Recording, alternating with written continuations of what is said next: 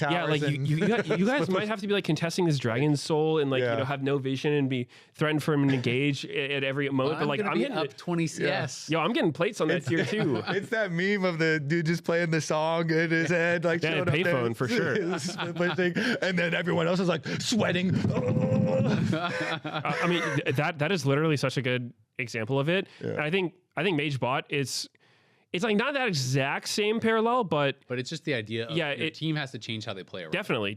I mean, it's people in different roles as well. Yeah. What I've experienced the most with it is that the AD carry players themselves, it's like they might be able to play the champion mechanically well, but usually AD carry's whole mindset in the game is just like, I'm going to survive and I'm going to try to get as much money as I can because then I'm guaranteed to be useful later. But a mage is like, that's not that good of a way to play. You have to actually like use your strong mid-game spikes to get stuff done and pressure and like, allow the enemy team to like go for you and make space for the rest of your team, which most of the time, like people who've just played AD carries their entire lives just don't have that skill set. It's kind of like goes against their entire being of like, why would I want to like go up like that or, fight early? So that can definitely happen, but I don't know. It's I think Mel on her own could work, but with TF and Jarvan, who's like a very low damage mid and a low damage jungler, it's like, the other team is just so beefy. I really almost never see that working. Yeah, in one of the other dragon fights where we were literally just constantly fighting in this game, they missed one part of their CC chain. They did gold card into the stun from Pantheon, and then they didn't quite have the cooldown for EQ, and then it was Jan was supposed to follow with the Mel route, and they like didn't quite have the cooldown ready for the other one, and because they missed that split second of CC, like the target lives and it is able to sustain and like gets away, and like they don't have enough damage. So yeah, if they don't like perfectly layer everything, then it's gonna be hard. Something Isles also talked about with this game is that he just felt like Core didn't do a good job actually pressuring the map and finding plays, because he was saying he felt like, basically like if you're gonna go Pantheon, it's only you have to get ahead. Like you have to be doing stuff versus a Braum. Like Braum just kind of has to exist and then like mark you in a team fight. Whereas Pantheon needs to find dives, needs to find kills. And he was saying he felt like there was a lot of times, I think in this game and maybe he was mentioning in another game as well, where they were scared about, people getting dove, like whether it was going to be like TF ult and Pantheon ult or whatever, that that TL was going to be making plays and going to be looking for these dives. And there was these waves that like, oh God, we don't have someone here to cover the dive on. And then TL just like wouldn't be doing it. And so, kind of talking back to that idea of the comms, how like Lion every wave is stressed about, oh, they could be here. What are they going to be doing next? They should be there. Oh, we could get dove here. Oh no. But like maybe TL isn't playing with that same level of urgency, or maybe just wasn't seeing the same plays that Lion was worried about, or who knows, maybe they have a completely different opinion on it. But I do think, the mage thing is a good point, and Pantheon I think is even more in that box where it's like, if you're gonna play Pantheon support and the other guy's playing Braum, you better be doing stuff. And he did try to do stuff at level 1. That level 1, I was gonna mention that. And okay, so I actually think Inspired deserves a lot of credit for this, because that he was like, if he made one wrong move, he was gonna have a super cringe game. It was Jace moved in topside and warded his blue, and then Pantheon just flashes over the wall to try to kill him at red. It's like Core, I think, is probably the most, if there's like a most likely LCS support to hard cheese you, it's Core for sure. He does it on like Elise, Poppy, Pantheon. He loves that. Tom Kedge, he did, Yeah, I mean, it's super funny. I could see why a support would want to do it, but like, obviously if it doesn't work, you're setting yourself pretty behind. So it's kind of just like this massive gambit where it's like, hey, I'm going to like throw my lane and make it so the jungler can't play. Yeah. But Inspired, some way or another, knew that this was a possibility. And so even though they didn't see Pantheon, he started Wolves on Xin. So it was like TL, I think, had a decent setup for it. It wasn't like Core was just trolling and being like, hope he's on this side. They did ward the blue with Jace, so they knew that he wasn't starting blue, but I thought the Wolf start for Inspired was a really good adaptation there, because he recognized that Core might do this for sure. Your point is really proven, because last year we had the Core JJ Poppy game where he did this to contracts, and it was one of the biggest blastings that we had all year long, where he invaded contracts jungle over and over and over on this Poppy game, and we're all like, oh my god, Core JJ is the GOAT, this is insane. And that's what it looks like when a support just like decides to turbo fist your jungle like that, and he's like, you can't play at all, and we're like, oh my god, how do you stop this guy? Core is crazy, and kept invading. And so I think your point of like, it didn't look like much, but it is like big to avoid disaster there. And it's really smart to start Wolves is a really good point. Cause like, we did last year have, proof of him doing basically that, versus contracts with the Poppy. And I mean, it's just crazy when you're thinking about those kind of situations, how that one decision can have such a knock-on effect, right? Where it's like, not a lot of people are starting Wolves, right? Even if they see their blue get warded, they're probably starting Raptors, or they're going to go over to red or whatever. And if he's in that spot, at the best case scenario is you get pushed out, right? Like the disaster is maybe you die, but best case scenario is you're definitely going to have to leave that side of the jungle because it's an Ignite, Electrocute, Pantheon, right? So you're probably dead if you're in bottom side and you don't see the Pantheon get on you. It was definitely very good foresight by Inspired to recognize this possibility. And then I would love to hear Lions comms when they see Pantheon just show to lane. Hex Flash. He's got Hex Flash. He did something weird. So yeah, that's got to feel good for Inspired when you see that. You're like, yep, that guy, like, I knew it. Avoided the cheese. Yeah. I also wanted to give Doko some credit in this one. I thought his play in that game 5, I referenced it earlier because Jose was talking about, those are the kind of plays that a team has to make to be able to win a series like this. You have to see those moments and just not hesitate and just go for it. And Dokla, we had him on the lounge immediately after he won, and he was obviously really excited. And he was even talking about that specific play, how he said he felt like in those moments when someone shows and you see that there might be an opportunity, you can't just be hesitating, because if you're like strafing back and forth and kind of like threatening it a bit, then they're going to be ready for it and be able to flash it. But he saw that there was an opportunity and he just like ran straight for him, no hesitation, instant flash, instant stun.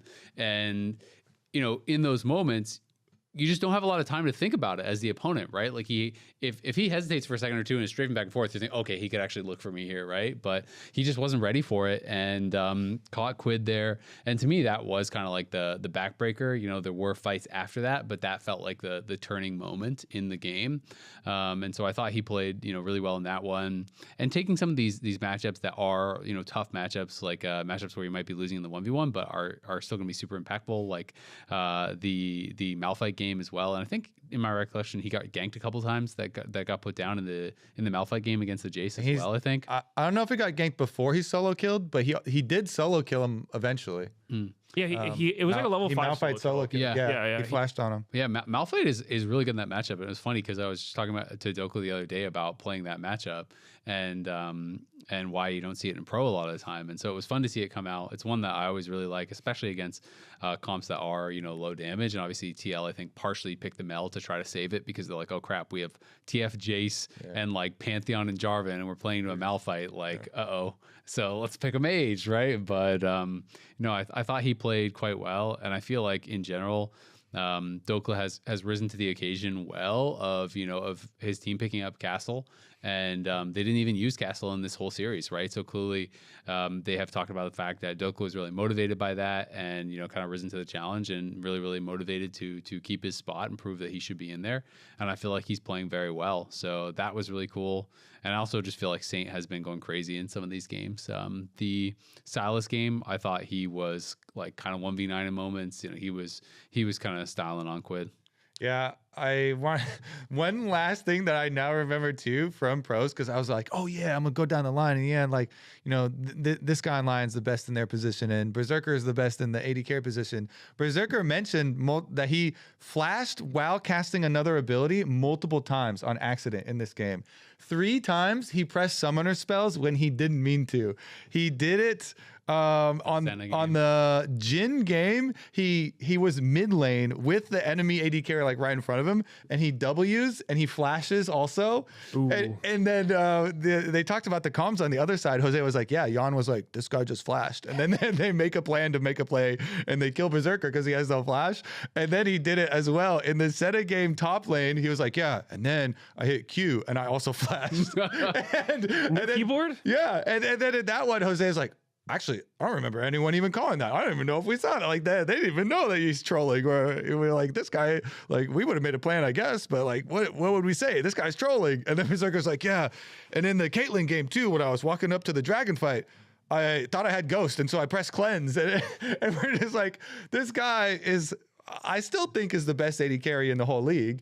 But he in one series, he's just like, the summoner spell, I don't need to, I'll like throw these out. You could just tell watching them play. These guys were feeling a lot of pressure both sides. I mean, I feel like it wasn't even an elimination match for either side. This is upper bracket. Yeah. But obviously, like, they both really wanted to win. And oh man, that game 4 Smolder from Berserker as well.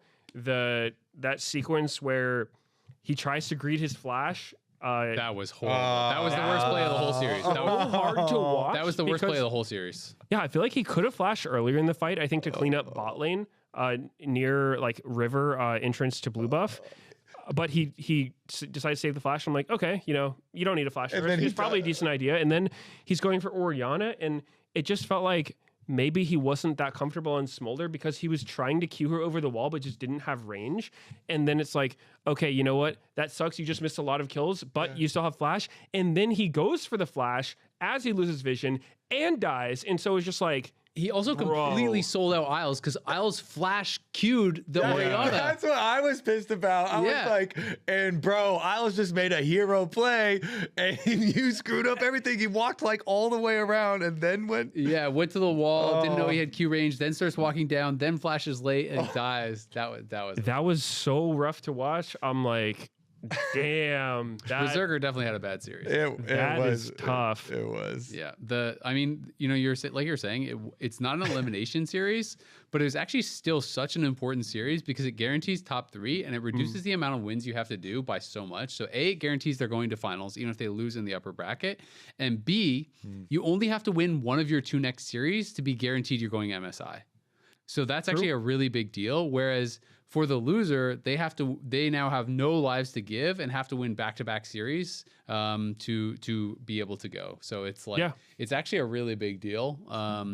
But yeah, no, Berserker definitely made some mistakes. I will say AD carries, the flashes is pretty abnormal, but the cleanse thing, the best AD carries in the world, like I see pressing cleanse on nothing all the time. Like it is actually crazy. Like I see the literal best AD carries in the LPL and the LCK doing this all the time. And I guess it's just the muscle memory of being used to having heal or ghost or whatever. Oh yeah, definitely. But people cleanse nothing so often. It is actually wild how often it gets, like, people just don't even mention it. It's which I find kind of funny, but W flashing on Jin. No, the flashes is crazy. The flashes is crazy. Just the cleanse thing, I saw it when it happened, and I don't know if it actually would have made a difference, but that was the fight. That was that level 3, level 4 fight in the Dragon Pit. I think he probably would have been. Mel lived with like 10 health and double buffs, and he got gold carded and didn't have cleanse for it.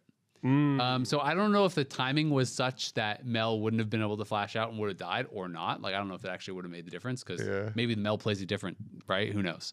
But I remember seeing him cleanse nothing as he was walking in and then get gold carded, and I'm like, no. Yeah, it happens. It's tough. I mean, but they won. It's I think so much of that, like you said, is muscle memory. It's just subconscious, right? It's like you think you have barrier, or like maybe he usually plays Caitlyn with Ghost. Yeah. It's like, I need cleanse this time, but you've played so many games where it's like, okay, I'm approaching the fight, I'm ghosting now. Yeah. And then you're just like, oh, that wasn't Ghost. Whoops. The funniest one to me is always when the support gets low and then they cleanse. You know, they're trying to heal them. yeah. That's always good. But I mean, there was a lot of really fun stuff this series. Yeah. I liked the I thought the game 4 comp from Liquid, they had the Orianna Neferi was super cool because we've seen the Orianna Nocturne a lot, and they kind of showed like, hey, there's different people you can still kind of do the same thing with. Because initially I didn't love the draft from TL this game. I was like, you let them take Nami away from Corki. That's kind of been like a duo lately. They've got Smolder with Nami, which is like also a pretty good combo. And okay, the orange jungle, I don't know about that one. That seemed really sus to me, but whatever. Yeah, but I thought Get they just an had Ornn on your team. They had a really cool. I think it was like in the river. They had an Orianna, Nefiri, and Rakan combo. Yeah. And when I saw that, I was like, that's what their plan was, because that was a nice combo. Yeah, it looks so sick because I think if you're the one I'm thinking of was right after they got Infernal Soul, and so there was the big explosion too. So it was like cool looking, like Nefiri missile in with the shockwave going, perfect timing. That one definitely did look cool. I definitely agree. Yep. The personal thing I was super hyped for was the Rek'Sai jungle, because I'm a big Rek'Sai enjoyer, and I think with Hail of Blades, Rek'Sai is actually so strong right now, but God, that was rough to watch. Respect to Jose, great player. Doesn't seem very practiced on Rek'Sai though. I will say it. His Rek'Sai was a little sketchy. I wanted to go up there because that's been my new. Oh, you're gonna sit down for him? Say, yo, move aside. that's been my new one trick for like a year since Volibear got. Whatever happened to him with the balance team. Wow, you make it sound so serious. Well, it was very close to my heart, hurt me deeply. But it is so good with the new Hail of Blades. But I was kind of happy because when people start playing it in pro, and it's been played a couple other leagues around the world too, so I've been getting word that it's going to get popular, and I'm going to get like the same Volibear treatment, and we're gonna my new one trick's also gonna get nerfed. But after seeing, it could have been a lot better. So I was like, all right, I'm not in danger at least yet. Yeah, he had that the pause where he thought his tunnel was bugged, but I'm like, dude, that's just if you play enough Rek'Sai, that happens. If you try tunneling into a wall and sometimes you can go over it if it's like, the ending tunnel would be like very close to the end of the wall. Sometimes you can get extra range, but he tried tunneling directly into a Talia ult. And okay, here's the thing that got me about it is, first of all, that's an obvious thing that's going to happen if you tunnel like that. Second of all, even if your tunnel goes where you wanted it to, that's not where you want to be. It's like Rek'Sai with no ult and no flash is so vulnerable. You can't tunnel in like that. You're just going to die. Yeah. So he needed to tunnel back toward the river, and then maybe you could re-engage with a different tunnel or something later. But when I saw that, to me, that was kind of a big indicator. It's like, okay, he does not seem very comfortable in the champion if he thought that was a bug. Yeah, when they paused it, we were looking at each other, and I was like, I mean, it's nothing to be embarrassed about. Some people just have short tunnels. It's okay. It happens to everybody sometimes. Like you're saying, it's pretty rare to get the extend tunnels. Yeah, because I feel like you have to be like so close to the edge of something. It's not like Flash where it's like, all right, you just have to be like 50%, and it'll like push you to the edge. More often than not, your tunnel's just going to be short. And back to life. It looks goofy. Yeah, exactly. Can't pause. Got a short tunnel. It's out there for everyone to see. You got a short tunnel. Sorry, no chrono break for that. Yeah, I did hear though, like in the pause. He wasn't certain it was a bug. He was just like, I don't know, but this might be a bug. So like, can you guys check it out? Because I'm not sure if it's supposed to work like that. They ended up losing the series, unfortunately. Well, let's talk about the lower bracket here, because these are the elimination matches. We have FlyQuest versus Sentinels, which I think is going to be really, really exciting. And then TL versus Shopify, who is obviously kind of the big underdogs. Yeah, TL. No, yeah, Shopify. I believe Isles said, I don't see any world in which they can win on pros was his kind of evaluation of that one. But yeah, let's start with FlyQuest versus Sentinels because that's a banger. And this is the youngest team in all of Tier 1 Pro, right? You had the graphic made last week, and Sentinels, they've got our oldest player ever, Impact, who's out there setting records for us at the LCS, oldest player in the LCS, who he also, way up there. But I also really like that it's not just another time where we're like, oh my goodness, look at the super young team and the old team. It also fits the way they play. These two teams, like the way that they play really does embody like FlyQuest. We have lots of mechanics. We're always old. Yeah. Wait, no, they're the young ones, bro. I know. But it's just funny. You're like, yeah, and their age is really embody the way they play. Like Sentinels just play so old. A lot of point and click champions. Just the concept of that. I knew you were talking about FlyQuest. I was going to start with the FlyQuest one because it's more exciting. Oh, they're so young. Mechanics, you know, they always fight you. They're aggressive. They're using all these new young champions. Shyvana, Nasus jungle. Actually, which is kind of, maybe that would be an old one. The young person champion. It's not. It's infrequently used. The mechanics on that one don't quite line up. Making the old one new again. Boom. Good save. And then when Sentinels, like their like old style play is they're very good at the mid game and late game, and they play much more controlled, and they do always have. I mean, we keep on showing the comms and stuff from Huhi, but it's like the planning is always there, and they're always looking for, hey, it's okay, you know, we can still win this game. We've been down before. It's okay. We played plenty of games like that. We got 10 years ago. But and they do a lot of like their most successful drafts are usually around, you know, like Rahel is on Caitlyn or something, and you're gonna get a late game Caitlyn with, you know, 5 or 6 or 7 items even. Blasting people. And only old people have enough money to buy all those items. You gotta work a long time in the game, so you get older during the games that Sentinels play because they're longer.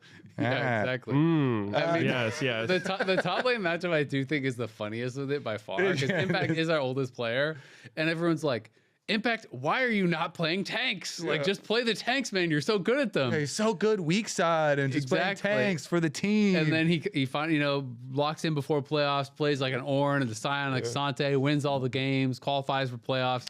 And then we got Gatkos, and every week it's like record on carries 302, record on tanks 0-54. You know, like it's the kind of the polar opposite of the styles there. But no, I think this one's going to be really exciting, and like all the pros will tell you, FlyQuest can beat anyone, but they could also potentially lose to anyone because they do have kind of these up and down moments. And like I interviewed Masu about it. I don't know if you saw Medius before the series last time, and I was kind of asking him about it, and he just says that he believes it's a lot about like they like to hands check people, and they are really confident in how they can actually play out fights and stuff. And that's just the reality of League, is that can snowball one way or the other, right? If you actually try to go for a play like that and it is a bit riskier and it goes bad, the game can start to snowball the other direction. But you can also kind of like outplay anyone. And when they are doing well and when they play with a lead, I feel like FlyQuest can look pretty unstoppable and can look pretty incredible because they do have such good mechanics, and they can have all these players making individual outplays across the map, which is really, really cool. But Sentinels is definitely a smart team. My big concern for Sentinels, though, is going to be how will they hold up in a best of 5 drafting wise for Fearless? Because when I think of Sentinels, I think of them being incredible on specific champions, right? You know, obviously I mentioned Impact. I think Impact is like the tank god. This guy is so good at playing that style. Rahel is undefeated on Caitlyn. Huhi, undefeated on Bard. Hambach, undefeated on Skarner. Like, those champions are really, really good. And especially if you're looking on online qualifiers and all this sort of stuff too. Darkwings has been incredible on the Anivia. He's only played it once or twice in LCS, but hasn't lost on that either.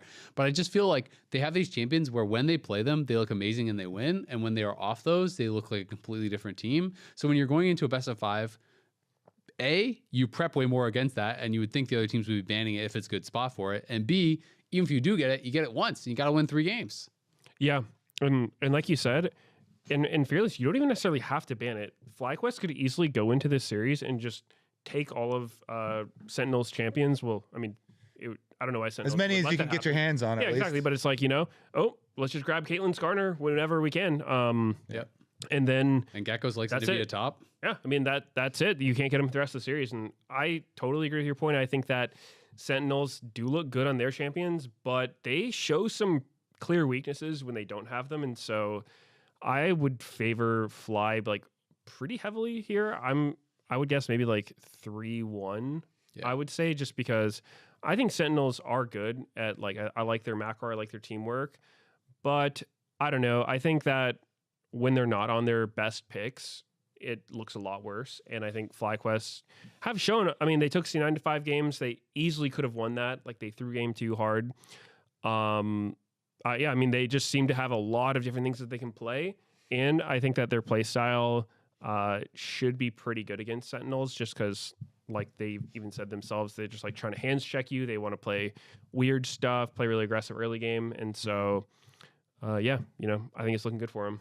Yeah, it was interesting because the on pros, Isles and Jose were kind of the opinion that if Sentinels can get through the lane phase and not get like really big diffed in the lane phase by FlyQuest, then they, you know, thought that Sentinels would win and we're going to have the advantage.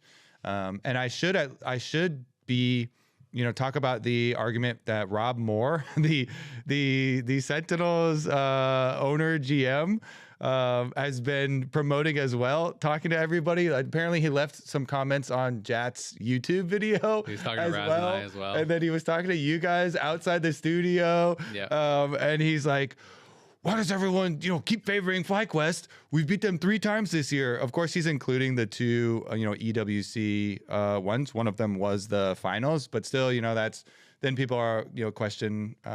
It's like an online thing and not quite the same as stage games, or how serious do people take them? But still, he's like, yeah, we beat them 3 times this year. 3 times in a row. This year alone, and in a row. And it's like, hey, we have a lot of things that we do really well, and they do have that, you know, that more controlled. It feels like very clear idea of what they want to do. So this one's going to be really exciting because it is one of those ones where I love where you have the clearly different styles of 2 teams going against each other, and you get to see, you know, which one is actually going to be stronger. And it's like, do you want to invest in the team that plays way more damage oriented and, you know, mechanics and hands check and, you know, probably does rely on lane phase a bit more? Or are you going to, you know, more macro rely on the more macro and the more, you know, never FF. Well, our team fight is going to be strong good, mental. guys. Our Experience. team fight is going to be good. You know, play around Rahel.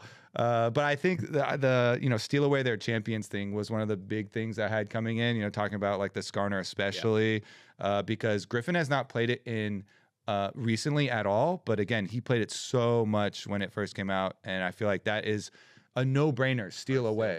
No brainer. Like steal that away if you can. Try and get the Caitlyn out of there pretty early if you can. And those types of things. Yeah. The last thing I want to mention for Sentinels in their favor, I do think, is that Impact's also been playing a lot better.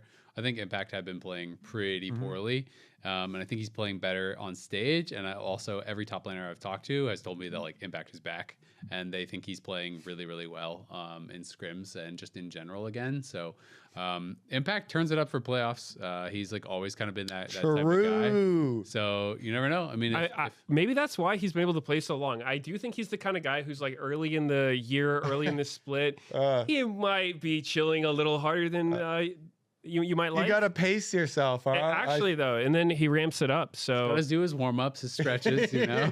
You know, I do think Rob has a good point, though. Like the fact that they beat him 3 times in a row, it does feel a little unfair to and probably every time people like FlyQuest for your favorites here. Yeah, so but FlyQuest does better against all the other top teams. That's the difference. That's what makes people believe. That's true. That's true. So FlyQuest just went 5 in a best of 5 against C9 and just beat Lion recently. Yep, that's totally fair. I'm not going to change my vote for it, but yeah, I think Rob does have a good point, and I don't think it's going to be a stomp. I think Sentinels absolutely could show up. Yeah, this series is definitely way closer, and it's going to be more interesting for our predictions in the next series. Yeah. So we'll do our. I think. Man, I still want to go FlyQuest too, though. Even though Rob's like, yeah, we beat him. I'm like, yeah, you did. But Rob, you make some great points. We're all predicting FlyQuest. I still want to go FlyQuest though, because I also feel, you know. I'm worried about the champs. I'm really worried about the champs. ThinkGuard and Apollo. Yeah, ThinkGuard and Apollo are definitely going to be attacking your, you know, fearless champion pool here, best of 5. I feel like they for sure go after not only banning but also picking, you know, some of these champions. And since this one is a full 5 fearless, you've got room to do that. And you know, FlyQuest have, I feel like, some good stage time and a lot of very funny picks that they can pull out super deep in there as well. So I'm still going to go FlyQuest. Even you got to make it 4 times in a row, Rob. Yeah, I mean, best of 5, it's like you have to keep beating them on different stuff, right? And it's like you'll run out of tank tops. Honestly, there's not that many top lane tank champions that are that good. You'll run out of Skarner and Caitlyn's. Run out of Skarners. I was also spying on all their solo queue accounts. We were just prepping for this week, and Impact has been spamming Anivia top 2. So maybe we even get some kind of flex pick there because you're mentioning Darkwing's Anivia as well, and he actually Gakkos likes it. Yeah, and he goes for some lane winning top lane too. They don't have to stick him on tanks all the time. Yeah. So meanwhile, Gakkos has been also playing like Cassio top and all those other things that we've started to see sporadically pop up. Top lane champion pool has actually gotten pretty fun. Yeah. A lot of variety. A lot of the isolated matchups are just so hard. Yeah. If you don't get jungle help and you're blinding, and some of these matchups people pick into you, it's like, all right, well, I'm going to lose. I just have to try to lose as gracefully as possible, right? So it is definitely really strong in that way. The other matchup coming up this week is the one that I think everyone is going to feel is pretty one-sided. It's TL versus Shopify. Shopify does feel kind of like the odd one out as far as, the team that people are kind of not really giving that much credit to. When you talk to the pros, like you said, Isles and everyone didn't really see how they would be, expected to beat TL.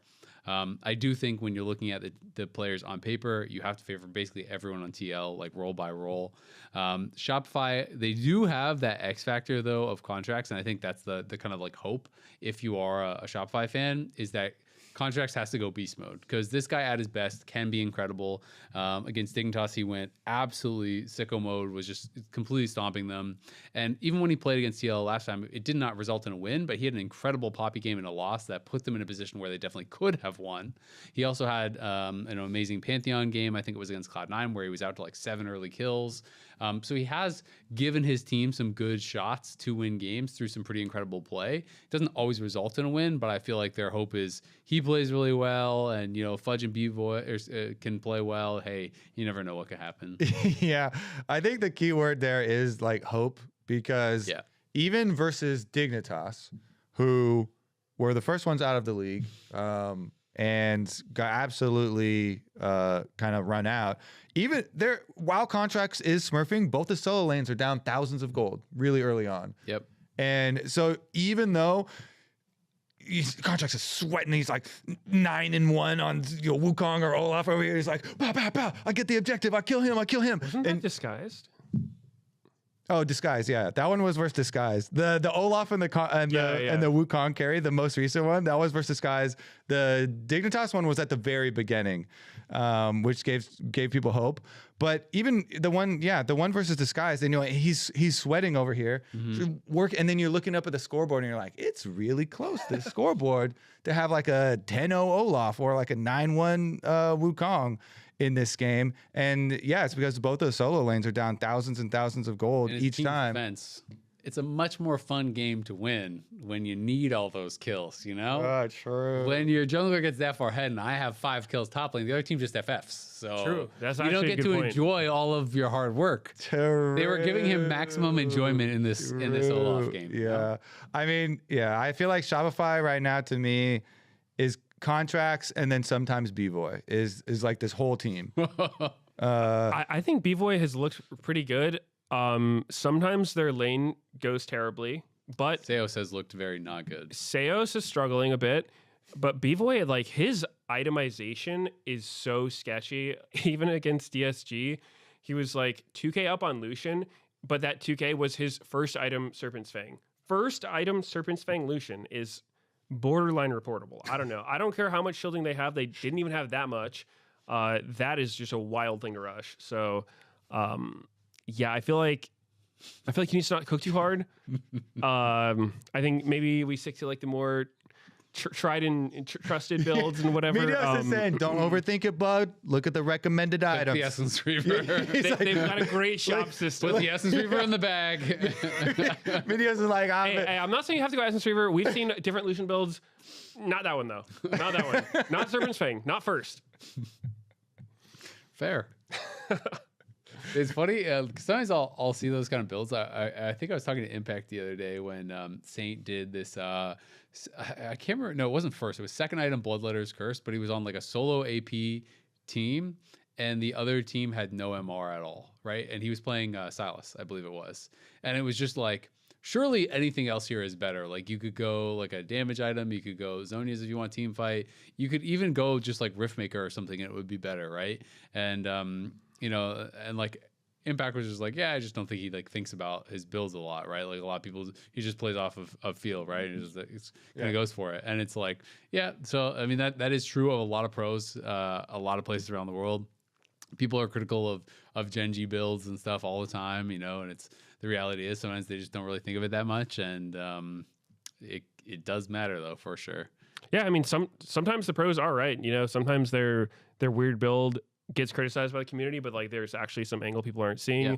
I don't think it's the case here, you know. I don't think so. At least his opponents did have shields. Yeah, they did have shields. That's true, and he was cutting them. Yep. These are both true. I mean, if we're doing predictions, I feel like I'm 3. Like you would have to convince me to do the 3-1. I'm more likely to go 4-0 TL than 3-1. Yeah. I think we're all kind of in alignment there. I think Shopify would need some kind of insane miracle. I think Contracts would have to like, you know, just have the absolute series of his life to win one game. So I think they are pretty cooked. Yeah, I think it's going to be really, really hard. I mean, if Shopify solo laners show up and they play well, you never know what could happen, but they just haven't shown it so far this split. I like just small addendum. When we had Contracts on after their DSG series, he was complimentary of Zinni, and then he was even like, yeah, I think Zinni should probably get player of the game for the last game, just because he was talking about he was timing his Anivia walls really well, and you know was even like interrupting Pantheon W's with them and stuff. And you know, maybe some of that is being humble and wanting to give it to not say your own own name or whatever, but still. So yeah, there's a world where the solo lanes are looking better, and that would definitely make the whole team completely different, and would put like more validity and like more options, so they don't have to just do like Contracts B-Boy. And the other angle that you usually want to focus on the positive angle, but the other angle is I think the pressure on TL is going to be crazy for this. And you know, Spooks did talk about all the internal pressure that Quid was playing with, and he said this in an interview, you know, that he thought that was partially why he wasn't playing as well as he was on 100 Thieves, because there's more pressure. Well, guess what? You're on TL. This is, you know, supposed to be a super team.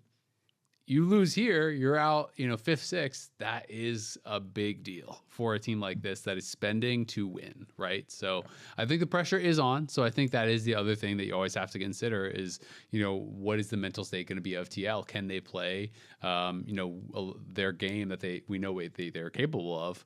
Because I think for Shopify players, they're not going to be feeling anywhere close to the same level of pressure. Well, I was also going to say, and you just reminded me, it's almost similar where both of these orgs both spent pretty big. It's true. Because Shopify also spent big. You know, Zinni, just because of the performance, people, you know, assume it's not that much, but they wanted to upgrade, and they did, you know, invest a lot. Like this Shopify team, they're trying to, maybe super team's not a correct, you know, word for them, but they are spending. They are spending, and they did try and upgrade, you know. So they're intentionally spending to upgrade, and so there should be pressure there. Because the results haven't definitely been there as far as expectations for both teams, like you're talking about. I think both organizations are well below kind of expectations for what they're like trying to put into this. No, that's a fair point. Maybe I'm looking at too much at my own expectations for what the series is going to be, or community expectations. I don't even mean it comedically, right? Because it's true, to your point, they are spending. And even if I'm viewing it that way of like, oh, of course they're going to lose. Well, the org is probably not viewing it that way. They're like, what? We're supposed to lose? No. Who paid for that? Yeah, you know, maybe it'll work out. I'm still waiting. You know, there was so much hype for Zinni that he has not showed up, but there's always a possibility, right? It's like that hype came from somewhere. Maybe one day he'll just turn it around because, you know, look, it's happened to players before. Quid, first split. Pretty underwhelming. Then, you know, turn it on. Maybe it's Zinni's week. To become Quid, he must defeat Quid. Legit. And consume him. Yeah. And that's a different angle. If he eats him live on stage, it's a 5v4. You never know what could happen. I mean, he's had like one sporadic, like one Annie game I remember being like good, and we're like, oh, is it going to be him now? Is this going to be? No, it's not really. And it like didn't really continue after that, and then. Yeah, but this might be the time. Had some good Nivea walls and a good Annie game. There you go. Yeah. Unfortunately, like if he consumed Quid right now too, you wouldn't get like full Quid power because Quid also hasn't been like up to his normal level. This is true. You got to wait for him to peak. Need better timing. Yeah. Better consume They need timing. to go down 0-2 in the series and then reverse sweep, and then you get full power. It's like Cho'Gath. Yeah, your timing has to be really good for when you consume them. Make sure you're gonna get the bonus health. Yeah, if you just do it earlier and you don't kill them, you're not gonna get the bonus. You're not getting health. the stacks, bro. You gotta get the power. Yeah. I was thinking more late game Cho'Gath who's feasting for 2K. I'm like, do you really need to time it that way? yeah, just hit the button. Yeah, when they're on your screen, you have to press it. True. Make sure you're not clicking on a minion. And on that note, that'll wrap it up for us here on The Dive, driven by Kia. Be sure to subscribe to us on Spotify, Apple Podcasts, and YouTube so you don't miss an episode of The Dive. Also, leave a comment, and we'll check it out. LCS returns this Saturday, May 30th, 1 p.m. Pacific, as Fly takes on Sentinels. It should be a lot of fun. And we have a crowd. Hopefully, we'll see you there.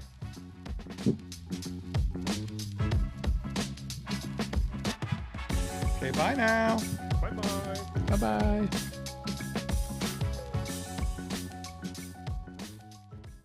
Kind of feels good at that moment. Maybe Ambessa looking for a little bit later, and the Anivia will be able to thrive for a long time, but 2 items also strong there as the curtains are coming out. Effort doesn't have level 6 yet, so the tidal wave can't be used to block that, and he just kills him.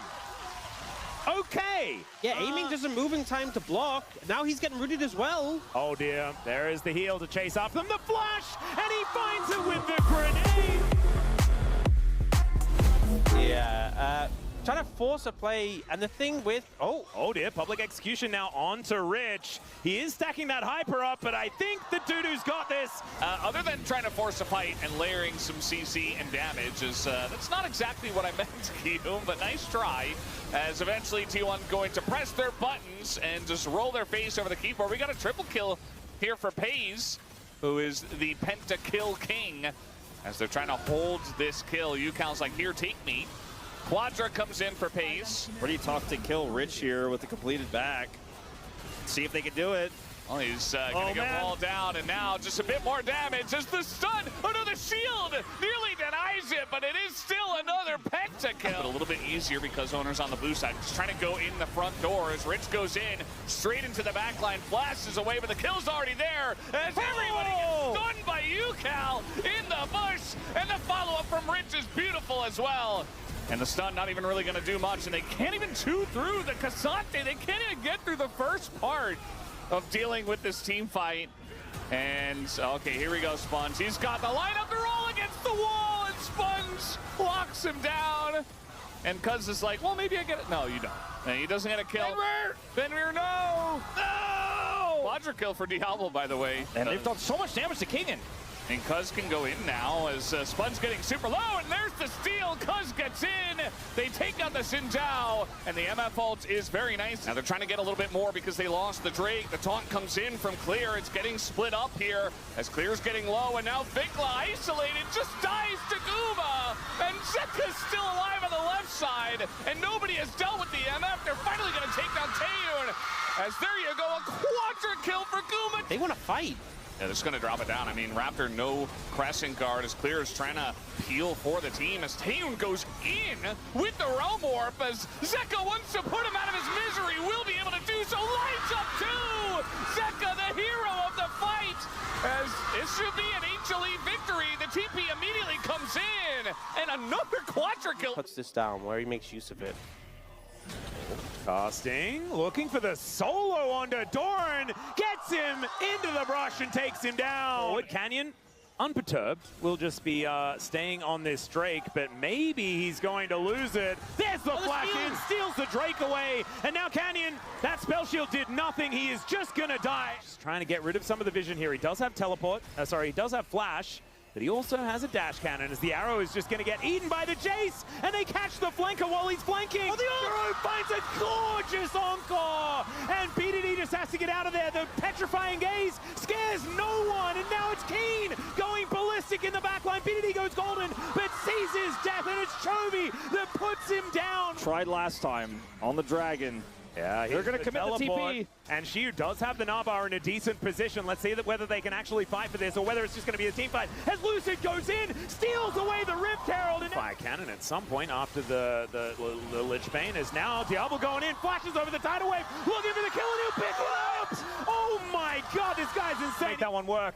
Guma has stolen dragons before, but Sponge is putting himself in the way. Kanavi goes in, he gets the steal! And the Crescent Guard is going to come through, but that might be still definitely going to die.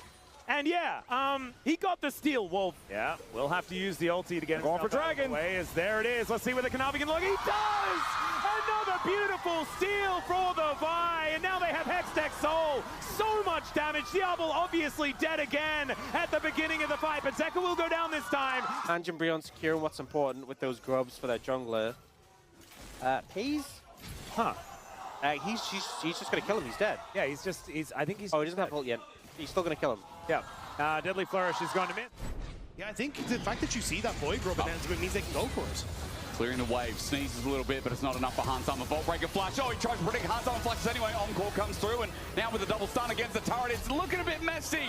Flap over the wall to escape as Yike is stuck in a melee range. He'll die too. A couple of minions to help out on a dredge line. Kana found Glacial Storm in his way. Mum gets called in as well. Kana gets hit from range, and Kana flashes into it, but LeBron hit the slam dunk. My goodness. Tools.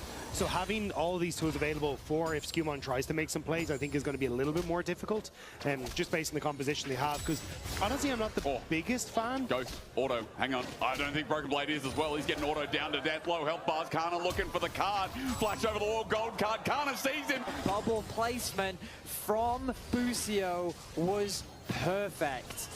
Get him, slap him. Macro Prison dodged away from him. Combat. Evan Flogs, little lads. Oh, you love to see it. Yeah, I think he does need to try and reset. I don't think you're in a position where you can really try and sit up here. But the way this pushes Kana. Caps in a good spot as well. The chains are down, flashing away. Kana won't get out. He gets electrocuted. Kana gets out, and Skewmon forgot to hold that click in. Chains corruption down on the bottom lane. This kill's going to come through, though. Exhaust and a flush from Hans Sama. The Brock getting low as a hail of arrows slows down Kaliz, but Hans has lethal tempo. Kaliz can only trade. Vitality on the back burner off that level 1 is still feels like such a fantastic opening from MKoi. Super stepping up. There's the arrow right in his face. Humanoid though looking for the unleashed power. Super almost stepping down.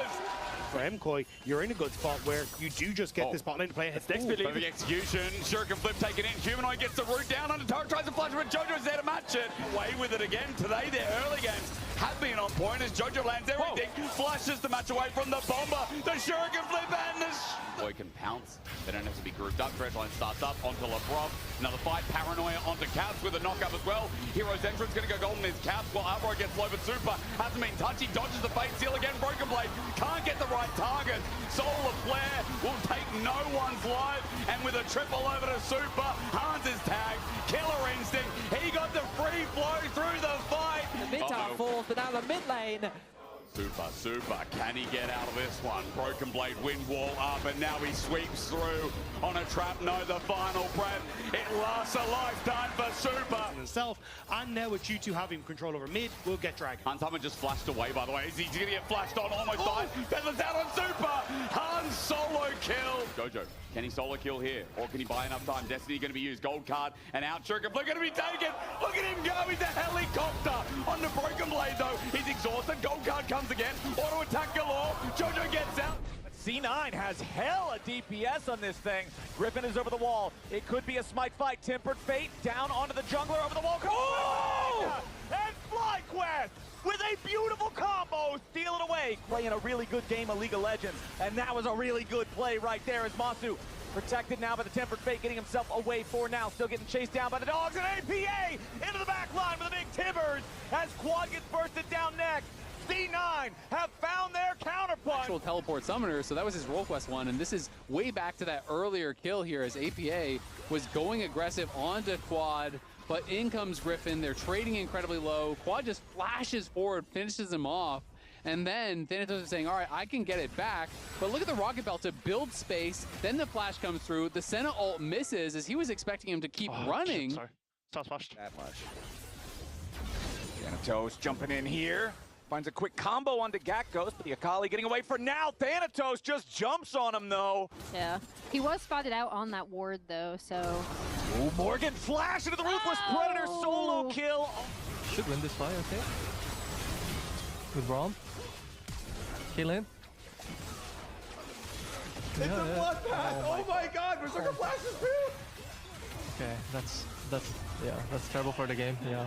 Yeah, we just had Coach Spooks for TL walk by, cheering and laughing. I'm sorry you had to see that. Producers told me that we have comms of Saint dealing with the fly, and I really want to hear it. Oh, man. So we're going to pull it up now and hope that a fight doesn't happen. On my monitor, there's bug. Yo, ref.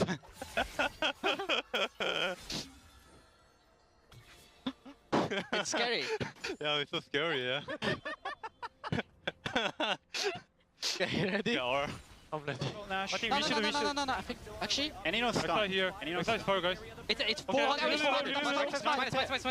Nice. Take it slow. Take it slow. Any has flash. No, any has flash. Any no flash. Go. Throw for the turret. Throw. We don't need to kill up. Jacks. And chase. Poppy chase. Yeah, chase. We're gonna dive in. I can portal maybe. Take it slow. Yes. Give me portal. Backside here. Go. Backside on the kill. Penta. Look, Penta. Go in. Go top. Focus. Just portal. It doesn't matter. Ace for nothing, that's game, that's series, that's Lion taking their win. O Micão tava falando nessa jogada, Lagos, que o Weiser que errou. Você é do time, o cara errou ou o outro que desviou a skill? Ok! Meu Deus, o Sarolu veio com o flash pra chegar em cima do Feixe. Ele deixa o tapete. Olha a puxada. Com o flash jogou o Sarolu debaixo da torre. Isso aí, Feixe Blow. Cancelando a backline. Do outro lado, o Sarolu já foi abatido. Chegou o demônio da cambalhota com o escudo gigante. Pegou o primeiro abate. Vem cambalhotando já no double. E é triple kill. Tá faltando essa voz da experiência no time da Luz. Tá faltando essa disciplina de como usar os recursos, porque eles acabam Baron, eles não precisam ter pressa, eles podem dar recal. Se somar o gold que todo mundo tinha na bag. Pra poder fazer esse barão. É o Curse. Curse vai tentar uma backline em cima do céu. Jogou 2 pro alto. Que jogada do Zeste! A entrada dele é fatal e o time da Luz vem pra massacrar! O draft da Reg logo no comecinho já tem todas as respostas, o Tatu vai no X1 contra os Zinx. Olha o que ele vem fazendo, passou um teleporte, mas nem precisa! De conseguir explorar esse ponto onde o adversário não esperava acontecer. Gigo indo pra cima dos Zinx, não tem nível 6 ainda, vai pegar o 6, olha isso! Tomar gol de card e perder metade da vida, então extremamente perigoso a situação pro time da Red. Agora. Tatu em lateral, que danece! A Fúria esperou e na paciência eles vêm pra obliterar a Red! Isso é papo de um Daejeon! Ele não tem Mercury Threads ainda, então beleza, ela tem o W, ela consegue pular a parede, só que cara, se o Rakan ultar e ficar em cima dela até o W acabar, ela toma charme do mesmo jeito. Olha, o Gigo pode ser solado porque o Kazé tá muito forte, gasta o flash! Ele tira a cara também na rota inferior, são 35 segundos para nascer o próximo Barão. E com todo o contexto da série até então, acho que isso é muito explicado, né? A Red não tá conseguindo lidar com esse mid-game da Fúria, o Zinx vai pra cima. Forma de meninar, pode ser perigoso pro Gigo agora, porque ele vai batendo, Caetano segurando, vai ter que vir pro teammate, ele conecta, mas mesmo assim é difícil demais lidar com esse Nile, ele pode ser solado! Conseguiu andar. E aí uma outra tristeza pro time da Loud é que eles até conseguiram cobrar, só que mais uma vez é uma kill nas mãos do Nico e agora o Chino. Oxante aí, pra cima do Rumble, o Zest vem pressionando, parede falta um hit, garantiu a eliminação! Ligado no Chino, que vai fazendo ali de frente ao alvo, a vida dele já tá detonada, ele morre, a galera da Luz vai cobrar! Pega aquele ladrão! 这为什么是兰博天堂？我觉得得开车送人来进去呀啊！要打不是要仗了吗来呀啊！哎发抢了是这样吗这样的哦原来是这样那没事了那没问题啊。缠接到刺能秒吗？missing 一个治疗加闪现，没问题。这波维鲁斯应该是恶灵剑也没好，而且李修南要打到2，哇，A 死了，感觉这个也杀了呀，打不过的，这个也杀了呀，1打2。做了一双鞋子，他的移速还是比瑞兹慢。因为现在瑞兹带上双移速的出门，移速是352点，上路打闪了 ，Q 也中了。呼吸哥是抢了一个6级，哎 ，W 戳到了，要 solo 了 ，Q 中了，没问题，一能出塔。他这个视野差玩的 ，EQ 出来，小炮再一跳，找的是顾问，把 Q 的距离给挡住了。交闪现补伤害，火箭跳跃插一下 ，A 出来再刷新火箭跳跃原地做，还有想杀后亚，技能好了后亚能变大吗？也变不大。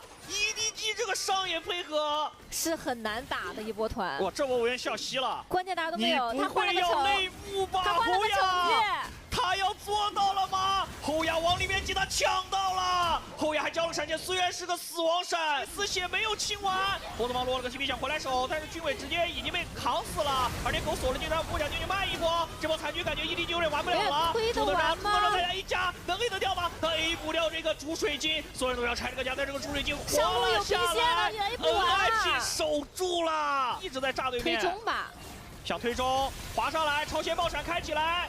秦薇你是个追迷呢，王明开大招减速了对面的一个人在追着对面一群人跑，还在续自己的超前爆闪。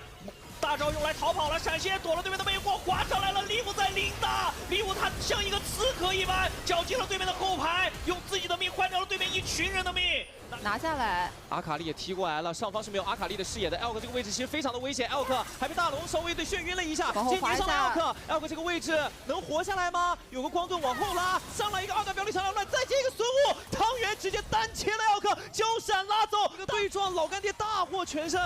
强行打了一波，看似是在等辅助，结果中野打炸了。而且下半部这个1对1怎么说？两边都交光盾闪现做 Q，Elk 有机会把闪现过来，一下单杀了少爷。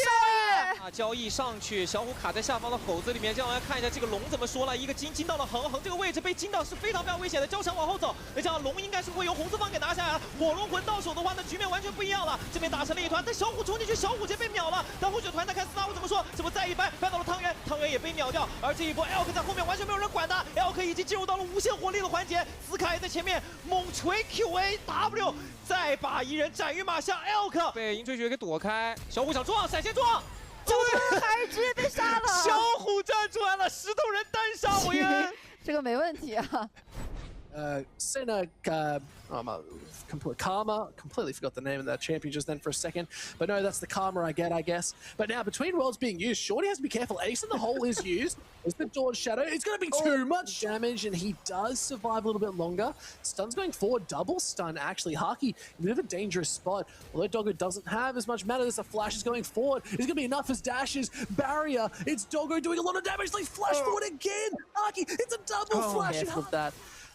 But again, here's the fight. We always see this. It's the two mid laners. Oh, the Emperor's Divide was a disaster, and Pound comes out alive and alone. They can just walk all the way up and take all three.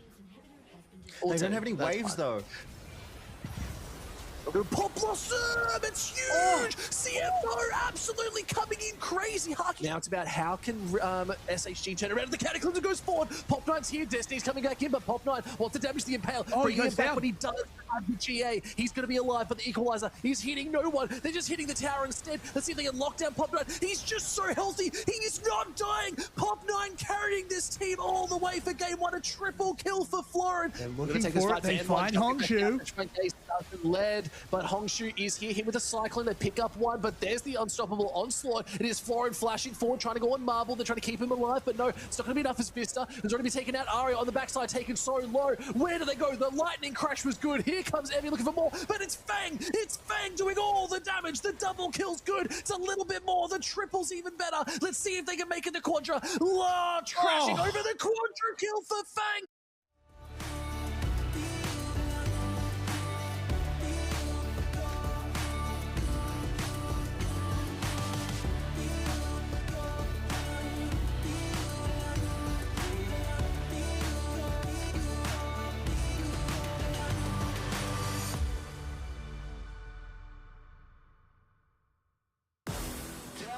Dreaming of, waiting for your fate to come. Those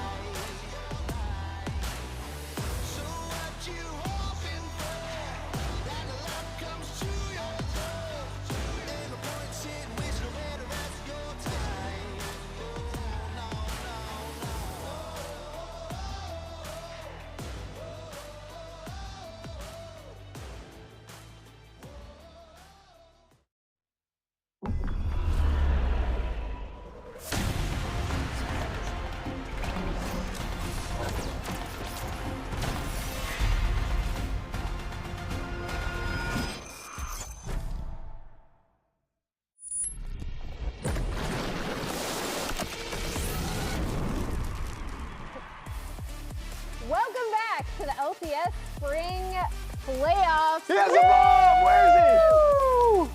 We're back in the... Where? Wait, Stop him!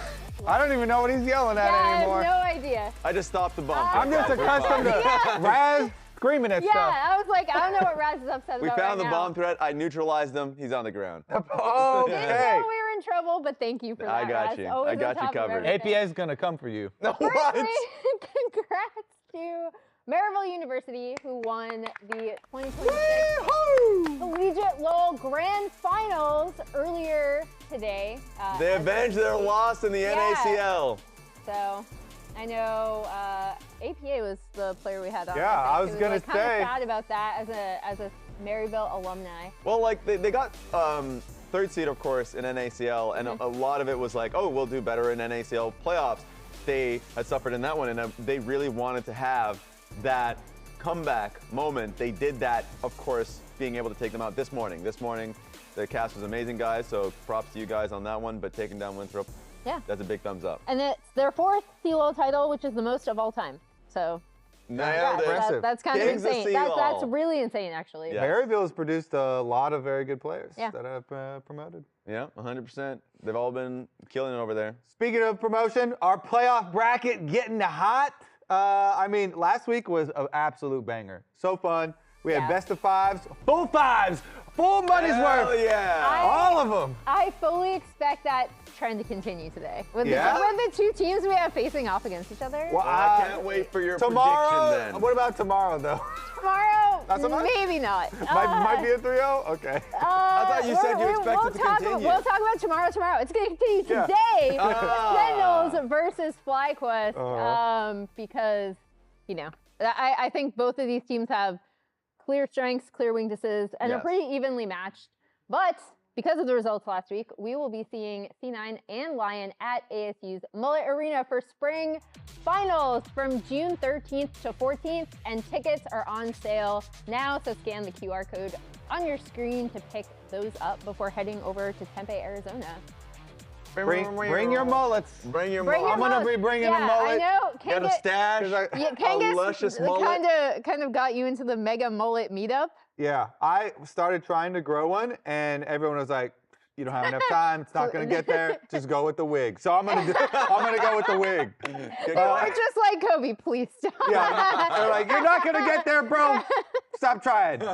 We did have a new patch that dropped though, and I like this patch a lot because this is one where the balance team, they tried to make a sweep of changes here to the structure of a class of champions, rather than just buff and nerf the champions a little bit, you know, armor and magic resistance, stuff like that. So they went after a lot of support items and runes, buffing up a bunch of the tank options and slightly nerfing down, tapping down on some of the enchanter ones, and then even completely changing Mandate, one of the core enchanter ones, especially for Nami. So I'm super excited because I always like when there are more tank and engage supports floating around. Do you think that this is going to have a meaningful impact?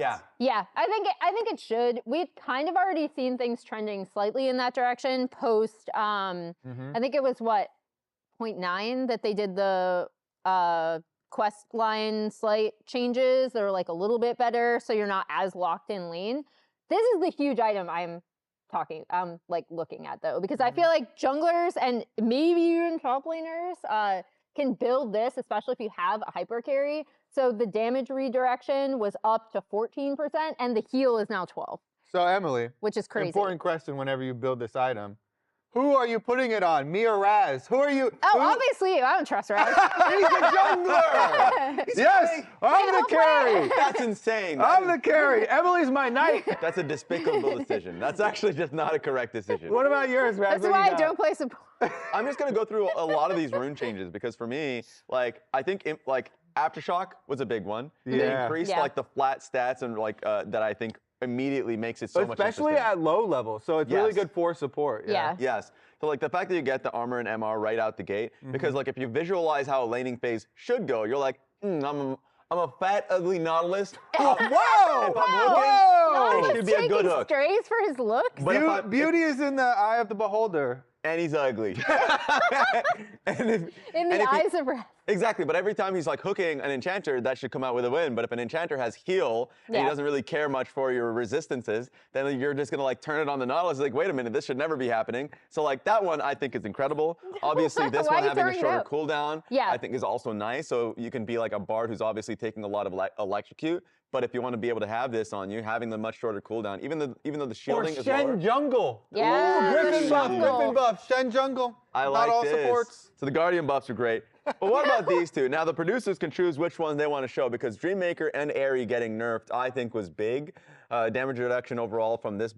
Which one am I holding? There we go. This bad boy Dreammaker is great. So like, I think really taking a notch down from the enchanting aspect of any enchanter. That's not just like a Seraphine. Seraphine, I think, her kit is just extremely strong. But from like the likes of Lulu, I think is great.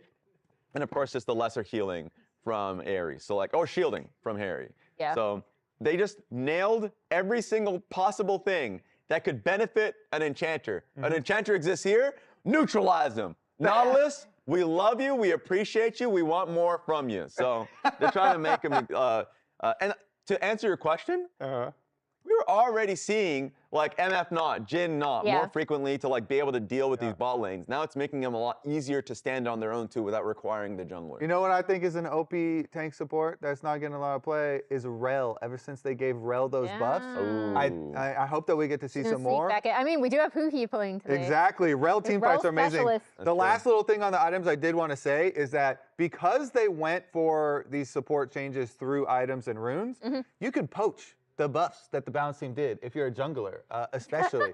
Other people can use these items too. It's not just supports. All of this is just tank junglers. Kobe advocating for tank junglers. On the rise! I am curious to ask chat though, and we'll check back in later to see if they think tank supports will make a comeback Better believe it. in LCS. I'll see you next split, Ignar. Get him going.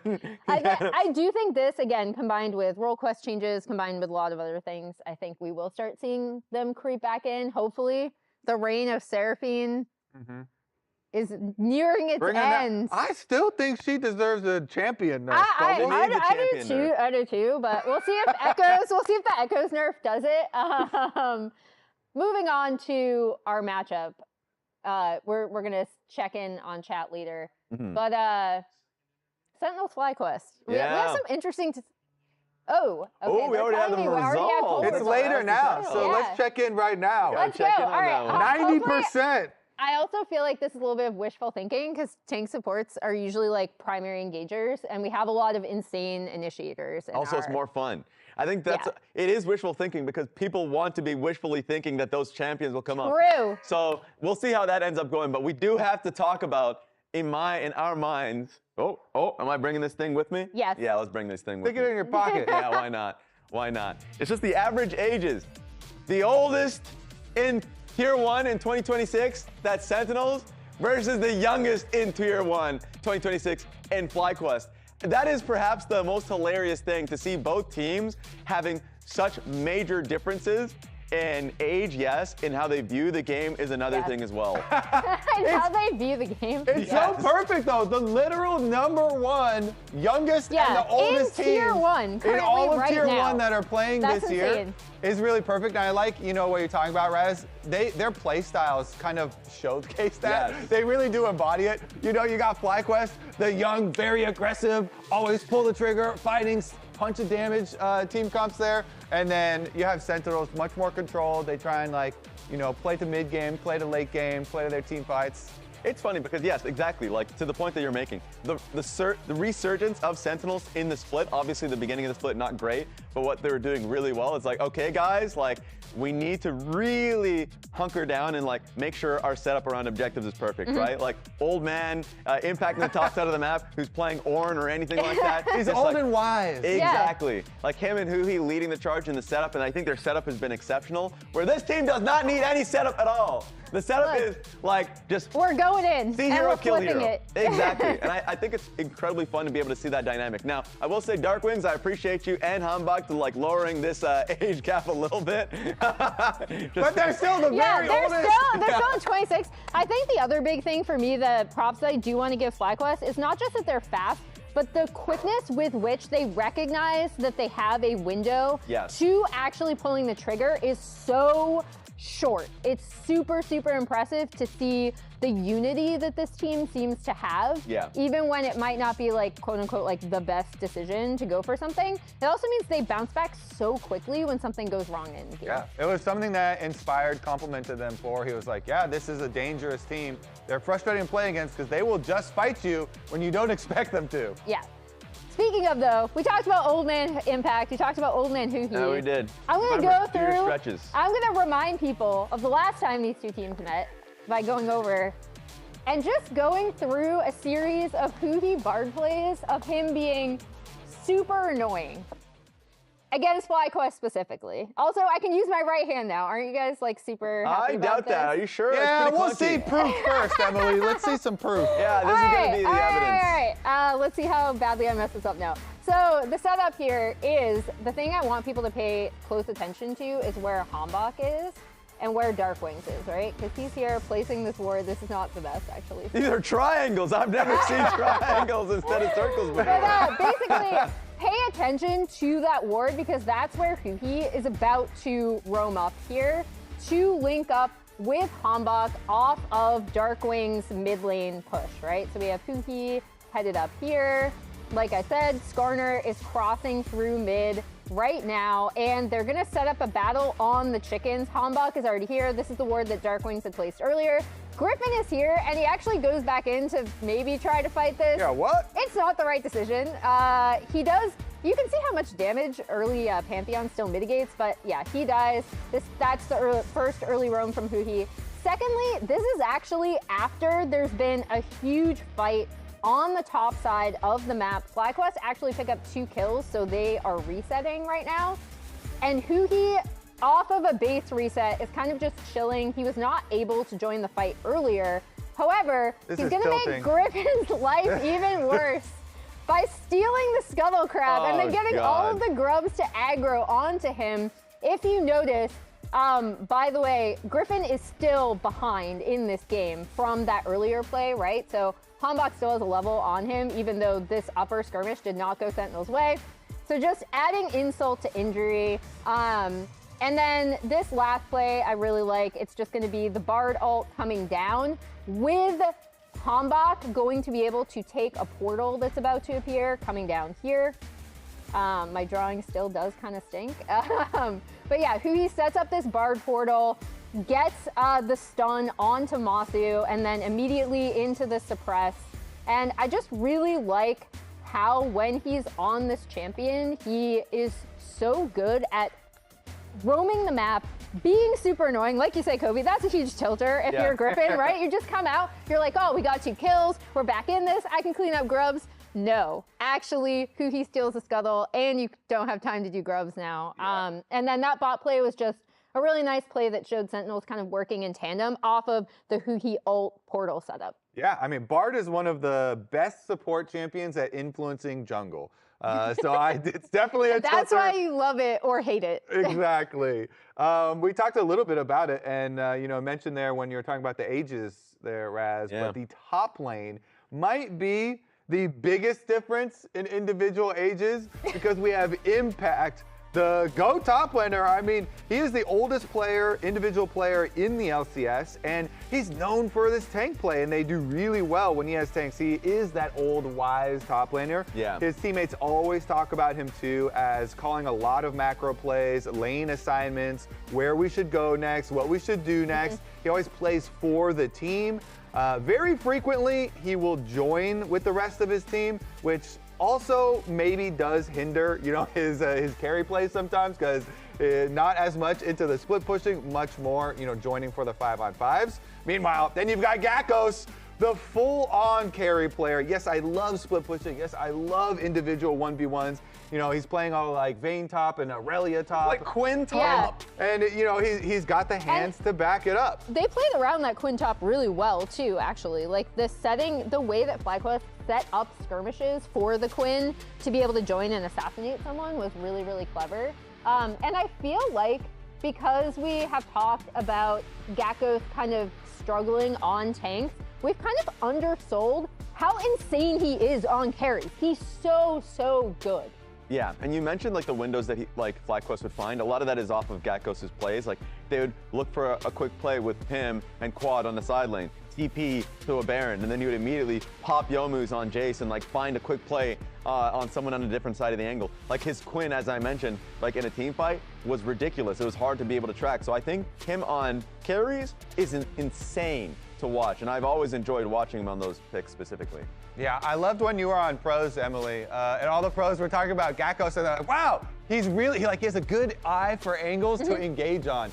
So because both of these players, people have ideas of what they should be, they're like, impact, old tanks, Gatkos, young carries. I went into their actual match histories right now, just off of their main accounts to see what they're actually playing. And look at Mr. Impact here, spamming the Anivia top. He's prepping it. He did already show us the Varus top. He got camped, so yeah, he died a whole bunch of times, but they won. But he won the game, and he was playing, the range like win lane top.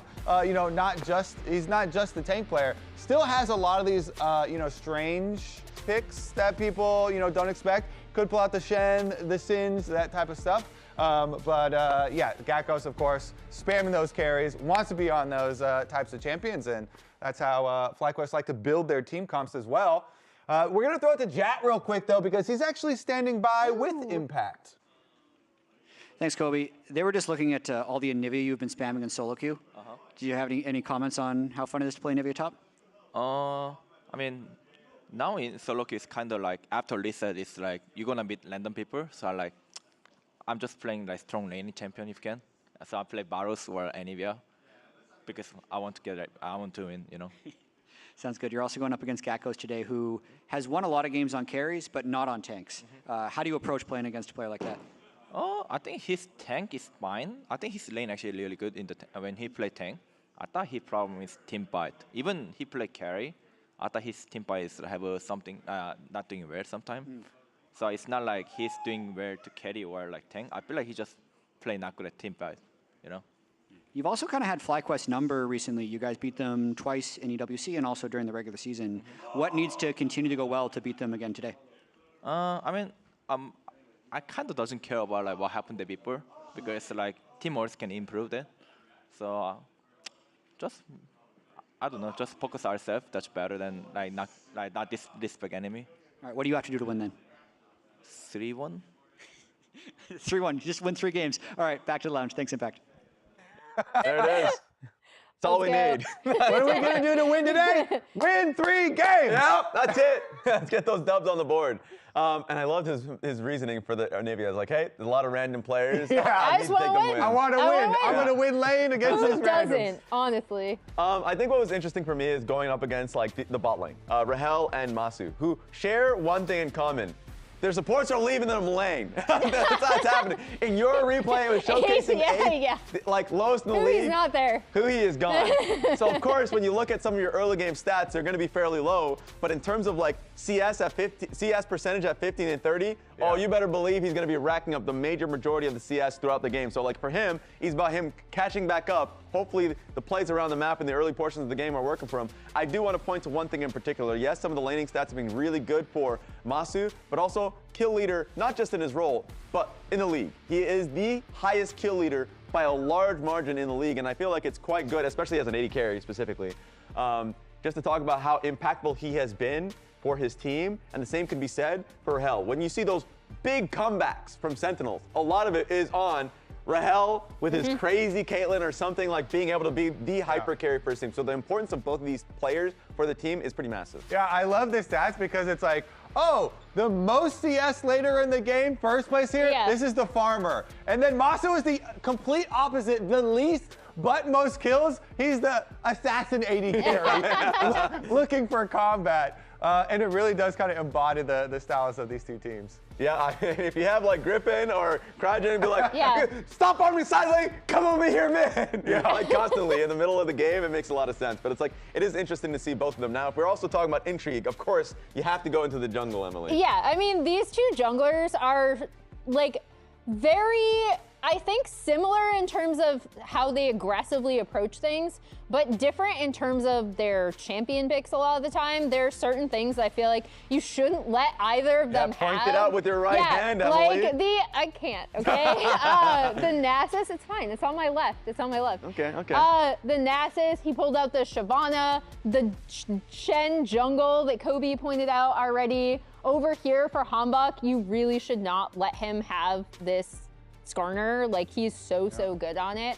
So yeah, I think it's really interesting to compare these two in terms of champion choices and also in terms of how their teams play around them and what they do for their team. I see Hanbok a lot more as someone who really wants to affect his lanes, separate things into skirmishes and get onto enemy carries earlier. Whereas Griffin, you see him playing some of these more like either tank or farming styles where he's just going to contribute to these really quick team fights that FlyQuest want to have. Yeah, I loved when you were talking to Gakkos and he was talking about the game where Griffin's on Nasus and he's like, yeah, we know. We just gotta not do too much. And, you know, we know what to do to play just for Griffin. Yeah. Let him farm. Let him take over on the Nasus. And I actually think Griffin is well positioned to steal away the Skarner. I'm glad that you pointed it out because the Heartsteel buffs on this patch as well really do help out Skarner. It's his rush item. And Griffin was one of the players that jumped on playing Skarner as soon as the rework happened. He put a ton of time in on that champion. And so this could be something for draft, which I think draft will be very important in this series. Absolutely. With all the picks that you're highlighting that are really important for Sentinels. One thing that will be a trap, and I think is a great highlight, something that Emily shares, is this big gauntlet here that Vi has, of course. What are you going to do with that gauntlet, Raz? I don't know. I'm just putting it out there. And also, the fact that Griffin has brought both the Nasus and the Shen as great counters, so I don't think that's going to happen throughout the series. Yeah. I think Hanbok is going to be able to recognize that. But we do have Jazz standing alongside Griffin. Maybe even talk about that trap. Thanks, Raz. I've been told you want to be called Big G now. Yeah. Do you want to explain what's going on here? So we have new nicknames for me and Gakkos. We're the Big G's, so I hope that catches on. Yeah. So why are you Big G and he's Gakkos? You're both Big G? What's going on? We're both Big G, but he's number 2 Big G. I'm number 1. Are you okay with this? No, he's small G. He's just lying to himself. On to the matchup against Sentinels. They've actually had your number a little bit in EWC qualifier and a regular season. So what do you need to do to beat them today? Not too sure. You know, we did lose 3 times against them, but you know, we never will lose a 4th time, I hope. And I mean, I hope we've improved. So yeah, I mean, I think if we play our game, we'll do well. But I think they're chill. I mean, you guys have improved a lot since lock-in. We know the series of games you had against C9 Line at the end of lock-in, you were like 1-8. The last series of games, you're like 5-6. What do you feel like you've improved on the most since the start of the year? I think for me personally, it's like I'm trying to work on most like it was my consistency. I think I have like really good games, or like at the split 1, I had like a lot of highs and a lot of lows. So I'm just making sure my lows get increased a bit, so it's not as low. But yeah, just consistency overall, I think, as the team. All right, appreciate it, Big G. Back to the lounge. Hold up. Yeah. We have one Big G, and that's our producer, Big G. True. All right, let's not take that. No, you said to give it to him. We're not giving it to him. Graham. Graham, our producer. And because he doesn't want to be called Big G, of course, we're going to call him. But also, we did that nickname first. Yes, we did. I did love how Gakkos was like, nah, he's little G, he's lying to himself. That's crazy. There's only one Big G on the team, but here are some more of those picks you're talking about, Emily. Yeah, so everyone, this is basically the don't let them have it board. Yeah. Basically where you see the win rates. I think Sentinels in particular is really striking because, I mean, I'm short, so I can't reach these. But 5-0, 4-0, and 5-0, they keep being allowed to play these champions and they keep winning on them. So I would say avoid it if you can. I pointed out in that Telestrator how much he gets done with his Bard roams. Rahel, Caitlyn is one of those picks that you're looking at for him to be collecting all of that extra CS in side lanes. And then Hanbok is just so good at coordinating on the Skarner. I brought up the Ori for quad because I think Ori is so strong right now. And then on top of that, quad is such a good Ori player. They're not on here except for maybe the Shen, but like there are certain champs that synergize so well with Ori that Griffin will excel at. And then obviously the Nasus. Don't want to let that one through. He's been receiving a lot more bans on it as of late. Yeah, in second phase. Yeah, 4 or 5, which means he'd have to pick it in first rotation. But then the Shyvana and I'm glad you pointed out the stuff with the Shen jungle earlier, because I actually do think this can rise in priority, not just for Griffin, but for some other junglers And you do not want to show Griffin the fact that he's lost on this one time, because he was very mad about this game. Yeah, like he that was. one loss, he was like, we should not have lost that game. Strictly should not have happened. He still brings it up like unprompted. Yes, but I feel like the quad one, this one has to be a little fake. It's like, I'm throwing this one away. What? Because like, if you just focus on the fact of his Orianna, what, the Hui, like the Victor. I'm just saying you like, shouldn't let him have it. He's gonna have another control mage. He's just good. But he's so good on Ori. Don't let him have it. And Ori, I think the bigger thing is that Ori is just really, really strong right now. Yeah, what I was gonna say is like these ones, if you can back here. imagine the Orianna still here. These ones are all meta champions. So those are easy to deal with in your pick and ban. Well, maybe the Skarner is a little bit less, and that's more target ban. But these are all meta champions, so those kind of fall out normally. But then this, how do you not let them have this, Emily? He's gonna have all these weird champions that are not meta champions. Pick one to give it to him. And he can still play the meta champions. I would say Pantheon of all, I think the Shen is the one I like the best. The Nasus, I think, is the one that everyone is just like, we don't want to deal with that. Yeah, I mean, the Shyvana, I'm not too scared of. Yeah, I'm actually not as scared, so I'm just going to take her off. It's a very specific, this is the one you should have thrown. Very specific use case for the Shyvana, but he did have a really good game on it. Yeah. He did, and I think for Huhi, the one that I think is the most impressive is Huhi has just had an incredible split. Yes. And a lot of it has been roaming and working alongside Humbok. So the Bard, you just have to take it away. I think it's been way too impactful. There have been some teams around the world that have just been first picking Bard. And I'm like, if this is what's happening, guys, maybe we should just take it away from him altogether. I'm hoping that we get to see some vintage Huhi on like Rel and even bring back, like if we get deep enough into Fearless, he loves playing all kinds of engaged champs, even a Mumu and stuff like that. Oh, you're right. It could get strange. I don't think we're gonna go that far, but I do like the look of Sentinels when Huhi, gets to be not only the shot caller, but also one of the big engages. So we'll see if this patch does help them out in that direction. Producers are not gonna like this, but I may want to swap my prediction. He's gonna flip-flop already. He's So let's say them first. Yeah, all right. And then What is your prediction? I don't know what your prediction is. So we're gonna throw it up here. A lot of us just have FlyQuest. God. Flip-flop, do it. Oh, you want to. It's funny because your game score is the most in favor of FlyQuest, and now you're gonna flip-flop well, I was gonna flip on to like, who he engaged. I was gonna flip to like 3-2 FlyQuest, but maybe it's a 3-2. That's not flip. But you know what? I'm gonna go 3-2 Sentinels. I'm going 3-2. The reason for it is because we had this whole conversation of how impactful this patch really is going to be. And if we're just looking at the specific matchup, surely Impact supports the most. I think Cryogen is an incredible like enchanter support player, and a lot of the support picks that he ends up going towards are like, the Sona thing is like interesting, right? In a meta in which you can go to that and find success off that, whereas Huhi, his engage picks are his best picks. He's willing to play stuff like set support, and it's been great for him historically. Yeah, I was actually surprised that we were all FlyQuest. Same. An argument that Rob brings up, Rob Moore of Sentinels, he always brings up, why does everyone predict FlyQuest still, even though we've beaten them 3 times this year in series? I was gonna say, I think that is, as this is the FlyQuest tree kind of collage from Rob Moore, but I do think that's a really good point, right? Because the one win that Sentinels had for a while, even when they were struggling, was FlyQuest. It was against FlyQuest. It was that series that we pulled footage from earlier. So and I think a lot of it does come to the stylistic mismatch here, where FlyQuest, if they can win lanes, if they can have a high-paced game where it's action-packed, they're drafting this really damage-heavy comps. If they can get those leads, then it can look good for them. But Sentinels have been able to play the more controlled game in all of their matchups and have come out ahead in those series. And you just can't sleep on Sentinels, a team that has not been playing, obviously haven't been played in playoffs yet, but they're the team that everyone has been looking at. If you ask of any of the players, like any player's like, well, Sentinels is a top-tier team. But they're in the lower bracket! So you don't really know what they've been practicing. You don't know what they've been cooking. You've been hearing things like little whispers in the wind of Impact beating people in lane. You're like, okay, I hear it. I don't see it though. So let's start the damn games and be witnesses of it.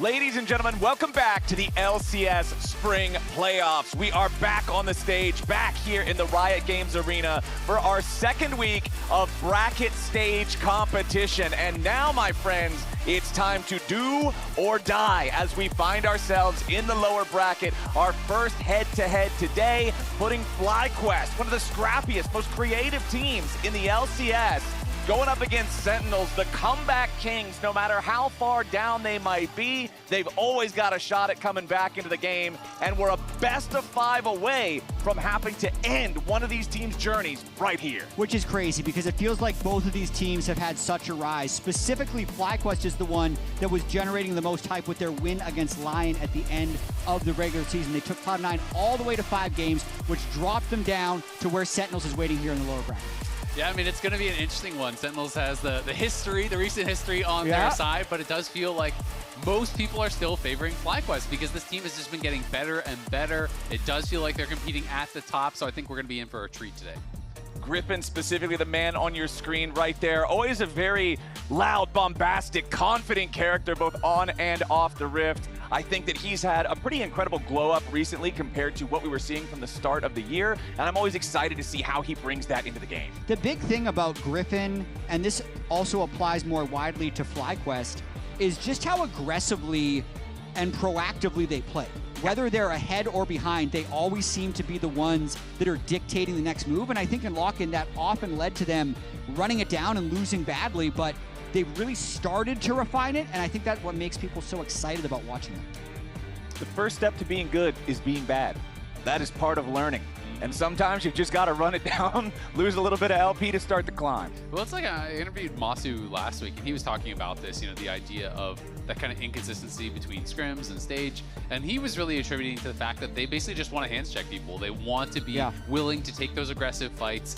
And Masu, as a player, has that mindset that you have to play on the edge to ever have a chance of becoming one of the best players in the world. You need to be willing to take those kind of plays. Griffin, I was watching his stream, last night or the night before, he was doing the exact same thing as well.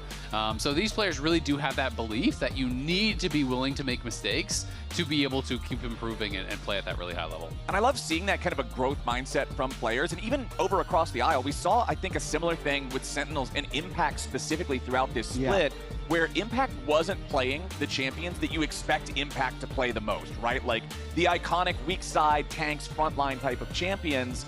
They obviously were struggling throughout a lot of their matchups, but they wanted Impact getting reps on these things that would widen his pool. Then towards the end of the regular split, they're like, all right, we got to make sure we're qualifying for playoffs. Let's get Impact back on the things we know him the most for. So that'll be one thing we'll also watch throughout this best of 5 today is what sort of creativity our teams have found themselves here in this first lower bracket bout as we are on to the Rift. And we have Varus and Caitlyn banned out by FlyQuest, Sentinels getting rid of the Orianna, and Cassiopeia. And one of the big things that's been banned a lot against Hambach is his Skarner, which is what FlyQuest has decided not to ban so far.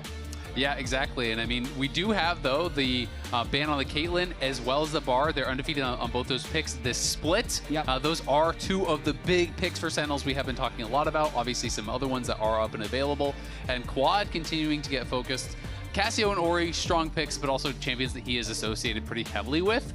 That is going to be denied for him.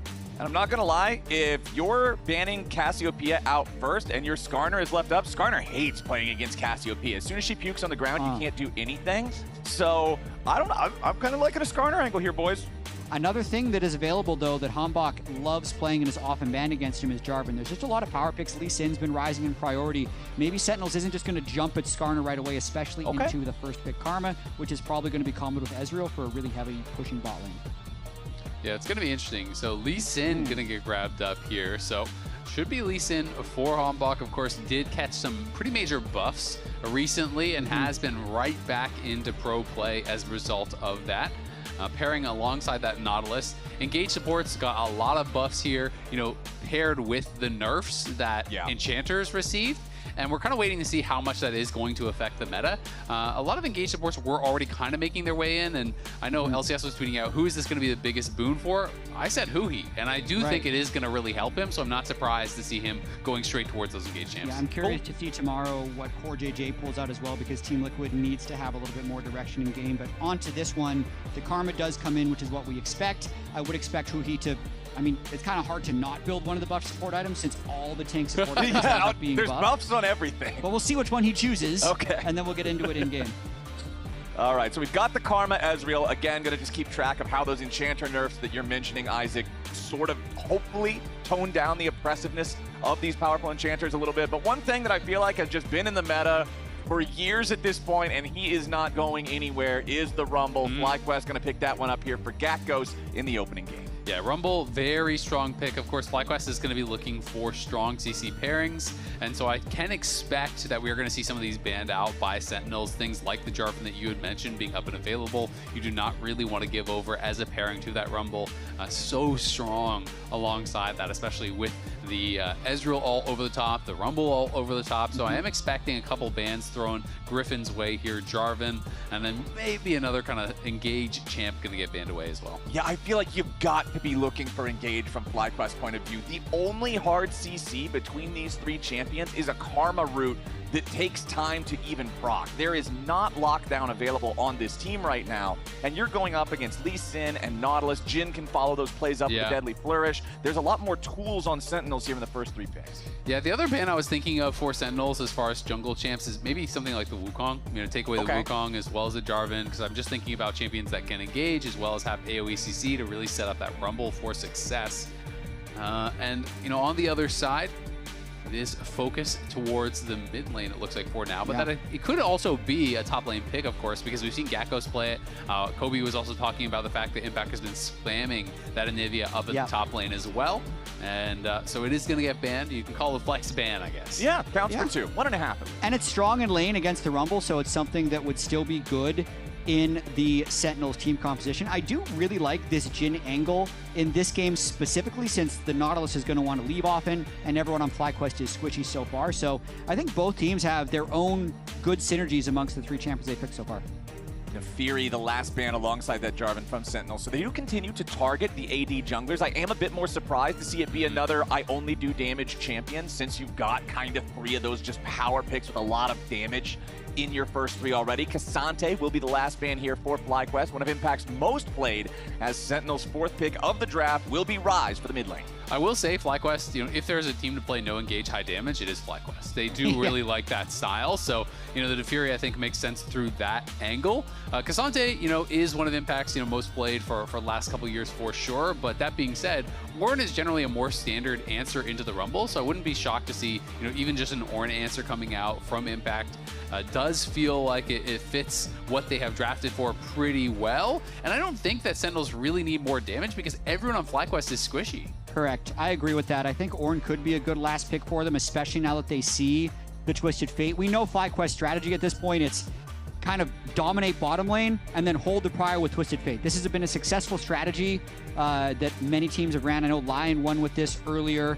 And the Skarner, unironically, is a decent front line if they want to not only take it this game, but also deny it from Hambach. Exactly. In Fearless, you take this away. This is Hambach's undefeated pick, like 4-0, 5-0, something like that on it. Being able to remove that and relieve that pressure from your own drafting for the remainder of the series is big.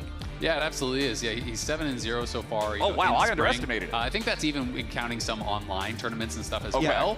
But, you know, this is not just a good takeaway. It's also a great pick for Griffin, because Griffin is one of the players that was an early adopter of this pick. He was spamming it in solo queue. He really does like playing a lot of these champs. So even though we associate it so heavily with Hambach, it's not going to be a champion that he's unfamiliar with. And the Ornn there, kind of as I expected, I feel like it's a pretty obvious Ornn pick when you have a relatively squishy team on the other side. You don't need more damage. It's a good answer into the Rumble. This is not a lane counter pick by any means, but it's something that can withstand what the Rumble is doing. And really, Sentinels have incredible engage and a lot of damage against a relatively squishy team, besides maybe the Skarner. So I think that they've drafted here is pretty powerful, and it's going to be tricky for FlyQuest. Yeah, I certainly prefer the Sentinels composition here. I naturally have to give FlyQuest -5 points for TF. It's just the nature of... But +5 for Skarner. +5 for Skarner, so I guess that kind of equals out. We're doing plus and minus. What's the Jhin? Oh, Jin's -4. Jhin versus Squishy? I feel like think Jhin this is a good getting... Jhin angle. There's nothing bad about the maybe Skarner's a little bit hard to kill, but they have so much range. So I agree, team fighting for Sentinels is great. If Masu and Cryojin dominate laning phase though, and really stop the Nautilus from being able to move, that's going to be how FlyQuest win this game, is that they're quickly snowballing, stacking Drakes, and not really letting Sentinels play on the map.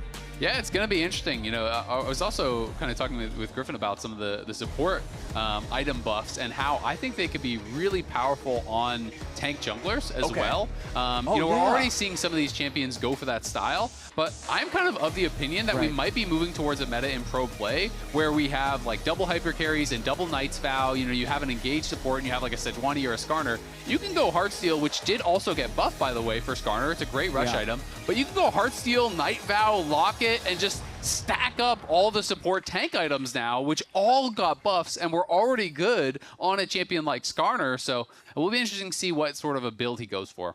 I completely agree. I think he'll go Heartsteel into full support.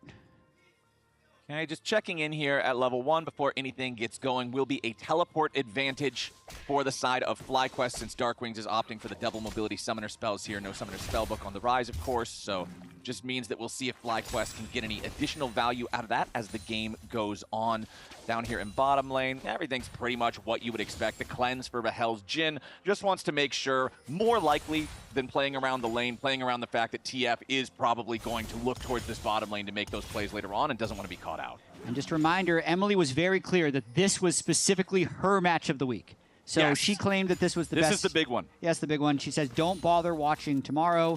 Today is the best. This is what Emily said. Well, remember last week when we were talking with Emily, she was initially sad because Sunday was her match of the week and Saturday went to 5, but then Sunday went to an even crazier best of 5. Emily's often right. She's dialed in. So let's hope Emily's match of the week delivers here in this one. Remember that last week was our first week of playoffs, but that was upper bracket competition. Even those teams that lost, FlyQuest was one of them, went the distance against Cloud9. I think a lot of people watching that series believe that it was very winnable for FlyQuest, but now they find themselves here in the lower bracket, and you don't get any more free lives. Yeah, and early on, you can see a quick recall from Hanbok in the jungle on Lee Sin, buys that long sword. I think this is a really smart thing to do against Griffin, who kind of always fights crabs. They also got to see Griffin on his Raptors, so not too surprised if we end up seeing a fight around bot scuttle.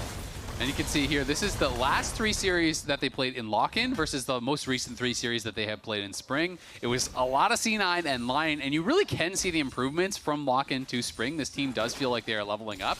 All we were talking about after those lock-in series was, wow, Griffin got slammed by Inspired and Blabber. That was absolutely not the case in these most recent series. You know, we had a win against Lion. We had a 5-game series against C9 that they absolutely could have taken.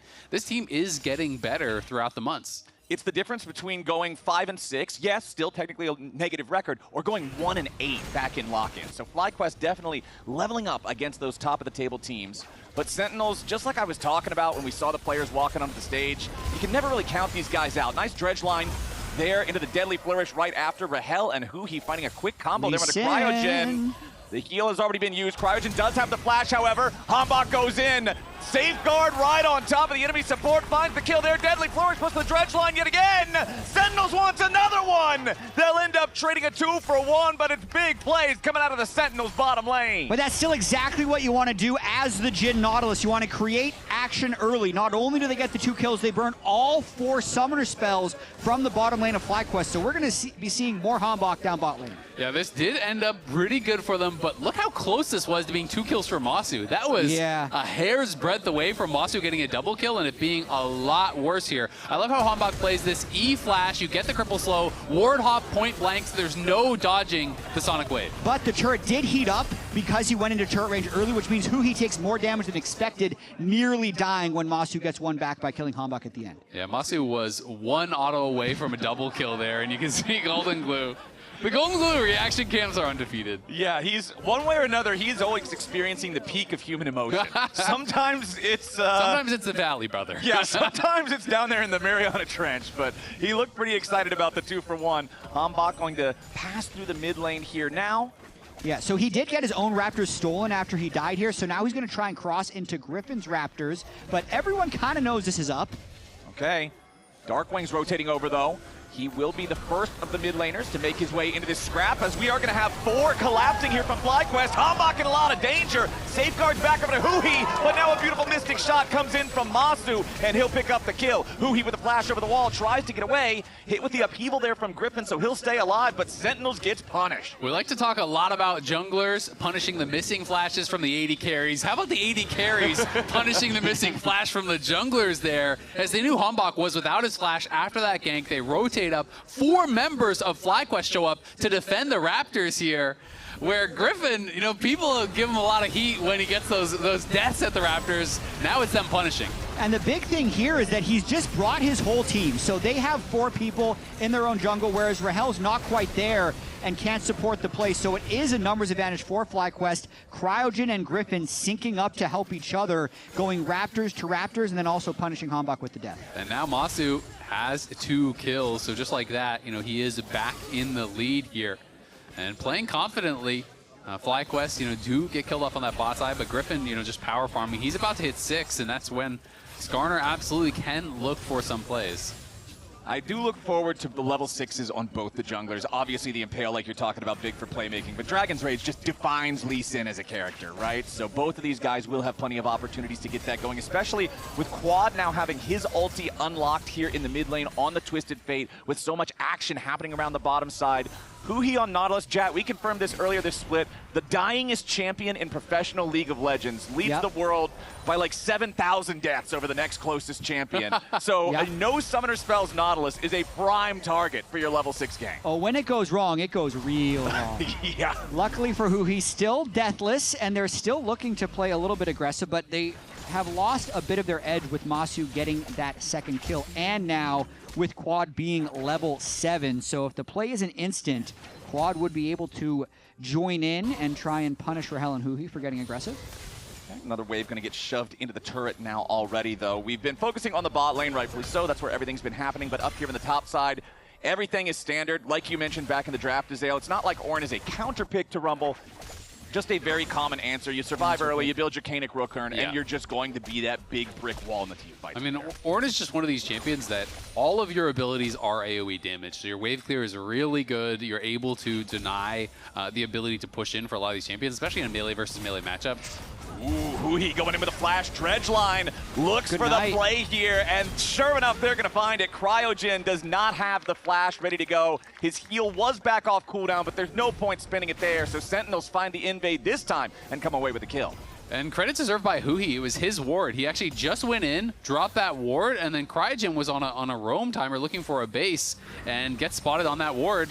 Oh, tries to predict the shift. Yep. But that's just Nautilus doing things that Karma or Lulu wouldn't be able to do. It completely changes the dynamic of the game, and something that's been interesting as a few supports have gone back to melee after being in such an Enchanter meta is just for the Enchanter players, things that were safe are no longer safe. Right. Like, you're just not used to having that much threat when you're in your own jungle or on wards, because at that point, yes, he's on a ward. If he's against a Nami, maybe a bubble flies out and he can probably dodge it. But here's a Nautilus hex flashing over wall into chain CC, into you dying. So Huhi doing his best to punish Cryogen.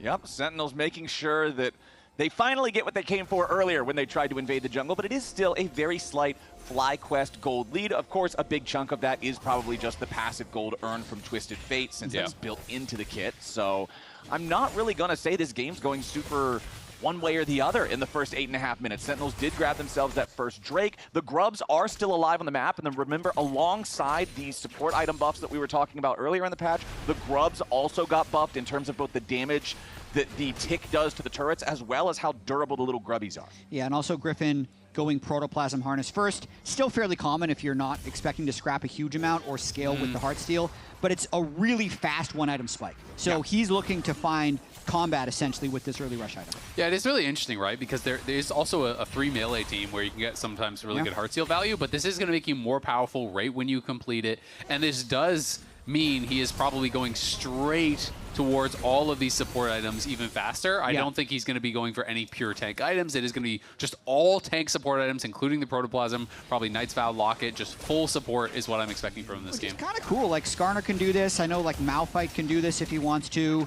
Just spam the low-cost items, and sometimes you just have different power spikes than the standard Sundered Sky junglers are going to have. You'll usually hit, like, if he's doing well, he'll hit 3 items really fast because his 3 items are a total of like 7,500 gold.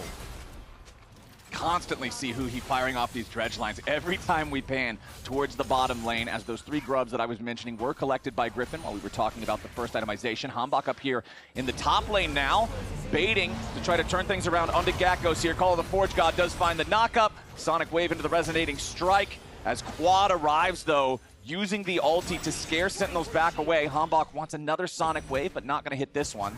Honestly, not a whole lot of damage done to Gakkos there, and he doesn't even have to flash. No, doesn't have to flash. They do spend the first TF ult, which is a pretty long cooldown.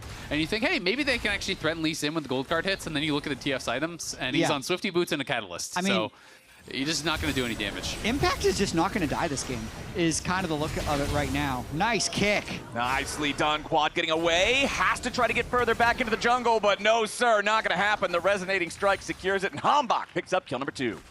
Use that tempo created from the top lane gank. Just run straight back down river, and then makes a play when Quad re-arrives in lane. So really nicely done there with Hambak's Lee Sin early on in this game. I love when Lee Sin is back in the meta. I feel like it's a character that allows players to really have so much skill expression in both their mechanics and their decision-making. Completely agree. It is very exciting. Huhi on the wraparound. Yep, he's decided to go forward. Open with the depth charge into the dredge line, plus that Deadly Flourish combo. Huhi is going to lose about half of his own HP here, and Rahel won't get the opportunity to open up the curtain call. Masu's still healthy enough. Cryogen could block every bullet. Griffin does show up down here, though. So if Sentinels stick around a little bit too long, they may end up getting punished. And sure enough, as soon as Huhi takes the recall, Griffin swoops in with the Ishtal's impact. Rahel isn't going anywhere. He tries to get a kill in exchange, and FlyQuest wants to give the kill over to Masu. It's a good thing that Karma Shield showed up, because I think the cannon minion would have killed Masu. He had about 10 health, and the cannon got smote there. I think it might have actually killed him. That was crazy close. That 4-shot in the Q doing a ton of damage, but they do get the kill, and they get the cleanse off Rahel, which, I mean, Cleanse has got to be the most wasted summoner in all of League of Legends. Like, ADCs are just so used to just reflex pressing, thinking it's heal or ghost or something. And now Huhi wants more, going in for those dredge lines. This time around, though, there's no follow-up for the punish on Quad. A lot of fighting happening right there. We know that FlyQuest loves to play on limits. Even in little things like giving your Ezreal a kill, as Griffin flies back into 3 people. So these teams are constantly just trying to push each other around in bot lane or in the jungle. You know that Griffin's confident to do that because he had teammates nearby and he has Protoplasm Harness like we were talking about earlier. It gives you a deceptive amount of extra durability flying over the wall like that. If you know the Jhin isn't there, if you know that they're not really ready. But here's a quick look at the comparison, the career on Skarner for these 2 players. Since Griffin has played it a lot, Hambak has played it a lot, 15-3 is pretty crazy. It makes sense why FlyQuest would want to deny this from Sentinels. Yeah, it's just been cool to see him bring it out so much this split, really looking comfortable. It's a great denial. They did ban out both the Bard and the Caitlyn, and now you've taken away the Skarner. So if they want, they can just maintain those. Nicely done there from Huhi with the dredge line onto Masu. Counterattack arrives from FlyQuest, but now Hambak's getting locked up here in the front line. Masu's still very low, staying alive as the curtain call opens up. The bullets aren't hitting the target. Beautiful Dragon's Rage to set up the 4th shot. Hambak making it look easy there as Griffin at least gets one back. Huhi falls. Rahel still trying to find the damage here for the big 4th shot. Deadly Flourish out of the Rune Prison. Resonating Strike over the wall. Griffin very low with Protoplasm Harness, healing him right back up. It is a scrappy one here in mid lane. Somehow just the supports end up falling in that mid lane scrap, but it looks like Sentinels is going to be able to rotate over and take this next Drake. Beautiful Dragon's Rage into 4th shot combo to pick up that kill. And you're seeing, to me, Sentinels does just have a lot more damage. FlyQuest kind of can burst one person, and they're just surviving, waiting for more cooldowns. Yeah, I mean, their comp is basically just CC someone, gold card front line. You can see Hambak goes in, gets hit by the gold card. It's starting to look like this fight could actually go pretty heavily towards FlyQuest. But then as they're lining up to block the Jhin shots, 3-man kick takes out Cryo and puts Masu low enough that he never really can re-enter the fight. Yep. No barrier either, so he has to play completely on the edge right there. Huge play. Basil and Miss Chim Chim here in the studio, co-streaming the festivities as Golden Glue remains with the best speed in the house back there in the coach's room. I'm sure these types of close fights with everybody getting down to 200 HP are great for GG's blood pressure. Oh man, you gotta love it. I mean, he's a competitor through and through. Obviously, you know, had a pretty long career as a pro, and then now coaching. You can see he is feeling every fight. Now, when is that next fight going to happen? Because we've only got 20 seconds until the Rift Herald spawns, as Sentinels are looking potentially to punish anyone who might try to defend this Tier 1 turret around the top lane and set themselves up for a free objective. Yeah, don't want to waste too much time, though. Yep. They were hoping the quad was a little bit faster onto that wave, but now they want to really control this mid wave. Yeah, I feel like they kind of gave it away with the hit on the vision plant. Maybe FlyQuest would have you know, assumed it anyway. But as soon as he hit the vision plant, a bunch of blue question mark pings went over in that area, and then Quad just waited back in the middle of the lane, and then they throw the Ezreal ult to actually scout the Tri-Brush. So FlyQuest were fully on it, and not going to take any risks there. Quad knows he really is a target here. You can see Bandle Pipe second for Griffin, so double support items here already. They don't have a traditional kind of like Knight's Vow carrier. I see that more as the true hyper carries. If you have like a Cassio or, you know, you have Jinx and champions like that, that is more who you're looking for. But it still could be a potential third. Yeah, and it's still setting up Masu to kind of need to hyper carry. That's more of the team composition in this case. You can see like 3 pairs of Mercury Treads already being built. Also the upgraded Merc Treads on Dark Wings with so much magic damage and CC needing to be chained for the FlyQuest team. It's just really difficult for FlyQuest to get kills because Ryze and Lee Sin, even though they're not tanks, they're still kind of bruisers, so they're not going to get one shot, and it means Masu's going to have to stick around for a while to get enough damage to kill them. And Ezreal definitely can kill them if you're getting later on into this game, especially Endless Hunger just gives you so much additional power, you know, later on into the game when you have Shojin, you have Endless Hunger, you have like almost no cooldowns. And Ezreal can become a real threat later on, plus the protection of the Karma, lots of CC around him. So we'll see if there is going to be a fight here. You can see Lee Sin and Jin trying to push out mid lane. Looks like they want to scrap with FlyQuest. All right, keep your eyes on Hambach as the dredge line from Huhi hits Masu, forces the Essence Shift away. Deadly Flourish not going to find a target, but the Realm Warp about to arrive. Nobody's going to take the portal. A little bit too dangerous on that one. Teleports about to come through as the Herald is already secured by Griffin. Gakko's making his way into the fight. Keep your eyes on the equalizers. The Ornhorn goes through first. Griffin's going to get locked up, but that's a tanky Skarner. Huhi, very low on HP. Darkwing's also barely getting away. Sentinels, they leave, but they get the worst of the trade, and FlyQuest takes the objective. Call that one a fly win. Yeah, Masu and Kraujin got to poke a lot, and there wasn't a clean engage that Sentinels was able to create. You can also see Huhi still level 6. He's really been roaming around a lot, so that's starting to hurt him a bit. When you have a level 13 top laner in the game, being a level 6 support trying to hook into a team fight means you're not going to last very long. Yeah, absolutely, but still does survive for now, and it's also really been nice watching Masu. His timing on these shifts, he has buffered every single hook we've seen on screen the entire game, so he has been on point with that. And as long as you do not get hit by the hook immediately when it comes back up, because of course when you hit someone, it cuts that cooldown down on the Nautilus, then he is going to be safe. And they've just been playing around that hook very, very well. But it is scary because we've watched him shift that 10 times in a row. You don't shift it one time, you die, right? So that's the time people remember. Exactly. Yeah, no cleanse, no Mikhails yet on the Karma. He's just completely trusting his timing this entire game. I will say, you know, Rahel is kind of the build that everyone hates on Jin, which is Ghostblade into Rapid Fire. But that being said, you know, it is not the tankiest front line. It is just Griffin that he has to deal with. But, you know, if you can't get past Griffin, then you can't deal with the rest of the team. But you also need range. Like the Ezreal TF, they're just trying to outrange you, keep you at that pole length. So I actually think it's fine. That's what R is for. You open up the curtains. You shoot it from a mile away. Yeah, that's the range. It's a firing range. You get 4 shots. Well, Quad is going to be working in towards the Lichbane, and then we're expecting Rapid Fire third, and that is where I feel like these style of comps really kind of come online, where every time you have that Rapid Fire ready, you just go for a gold card. You gold card anyone, and you just put pressure on them. It's guaranteed poke from the Karma, from Electro Harpoons, from the Ezreal, and they are going to see if they can pull off a dive on bot side here, but FlyQuest feels like they're aware. Nobody else is around Quad right now, so there shouldn't really be a whole lot of ways out here for this Twisted Fate. Meanwhile, FlyQuest will get something back, summoning up the Herald in mid lane, taking out the Tier 1 turret there, as now Huhi finds a dredge line onto Griffin, but he's got to be careful. The rest of FlyQuest is right behind that Skarner. Huhi continues walking away. Hambach now with a safeguard, back towards his own support, but it's Darkwings who's got to be careful. He has to walk out the whole distance presence of the equalizer. Hambach also eating a ton of damage here from the Flame Spitter, but nobody else on FlyQuest could do the rest of the damage. So even though Gatghost gets 2 targets very, very low, it's not low enough, but it is enough to earn FlyQuest control over the Dragon Pit to stop the Sentinel stack. I think it's a pretty interesting trade, not necessarily a clear win one way or the other, because stopping Soul Point is very important to FlyQuest, even if it costs them pretty much all their ultimates at TF and a lot of plates on that top turret. So FlyQuest delaying the Soul, and Sentinels is getting a lot of gold for this trade.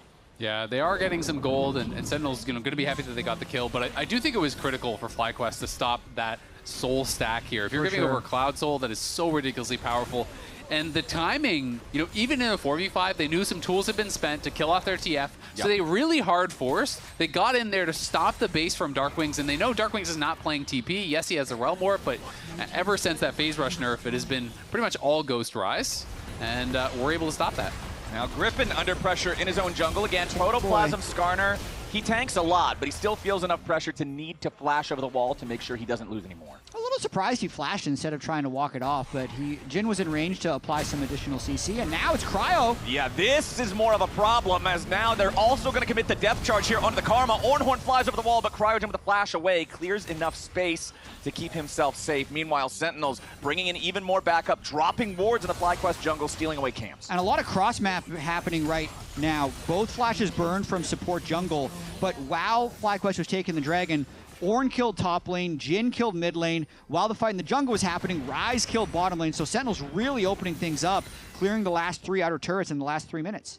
And even though the gold in this game has been close this entire 20-minute stint, biggest gold lead for one team has been about 1,000. The scoreboard has told a very similar story the entire time, which is Masu and Gatghost are the gold leads for the FlyQuest side, while the other 3 roles go slightly in the favor of Sentinels. So I'm really looking specifically at Masu, who we were talking about needing to be a hyper carry earlier, alongside Gatghost and his equalizer placement in these big fights to be the difference maker and tip the scales for Fly. I completely agree, but I do think one thing that's lost a little bit in translation sometimes when you're looking at just the numbers is how ahead Ryze is, because TF has gotten 900 gold from his passive, and he's still down 350 gold, right? And TF is balanced around having more gold. That is part of the champion's design. So when Ryze here already has an ornament, is quickly going to be on 3 items, and is up the equivalent of basically 1,200 gold plus now an ornament on top, I think this Ryze is ridiculously strong, and could be a real problem here. And also, Rumble is kind of printing fake gold as well with his first strike, so the overall gold says... Got a lot of counterfeiters here on Fly. Yeah, even gold. I don't know. I don't know if it is. Ornaments don't count. Okay, all right. TF prints Everybody's money. got fake money. First Strike, I will be a little bit of a defender, because First Strike is just a scaling rune, right? It actually does pretty good damage later on in the game because it is a percentage damage increase. So I see First Strike as a bit different than the TF gold, but definitely the gold league can lie to you a bit. Yeah, but on the topic of Darkwings, he is having a really strong Ryze game, and a lot of people don't realize how long this guy has been grinding. He spent essentially 7 years in collegiate, Tier 3 and Tier 2, even had a stint in 2023 and 2024 where he was playing collegiate at the same time as playing Tier 2. That's wild. Constantly showed up in NA in-houses and spammed solo queue, but once he got that LCS chance, he hasn't really let it down. Goes from DSG to Sentinels and is having a great game here. Yeah, I feel like he's actually playing very well, against a lot of tough competition. I mean, there are 5 imports in mid lane, and Darkwings is holding his own, and I think has been a pleasant surprise here for a lot of people on Sentinels. I think he is part of the reason that this team has been better than expectations, especially back in lock-in. I mean, my first introduction to him as a player was back during the COVID era. He competed in one of the Red Bull 1v1 tournaments that I casted, and he ended up winning the entire thing. And I was like, oh, this guy's pretty slick. He's got some pretty strong mechanics. So fun to see that journey that he's had over all those years like you're talking about. But now FlyQuest are looking to potentially make a move up here onto Darkwings as Quad finds the range there for the gold card. Darkwings trying to get out. The Realm Warp still needs to channel. And just as Griffin arrives, he doesn't quite have the distance, and Darkwings escapes the collapse. Is able to get out of there. Griffin not able to interrupt him in time, but the Knight's Vow has been completed, and this item did just get buffed. Flat percentage damage redirection, basically damage reduction, as well as, the increase on the amount of healing you receive from the person who you have put the Knight's Vow on, these are very significant. Flat increases in numbers, like in percentages like this, matter a lot in League, especially when you're talking about late game when someone is pumping out a ton of damage. People think a lot about, oh yeah, you're keeping your carry safe. What I think people underestimate with Knight's Vow is how much it is keeping you safe when you have a 6-item AD carry and they are healing you for 12% of their damage. Just incredible synergy between a tank and a fed carry. But I really feel like in this moment, Sentinels is very strong. The way they kind of improve their play is simplified. They pick teamfighting comps and they stack Drakes. That's what they did in Lock-In when they made it into top 3, and that's kind of what they need to do now. They've grouped all 5 players, they have a nice spread, and they're going to try and pick up this soul point. Impact and Darkwings are going to find Gatghost off to the side here. That's a level 16 Rumble that's about to die before the fight even starts. Gatghost is down. That is a critical pick for Sentinels. FlyQuest scrambling to try to get everybody else away as Sentinels get exactly what they needed. Gatghost gets caught unaware, passing through his own jungle, and it's the solo laners from Sentinels making the big pick.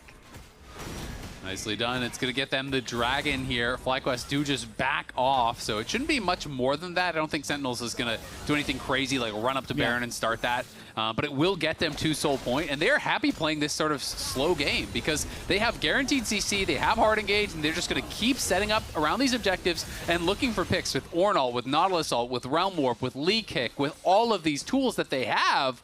They don't need to make it complicated. And they bursted Gatghost that fast before Ryze's Actualizer. So it's only going to get worse. It's the story of having 4 squishy champions and a Skarner against a team that has so much engage about not needing that much damage because they have plenty. I mean, that was pretty much a Jhin W and a Ryze combo onto Ornn applying the CC. And Ryze was on 2k gold. So he bases, there's the Actualizer, and he's already building in towards more items on top of that. He is ridiculously strong. And there are 4 ornaments done because this game has been slow and Impact has just been prioritizing XP. He's not overgrouping. He's just been kind of sitting and farming in side lanes. And he's level 16 on the Ornn. So everyone but the support already has their upgraded ornament. Each of those is additional power for these carries.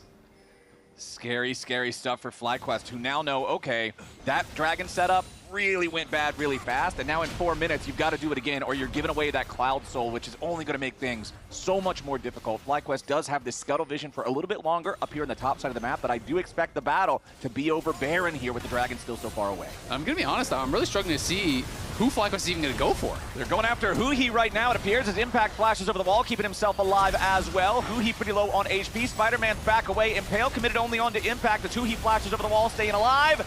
Impact, it's hard to kill him, but he will eventually die. Darkwing's positions with the Realm Warp behind enemy lines, but that's a big pick coming out for Fly. And FlyQuest is going to stay aggressive. I think they go straight for Baron here and try and get another pick. They can fish with gold cards. They have the rapid fire cannon on quad, so even if they start this, I wouldn't be surprised if they peel for a fight. Okay, but the big thing to note is no flash on Griffin, no Skarner ulti, no TF ulti. Equalizer still ready to go. As the Baron is started up, but the DPS is not quick. Deadly Flourish finds its mark on the quad. The Twisted Fate going to be your target here at the very beginning from Sentinels. FlyQuest regrouping. Baron still at about 2/3 HP. Griffin staying on it as the 4th shot flies out. Cryogen, the only one taking any meaningful damage. Sentinels still trying to step up. Griffin going to eat a 4th shot there coming out from Rahel. As he's also got to be careful. Nice Deadly Flourish from Rahel, locking up the Skarner so he can't chase any further. Quad's got to be a little bit careful here. Darkwing's getting caught, getting burned down. The Rise takes one with them. Sentinels are piling in, but Griffin isn't dead here yet. Humbug goes for the kick. They finally kill the Skarner, but now a TP's about to arrive. Impact has made it back in. He sends himself to his own doom as Impact finds the knock-up onto Quad. Needs a little bit more damage with the Bellows Breath. Cannot do it. It's a melee up here in the topside river as Impact does not want to stop the Deadly Flourish to follow it up. Masu gets absolutely clapped, and Impact finds the kill. Impact Ornn coming in at the end of this fight, knowing his limits, comboing it with the Rahel W. I think that just kind of calms the nerves of the game, though. He was spamming commands to his team before this fight is out. Yeah, you could see him in the player cam, shot calling how they wanted to play this out. The initial damage on Griffin was so big. I like the decisive call here from FlyQuest. They all fully turn on Darkwings, and Ombok thinks this is his moment. But as he flashes in, he gets gold carded and bursts down before he can do much of anything. And then to me, from this point, this fight all became Can Masu actually hit these spells onto Rahel? And Rahel is sidestepping everything here, just constantly avoiding the damage. And then this shift from Masu, I think, was just too early. You need to wait until the Ornn ult is redirected. Once that hits, the Deadly Flourish is guaranteed, and they're able to get that kill. Taking stock of the gold, though, we have Bloodletter's Curse finished on Gakkos, which helps them shred through the tanks. And then Masu just needs to keep getting more and more gold because he's the sustained damage in these long fights. And Rahel with the TFT Jhin, 8,000 damage? Yep. 8,044. There you go.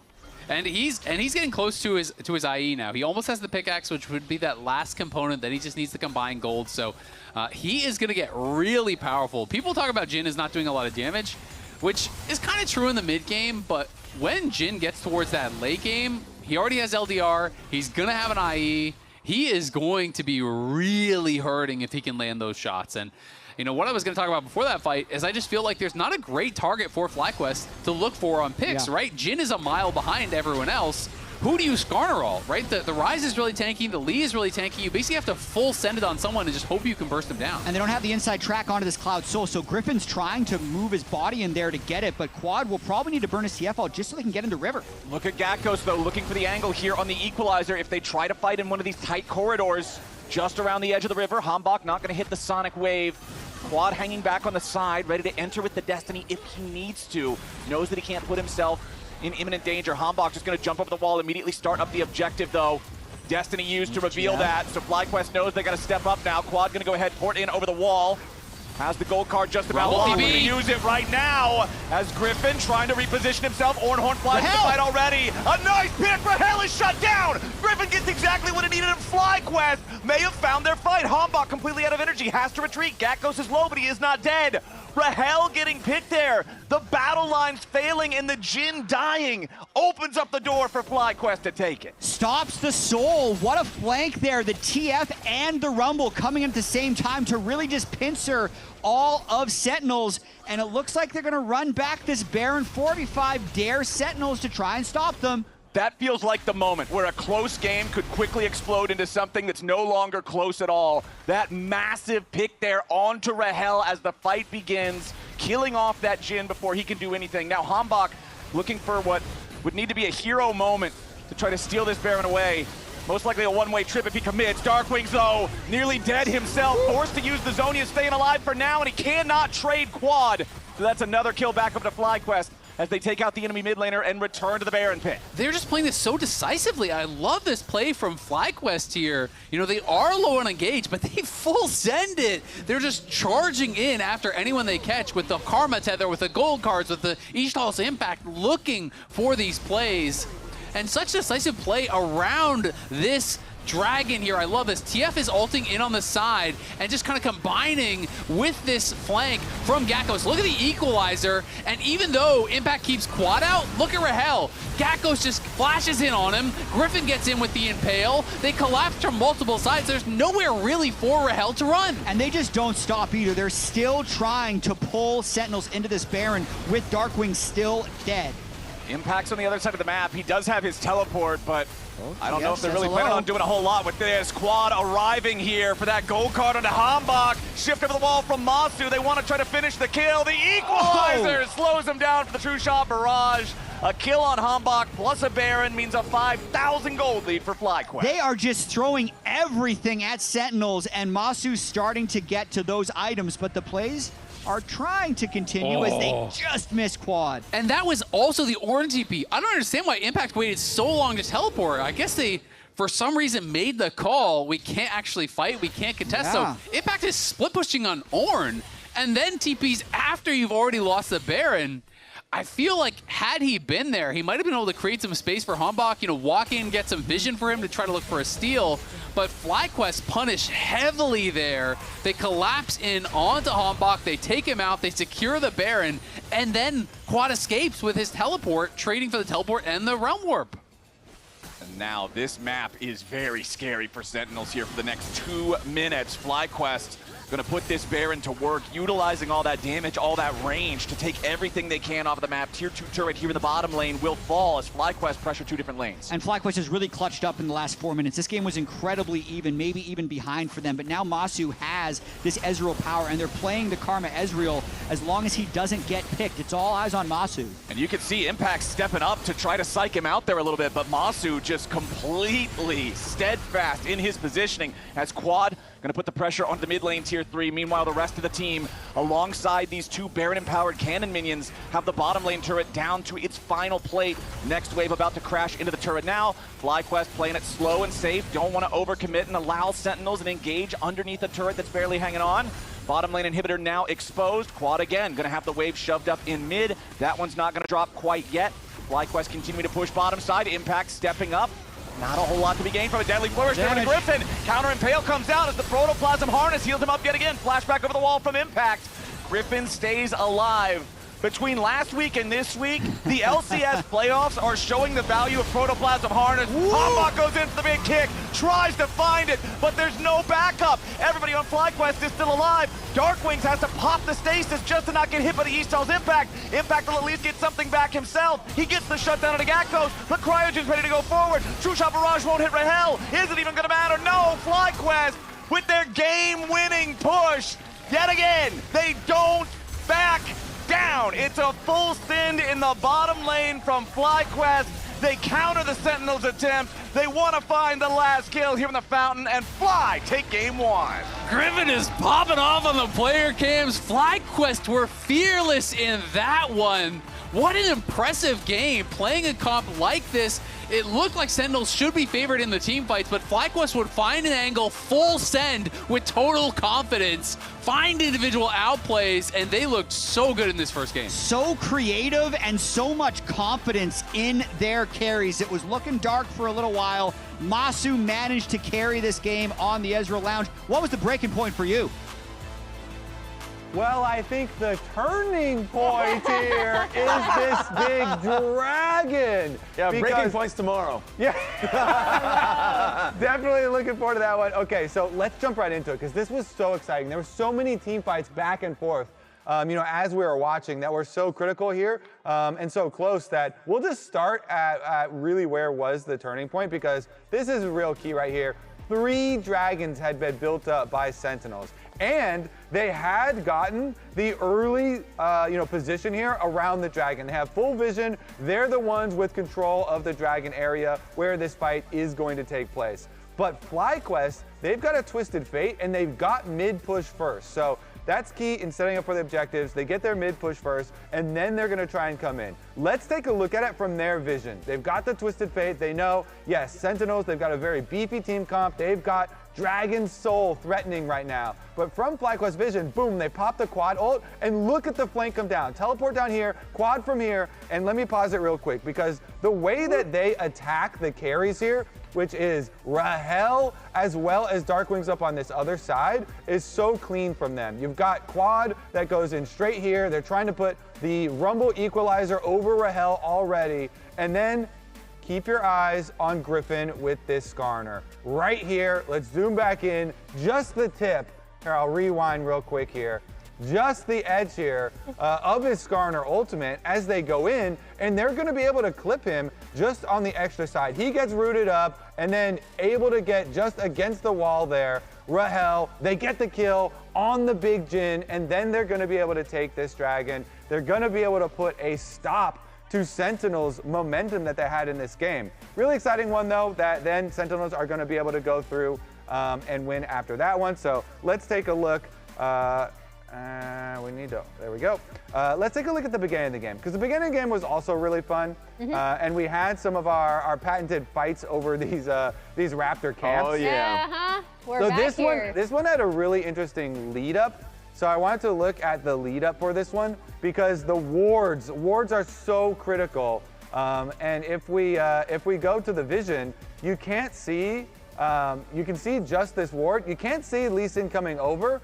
But because they saw him on that ward, you get all these pings, and they're going to send up the full defenses because they know where this Lee Sin is going to go. So everybody's ready to collapse on this Raptor play. Every Griffin game, there's always so much invested on Raptors and fighting over Raptors, but Hanbok comes in for the steal, and they had the early anticipation from this extra ward where they saw Lee Sin coming. So then even though they don't have perfect vision of him here, everybody's heading up for the collapse. Griffin's like, yeah, I'll start the Raptors, I'll drag them back in, and then the pincer collapses. Karma tether into gold card, into Skarner stun against the wall, and then Masu can finish him off. So it's just, it was been really good planning from FlyQuest all along, even though this game was so close because Sentinels had done such a good job of stacking those dragons. Also, credit to you, Kobe. You called stole it. the Skarner. Pulling Yeah, away the Skarner from Hanbok, even though I actually think Hanbok had a really, really nice Lee Sin game too. Yeah. Like, I know you're pointing out positive FlyQuest plays because they won. However, this was a very back and forth game. The fact Raz, that, what you got? I mean, you were talking about Masu a little bit. I know it's Ezreal damage. I understand it. I get it. I recognize it. He had an amazing game. So And you know what? Chad agrees with us. boom. And Azale agreed with us. So Masu is player of the game. Congratulations to Masu. Congratulations to FlyQuest for taking game one. As we head to break, let's now take a look at our comms replay connected by AT&T and voted on by you, the chat. 노틸만 조심해. Skarner first. Nice, nice. Gold card. Take it slow, take it slow. Yeah. Help him, help That's him. a fight. We can buy. Just go in.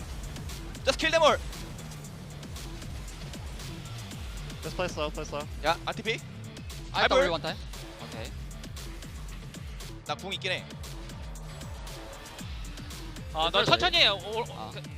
천천히. 오른 개 단단해. 나궁 되긴 해. 이제 비전이 있다고 이제. W 하면 되고. 잘하는 듯. 나이스. 러블 살짝. 나이스. 드래곤 투미니. 이제도. 아니야. W 3턴.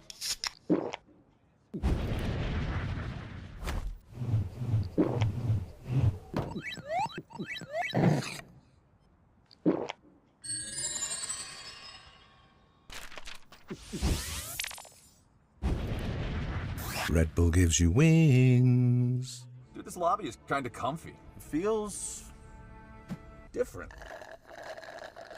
If this is different, I like different. I'm staying right here. Are you guys serious? We're about to get into game. Emily, let us enjoy it. You guys need to lock in. Maybe this'll help.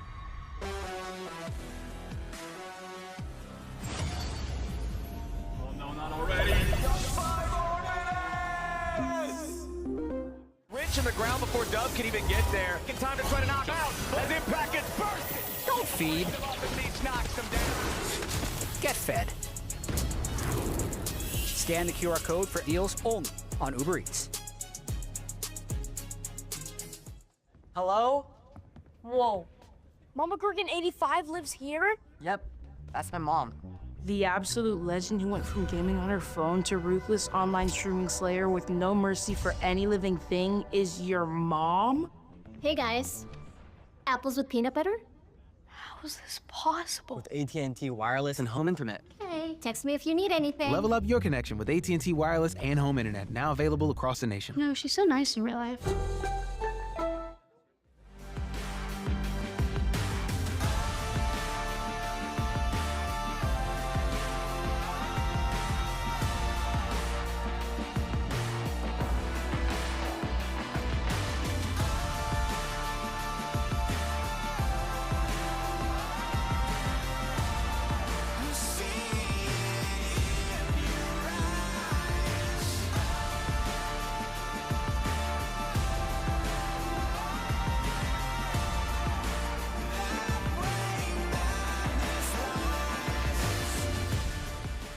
Motion.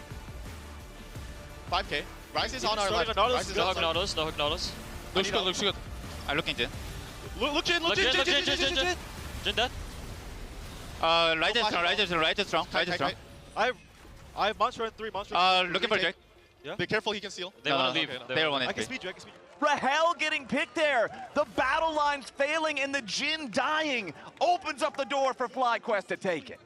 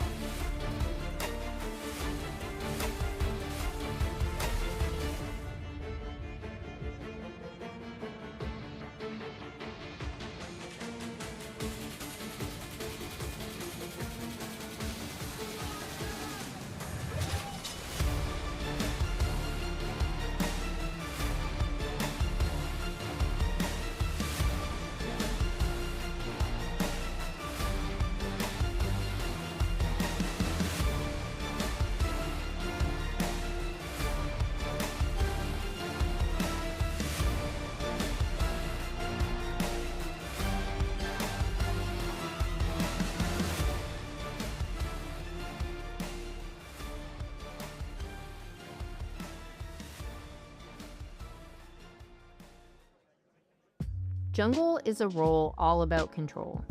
You're responsible for your team's vision, information, and, as I'm sure your solo queue teammates love to remind you, helping out lanes when they need it. Of all roles across League of Legends, Jungle demands not just your high-level knowledge of the game, but constantly asks you to make decision after decision to guide your team through the game to success. In professional play, a slower, more controlled jungle approach has often been the de facto playstyle, with pros wanting to mitigate risk as they look to steadily accrue advantages for later fights. That is not the case for South Korea's Hanbok Yujit, a player who seeks to farm champions more than camps. An aggressive, gank-oriented jungler who came up through the talent systems in League of Legends' most successful region of South Korea. At the start of 2026, after a few years of grinding it out in the LCK system, Hanbok was granted an opportunity to play in North America with the newest addition to the LCS, Sentinels. For a team that looked to make a splash in the LCS after signing the core of Disguised and veteran top laner Impact, Sentinels completed their roster by signing a player whose jungle pool includes things like Viego, Zed, and Skarner. A player with a singular mindset. If he's not ganking his lanes, he's doing it wrong. This is the story about how a young South Korean talent made his way to North America's highest echelon of play, and the style that bucked conventional wisdom for chaos and creativity.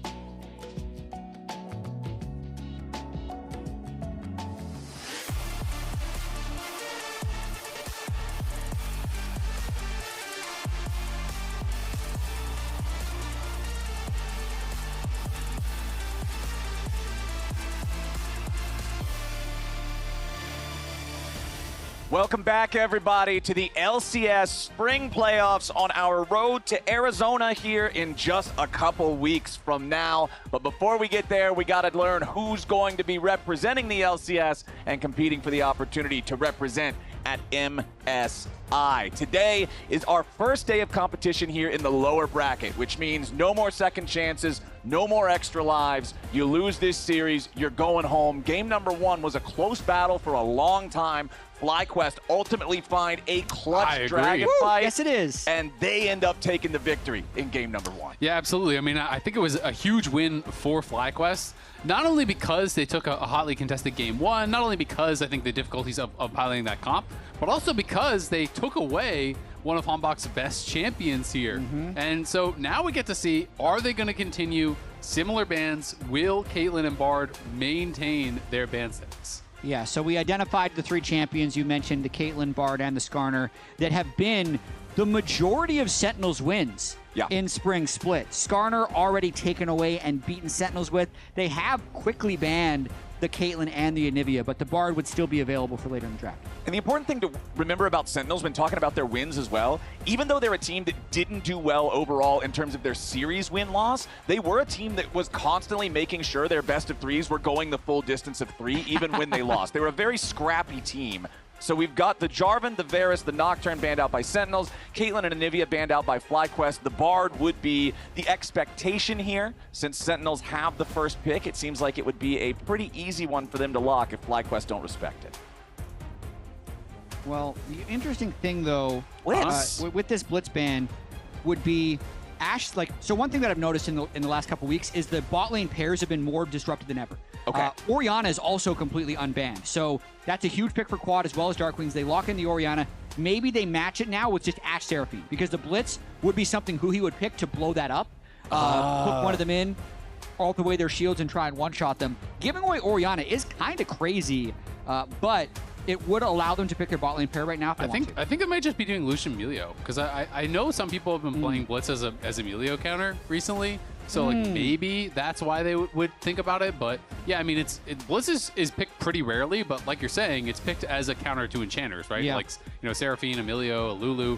I am pretty surprised to see that banned out, though, and I'm also surprised if Bard is not going to get grabbed up here while it is up and available. And so it is going to be Lucian Melio, as I was saying. Yeah. So that's probably the angle that they're going for. And now the question is, does Huhi go towards his Bard? Generally, they have done Caitlyn Bard as a pairing. Yeah. So maybe FlyQuest is saying, you won't actually pick Bard without the Caitlyn or without, an Ezreal, which is another good pairing but was already played. So I'm going to be interested to see where Huhi goes. A lot of mind games here. Cassio is one of Quad's best champions, also one of Darkwing's best champions. And the lane is good into Orianna, even if Orianna has some scaling advantages.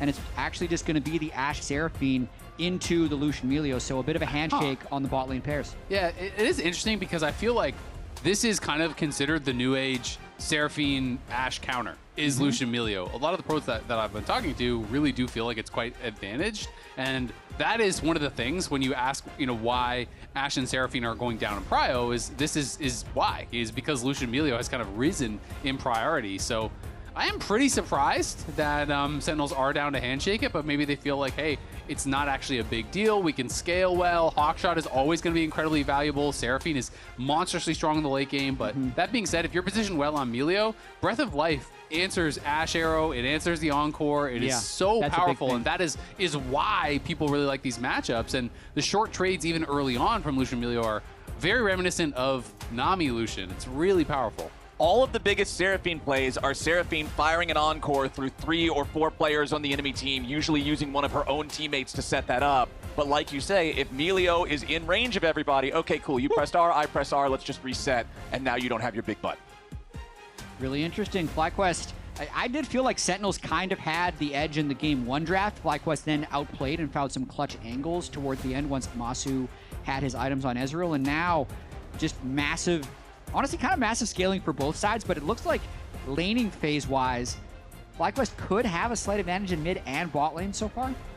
Shyvana ban. There's one you don't see super often, but this is a pick that we've seen come up a couple of times since the rework. I feel like Griffin would absolutely be the type of player to not be afraid to slam that one in here, so Sentinel's going to go ahead and respect that, while FlyQuest also target the jungle, but much more standard stuff here, the Vi being their 4th ban, as we wait to see if it's going to be only jungle targeting coming out from both teams. There's not really any flexibility in what we've seen here in the draft in the first 3 from either side. We know it's bot lane duos. We know that it's mid laners. Xin Zhao going to be the last ban here for Fly. The one wrinkle I will say is that a lot of top laners are playing Cassio top these days.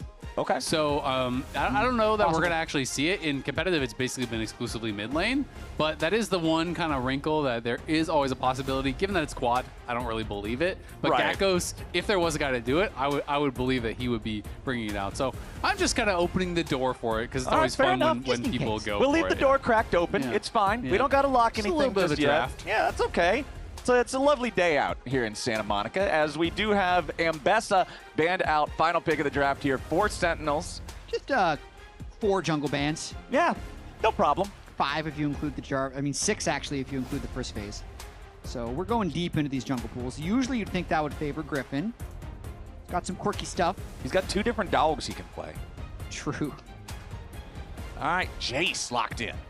Yeah, I mean, there's still like Mundo, there's still Pantheon's up and available, Wukong's up and available, obviously pocket picks like the Shen, things like Trundle, Sejuani. There's tons and tons of picks. I do think that Hambach, this fits him well. The Nefiri for Hambach, I feel like he is that aggressive style player. He wants to scrap, he wants to find angles. And Impact on another tank here is going to be playing the Scion. This is a matchup that a lot of people do enjoy into Jace. As long as you don't get blasted early, it becomes very hard for Jace to really push the tempo. And ever since those Arcane Comet changes a patch or 2 ago, Scion, some players are going back toward that, where you can kind of actually do a couple points in E, and you can kind of just do E poke plus Comet and actually try to win the lane. Jungle Shen's actually not bad here. I was thinking before he hovered it, especially with Nefiri diving in. Griffin loves to have that counter to the other jungler's play style when he decides to play Shen. Not quite as clear as the if Vi presses R, Shen presses R, but I feel like he can still make it work. And I like how you left the door cracked open, because I could see a last-second swap with the Cassio Jace, but based off of what Gakkos likes to play in Jace and Quad like to play Cassio, I think they'll keep it the same. Yeah, the pilots determine it in this one, but I can see the flexibility being a possibility here. I also do really like the stand united in an Nefiri, like all assassins, but especially since Nefiri needs that reset to get the second cast of Hound's Pursuit. You just completely shut that down. All of a sudden, she's got no cooldowns in the middle of the team. The dog is going to a farm upstate, boys. Like, it's not going to be pretty. I do agree. The one thing I will say, though, is as a Shen player, it always feels so nice to have someone who is going to be a diver that you can Shen ult aggressively on, right? Really, there's only options for defensive Shen ults here, unless you're going to try to push in and Shen ult onto the Jace, who's then going to be diving impact, something like that. Yeah. But there is no Shen delivery system, right? There's no one to just flash in the middle of the enemy team and CC someone up. We say this, but Masu and Grakos are both willing to flash in at any moment. Frontline Lucian. I can imagine the Lucian delivery system later on in some of these fights. We'll have to wait and see. I can also imagine him getting shockwaved and instantly killed if he does that. But it is a play that you can do. It is a League of Legends play. You can click your mouse in the direction of the enemy team and walk there. But I mean, the problem with Shen defensive ults, if you're kind of wondering why I say that, against a champion like Vi, it's kind of a one-way trip when Vi presses R. Yeah. Obviously, Nefiri, that can happen, but also sometimes Nefiri R's in, you press R, Nefiri presses W, hops over a wall, and then you're kind of like, oh. And that is always frustrating when you are playing Shen and you're going for those defensive ults, is if the team has low commitment engage, things like Ashel, things like Seraphine ult. You press those, they're like, help, help, help, help, help. You Shen ult, and then the other team just backs off, and now your 3-minute cooldown is gone.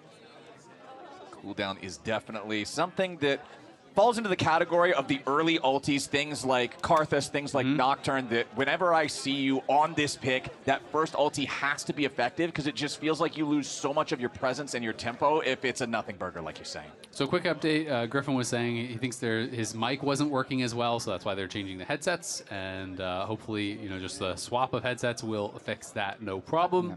Also worth mentioning, I talked about Skarner, being able to do the support item build. Griffin's going to do the same thing here. It's probably going to be the exact same build. I do think that the tank support items are just straight up OP. Riot was obviously trying to push engaged support champions back into the meta, but the problem is engaged support champions aren't the only champions who can build those items.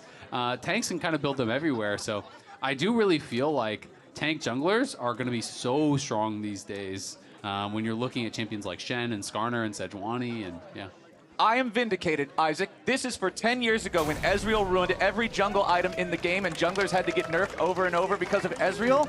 Well, now Ezreal's friends' items, guess who those belong to? The junglers. What goes around, comes around. Ezreal's friends are the enchanters, buddy. Well, that doesn't matter. Ezreal's friends now are these guys because these are the OP guys. Okay. I feel like Masu's still the beneficiary of this. Well, as we're discussing who benefits from what item, we've got Emily standing by for an interview with Coach Golden Glue. We already had a sharp oh no from you. I guess as we look through the level 1, see if anything develops, talk to me a little bit about this draft and how you kind of want it to play out early. I think this game, we kind of have a really just standard team fight comp. We've got a tank top, we've got Ashe, Seraphine, Orianna, and Engage. So I think both games, I feel like they're trying to run a little bit like higher execution comps where they had like the S Karma, and we're kind of just playing more of the Engage, I would say. So it should be interesting to see how this one goes out. I think this game should be a bit more like, oh, we're fighting. We're fighting. Uh-oh, this doesn't look too great for us. That's not great. That's not great. He did live, though. Yeah, it's not the worst. It's not the worst. Really quick, I guess, because last game was so close, and you kind of broke it down already, where, like, I feel like Sentinels overall does go for these more, like, straight-up team fighting compositions. What did you say to the guys going into game 2? I mean, I think that last game we just kind of looked over the team fights because I think that's what it kind of came down to. I think we were in a really good position, especially after the early gank bot lane, and that we kind of just needed to focus the same target together. I think that one dragon fight, like, we had to protect our Jhin, and Jhin needs to like flash out. So it was like pretty simple errors I felt like we made last game, and I think this game the team fight should be like a little bit more straightforward for us. Okay, awesome. Thank you so much for your time, Grayson, and we'll toss it back to Cass. I like how he said the words, it's not the worst, but you didn't believe him as he said it. Yeah. It was the tone. It could have been worse. It's still really bad, as Rahel has 3 CS, 2 minutes and 20 seconds into the game, still under his turret. Well, at least he's got a decent-sized wave here to try to farm up a little bit of who he's going to step forward and posture as aggressively as you can on a singing anime girl champion. Because he has his jungler nearby, if their opponents do try to overcommit, maybe Hanbok could show up for a punish since he did like to make that early appearance in bottom lane in game 1, but it doesn't look like it. Masu and Cryogen just making sure they keep the pedal to the metal here with the Lucian melee. Yeah, I did like what he said, though, about having simple, easier to execute comps and how FlyQuest tries to play the higher execution stuff. And a lot of that pressure of execution then goes on to FlyQuest. Last game, they were able to execute. And this game, we might end up seeing a little bit of a scuffle at the crab. All right, Griffin versus Hanbok as, was that Griffin smiting that away? Nicely done. Yeah, that is really nice. Oh, Rahel in trouble. Yeah, Rahel has to try to flash, but it won't matter. That's first blood. Masu and Cryogen in the 2v2, and Griffin says, why not make it a combo plate? Masu just takes a turret shot. Who he does get away for now, but man, bot lane is a disaster early for Sentinels. Yeah, Who he would have been dead too, except Griffin had no Shadow Dash, so he had no taunt. He had already used that on his way down towards bot lane. So if the last one wasn't the worst, this one is. They picked this into the Lucian Melio, and Masu and Cryogen slamming them in the 2v2. This wraparound there was just so smart. I really love that. As the wave is pushing out here, you know, Rahel and Hui are close to their tower, but Masu and Cryogen just show up behind them, and Rahel, even with the flash, dies here. That is tough. Yeah, no barrier from the earlier trade, so they could play extra aggressive on him, and now just kind of keep the pressure up in all their lanes. The Casio isn't up in CS, but this is what you can do to the Orianna early. You land 1Q, you just start all-inning that Orianna because you have more sustained damage. And I think one of the fun things about this series is that we have the oldest team in Tier 1 versus the youngest team in Tier 1. Yeah. Out of all of the teams in the world in Tier 1, this is the youngest team, FlyQuest, versus the oldest team on Sentinels. And Rahel taking some rough trades. Uh-oh. Yeah, the young guns are coming out swinging. Rahel just wastes the barrier yet again, and Masu and Cryogen are going to turn this into a seriously frustrating experience seriously quickly. Another 2v2 kill for Masu and Cryogen. They had so many of them in lock-in. I feel like it calmed down a little bit throughout Spring Split, but they're back at it for this game. I gotta say, though, Rahel turned back into that. I think he was actually kind of out of the fight, and then he popped his barrier and just started the fight. Maybe he thought he wasn't going to be able to get away anyway, but does end up just kind of continuing to scrap, and mid lane is getting beaten as well. This is looking tough for Sentinels, but they do have really good scaling, they do have really good team fight, and they do have a simple composition. So as long as they can kind of staunch the bleeding, we'll see. Well, FlyQuest bottom lane is off to a great start of this second game, and we have a clip of Griffin hyping up Cryogen with a motivational speech right before the game. Take a look.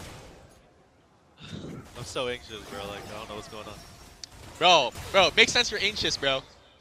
I know why you're anxious. It's playoffs. You've never been here before. But don't worry. The big G's, Masu and Quad, bro, we have been here before. We played against the greatest in the world. So when you're nervous, just look to your right and see the big G's on your team, and you don't have to feel nervous. It's like you look to your right and you see fakers on your team. Bro, just trust yourself. Bro, just trust yourself. So when you see and you look to your right, you see Masu, Quad, Griffin, Gakus, bro, just know it's a free win, bro. I love how he's like, bro, you're nervous, but I'm on your team. And Quad's like, just trust yourself. Ignore this guy. Calm down. It's fine.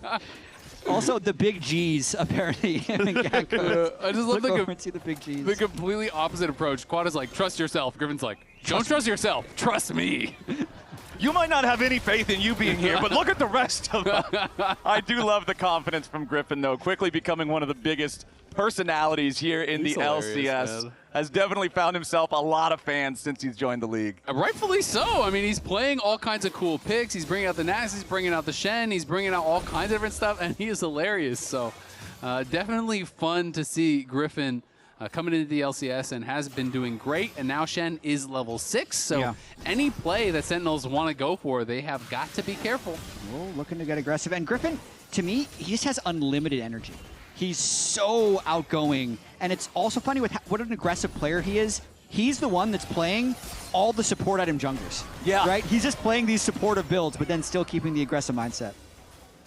You gotta love it, as once again, that aggressive mindset showcases itself Masu down here just guaranteeing that Sentinels, with this bottom lane duo that for so long was just considered such a power duo in lane, they can't really answer a whole lot. Rahel's at about half of Masu's farm as Hambach shows up here in the mid lane. Quad getting protected by the Stand United. Beautiful Petrify engaged with a Miasma right on top of it. Hambach bites off more than he can do, tries to flash away, but it's Griffin with the Shadow Dash flash, ready to follow and cuts him down. 3-0 game, FlyQuest. And that is exactly what you want to do on Jungle Shen. Other jungler presses R, I press R. And because they had the Cassio ult into Miasma, it buys them enough time to be able to chase down the counter kill. And I mean, this is just perfect. Griffin is just power farming here, and they hit him with the shockwave as soon as you see that ult coming in. And also, he used the W early, so he has no W to actually immune any skills. He used it for the additional damage here. Yeah. And then Hambach just gets chased down, Shadow Dash flash, hits him with the auto to finish him off. Nice, Griffin. Nice. Good job. I mean, that is the Guardian proc, that is the Stand United shield. That is a lot of extra damage that you have to deal to kill off this Cassio early on in the game, and it's just not going to happen. There was a pretty low HP ult, so that's 300 about from the ultimate plus the Guardian. Raz says he is once again flip-flopping. In other news, the sky is blue and the grass is green. He's hard to keep this guy on one track the whole time. Yeah, last week he did it too. Impact, point-blank range ulti here to just clear out the wave as much as anything. Yeah, trying to catch Gakkos at the edge of turret range while he was poking, couldn't quite get it. Still, Impact's doing very well in that lane. Jace versus Sion early. Anytime you're even, or in this case, slightly ahead of the Jace, it's a great time topside. Yeah, I mean, Impact did his job last game as well. It just didn't matter. Oh, Rahel forced to flash from the culling again. Every time we pan down here to the bottom lane, it is just an exercise in frustration for the Sentinel duo. Could have been worse, could have died again. Could have used barrier as well. You're really a silver lining guy here. It's still pretty bad. It's still a total disaster what's happened in the bottom lane. This is not a silver lining. This is a bronze lining. Oh, boy. Maybe even iron. I was going to say, any more of these 2v2 kills, it's going to be an iron lining, brother. Times are tough down here in the bottom lane. At least, I guess, if you are looking for some good news down there for the Sentinels 2v2, they have stabilized at around that -30 CS point. It hasn't continued getting worse. Yeah, perfect. Just where I want to be in this matchup. Yeah, it could be worse. It could be -40. I saw the matchup. I picked it in, and I'm only down 30 CS in 9 minutes. It's just time to run away top lane. I think if you're looking for good news in the bot lane, you look to a different lane. Well, unfortunately, when you run away top lane, they also follow you top lane. So the running away That's amounts just mean. to a little bit of extra cardio as Masu and Cryogen just continue what they've been doing. Essence Reaver fully completed for Masu. Nice big power spike here for the Lucian. You can see Rahel still with only the components in his inventory. And also, when you're a jungle Shen, you really love it if your lanes are winning, which is what's happening. So that last Shen ultimate was used. His Shen ultimate's back up again. So if anyone gets aggressive on either Masu or Quad, Griffin's just going to press hard to try and be there, turn the tides, and let them keep their advantage. I mean, it is so nice, not only just having winning lanes, but being able to have someone who is a clear hyper carry at this point here on Masu is really, really going to make it easy for Griffin because it's just about protecting him. Yeah, absolutely is. Quad scaling up with his mana items as well. This opening to game 2 is an extension of the late game of game 1, where they were turning it around. FlyQuest has just really been playing clean since that moment, and Sentinel seems like they haven't really been able to recover as Griffin arrives. Yeah, Griffin's made his way down into the bottom lane here, finds the Shadow Dash through the Encore to lock up Rahel. Remember, there's no flash on the Ashe because of the earlier calling. It's a 4-0 game. And the timing there is perfect as well. Dragon is up right now. They kill Rahel. 3 deaths now on the Ashe, and likely a free Drake. Yeah, that is looking tough. No flash on the Ashe, and she doesn't have a dash. Yup. Her Ashe is crash. So there's nothing left of that AD carry in the bottom lane. 0-3 and 0, 1,500 gold deficit. Let's check out what's going on in the top side. This Sentinels is what they got to do. Are trying to make the play here onto Gakkos. Griffin's still trying to finish up the Dragon, but does he want to use the Stand United to try to rescue his top laner? Gakkos going for the flash, looking for the outplay here. Flash over the wall from Impact, so he doesn't trade 1 for 1. Stand United was used there. I think if Griffin was going to ult, he had to just accept that he wasn't going to kill the Dragon and had to ult early. I could tell he was hesitating because he was trying to finish the Dragon, then ult. But by the time you ult in a situation like that, he's always going to die through the shield. You have to ult super early and just try to be there to actually defend with the taunt. But remember, you can come watch C9 and Lion, who are already qualified for the spring finals at ASU's Mullet Arena on June 13th and 14th. 2-day and 1-day passes are on sale. Get that QR code, and maybe we'll see one of these teams there as well. Yeah, there is still one more team fighting for a spot in that weekend. C9 and Lion as two of the squads that got to come in the top 4 for the upper bracket and then won their openers. They've already earned 2 out of 3 of those spots, but the third still up for grabs amongst everyone else. Impact here, tanky on the Scion with the Unending Despair fully completed. Huhi and Rahel going to rotate back down to the bottom lane. Wherever Masu and Cryogen are not, that's where Huhi and Rahel want to be. And they have to. They have to just attack the Jace. It's kind of the only person they're able to send players at. He has no flash, but he's just going to be able to walk that one off. Yeah, they're going for the new age adage. If at first you succeed, try again. Do it again. do it one more time. Don't go to the other side, because that one ain't working. Impact there, just going to rotate back over towards the mid lane now. As we do have Quad versus Darkwings up here in the top side, we do have the slight kill advantage, or gold advantage, excuse me, because of the 1 kill for Darkwings. Even though the farm dead even between these two, Blackfire torched the first item for Darkwings, so a more aggressive option compared to what you would sometimes see with a Roa and Seraph's type of combo, which is what Quad is building towards on his Cassio. Yeah, and Quad just about has Roa guild. He's probably going to base after this wave and be able to have that Roa. Look at the gold there. Rahel, 3.9K to 6,000. It's just such a massive block gap so far in this game. I will say, though, seeing Gakkos down there as well, who's going to be more useless, the poor Jace or the poor Ashe?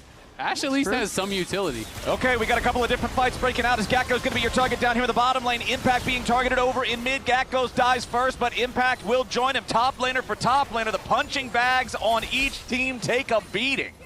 Yeah, the thing is, if Impact's poor, that's okay. If Gakkos is poor, that's a lot less okay. So Sentinels are finding a way to try to make this game competitive. Clearly, the game is completely out of control. Masu's up 2K early. You're kind of expecting to lose it, but the only thing you can do is play the other side of the map, which they are doing effectively. And Gakkos has not been giving up some of these waves. He's trying to actually defend at the tower, and he's getting dove a couple times in a row now. And it's actually unironically been one of Sentinel's strengths is in games that feel hopeless, they'll continue to try and make plays. They'll make the game a little bit funny. And that's 2 successful plays on a Gakkos that at least keep them in it.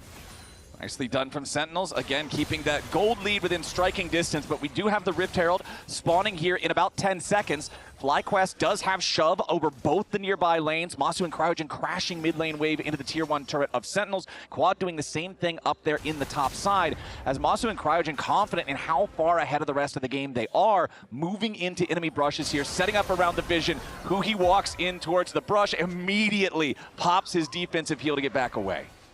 Yeah, and I mean, you're touching on it, but Sentinels has been good at actually coming back in some of these games. We even got comms from him talking about, is this famous Anivia game. He's like, you know what? We just need one fight. That's what it's going to come down to. And these are some of these games where they were down massively here and able to find and engage, find a play, find a way to come back here and pull these games back to parity. So we'll see if they can do it here in a game that will be so important. You go down 2 games in a best-of-5 early against FlyQuest, you're in a position where it's reverse sweep or you're done. And again, silver lining, Ashe always has arrow, even if you're far behind. Because the way they come back in this game, I feel like, is to land some CC onto Masu, and they have the Nefiri Orianna combo. That can still be a clean one-shot if they time it properly at any stage in the game. So Huhi and Rahel just kind of stop the bleeding as much as they can and let the rest of their comp do the work.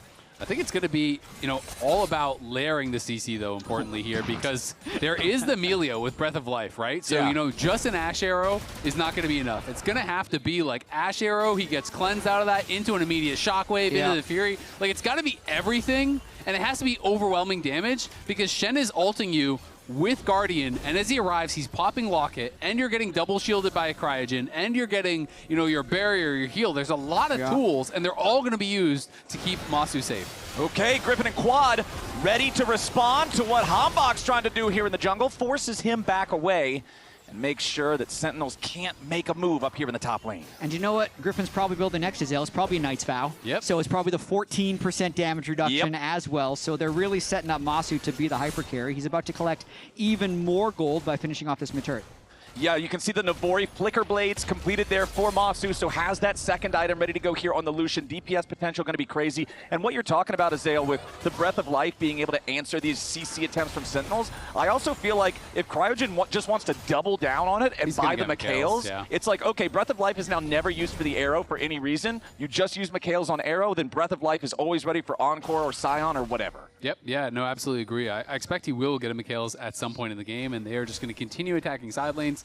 Lucian's at the Dragon, not going there. Time to look elsewhere and see if you can find a play here onto Quad. They will get a tower. Pretty aggressive by Quad trying to defend this 1v3. Yeah, he does step up. The turret is eventually going to fall. Petrifying Gaze. Quad's forced to flash back away. Really, and this is what we talk about with FlyQuest wanting to limit test. Quad was testing, can I keep the turret alive? Yeah. Test response, no. Fail and lose everything, actually. They use all summoners and his ultimate, so now he's so much more vulnerable on side lane when he could have just sat back, let them kill the turret, catch the wave, and been so much more invulnerable from ganks. Yeah, I don't love that from Quad. I really wonder what the comms were in that moment. Maybe he wanted to try to force us a Shen ult, and he's saying, like, I'll ghost on them, I'll flash in, you Shen ult me, but maybe Griffin wanted to actually just finish the Dragon instead. Because that one felt pretty weird to me, to actually just see him just, like, pop ghost and full send it.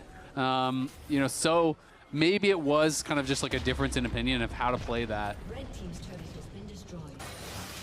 Turret destroyed down there in the bottom lane. Gak goes collecting on that one. Even though he has been bullied so far by Sentinels, both of their kills are onto the Jace. Still only 100 gold behind Impact on the Scion. Still hasn't really been halted in his farming efforts. Cryogen and Quad going towards the top side here, but Darkwings is well aware enough, thanks to the war, that he can step back in time. And he's also got the support Jace item. Black Cleaver. Here, they have less armor now, Masu. There you are, Lucian. I'm ready to help. I've done my part. What's the Cassio item that can help Lucian? We need everyone to pitch in into the Masu carry. Time to get a redemption, buddy. All right, redemption Cassio. That's how you know we're in dark times. Quad goes for the Petrifying Gaze. Doesn't really get a whole lot out of it. Defensive Shockwave for the Crozy Campfire, keeping Quad plenty of HP. Griffin versus Hambach off on the side. Darkwing still down below half. Herald summoned up right in range of the turret. No way to stop the charge on that one. Gets the slam, but the turret's still standing for now. Fire. Sentinels holding that turret for now. Quad, no flash or ghost, so couldn't go as aggressive as I'm sure he'd like. Meanwhile, bottom lane, back to the battle. As they do bring in the Shen. Stand United going to be used there to interrupt Impact's escape. So they get the flash out of the Scion in exchange for the Stand United cooldown. That's pretty nice. Going to be able to get that flash off him, which won't be up for a soul fight, but the Shen ult will be up for the soul fight. So that is kind of the important timing there. Is just about 3 minutes until that soul.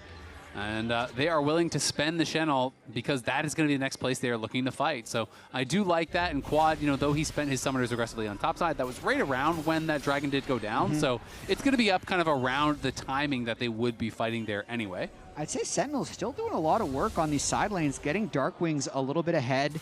Impact had a cheeky steal on the Scion there, so Sentinel's really going to have to make their last stand at this Ocean Soul, most likely.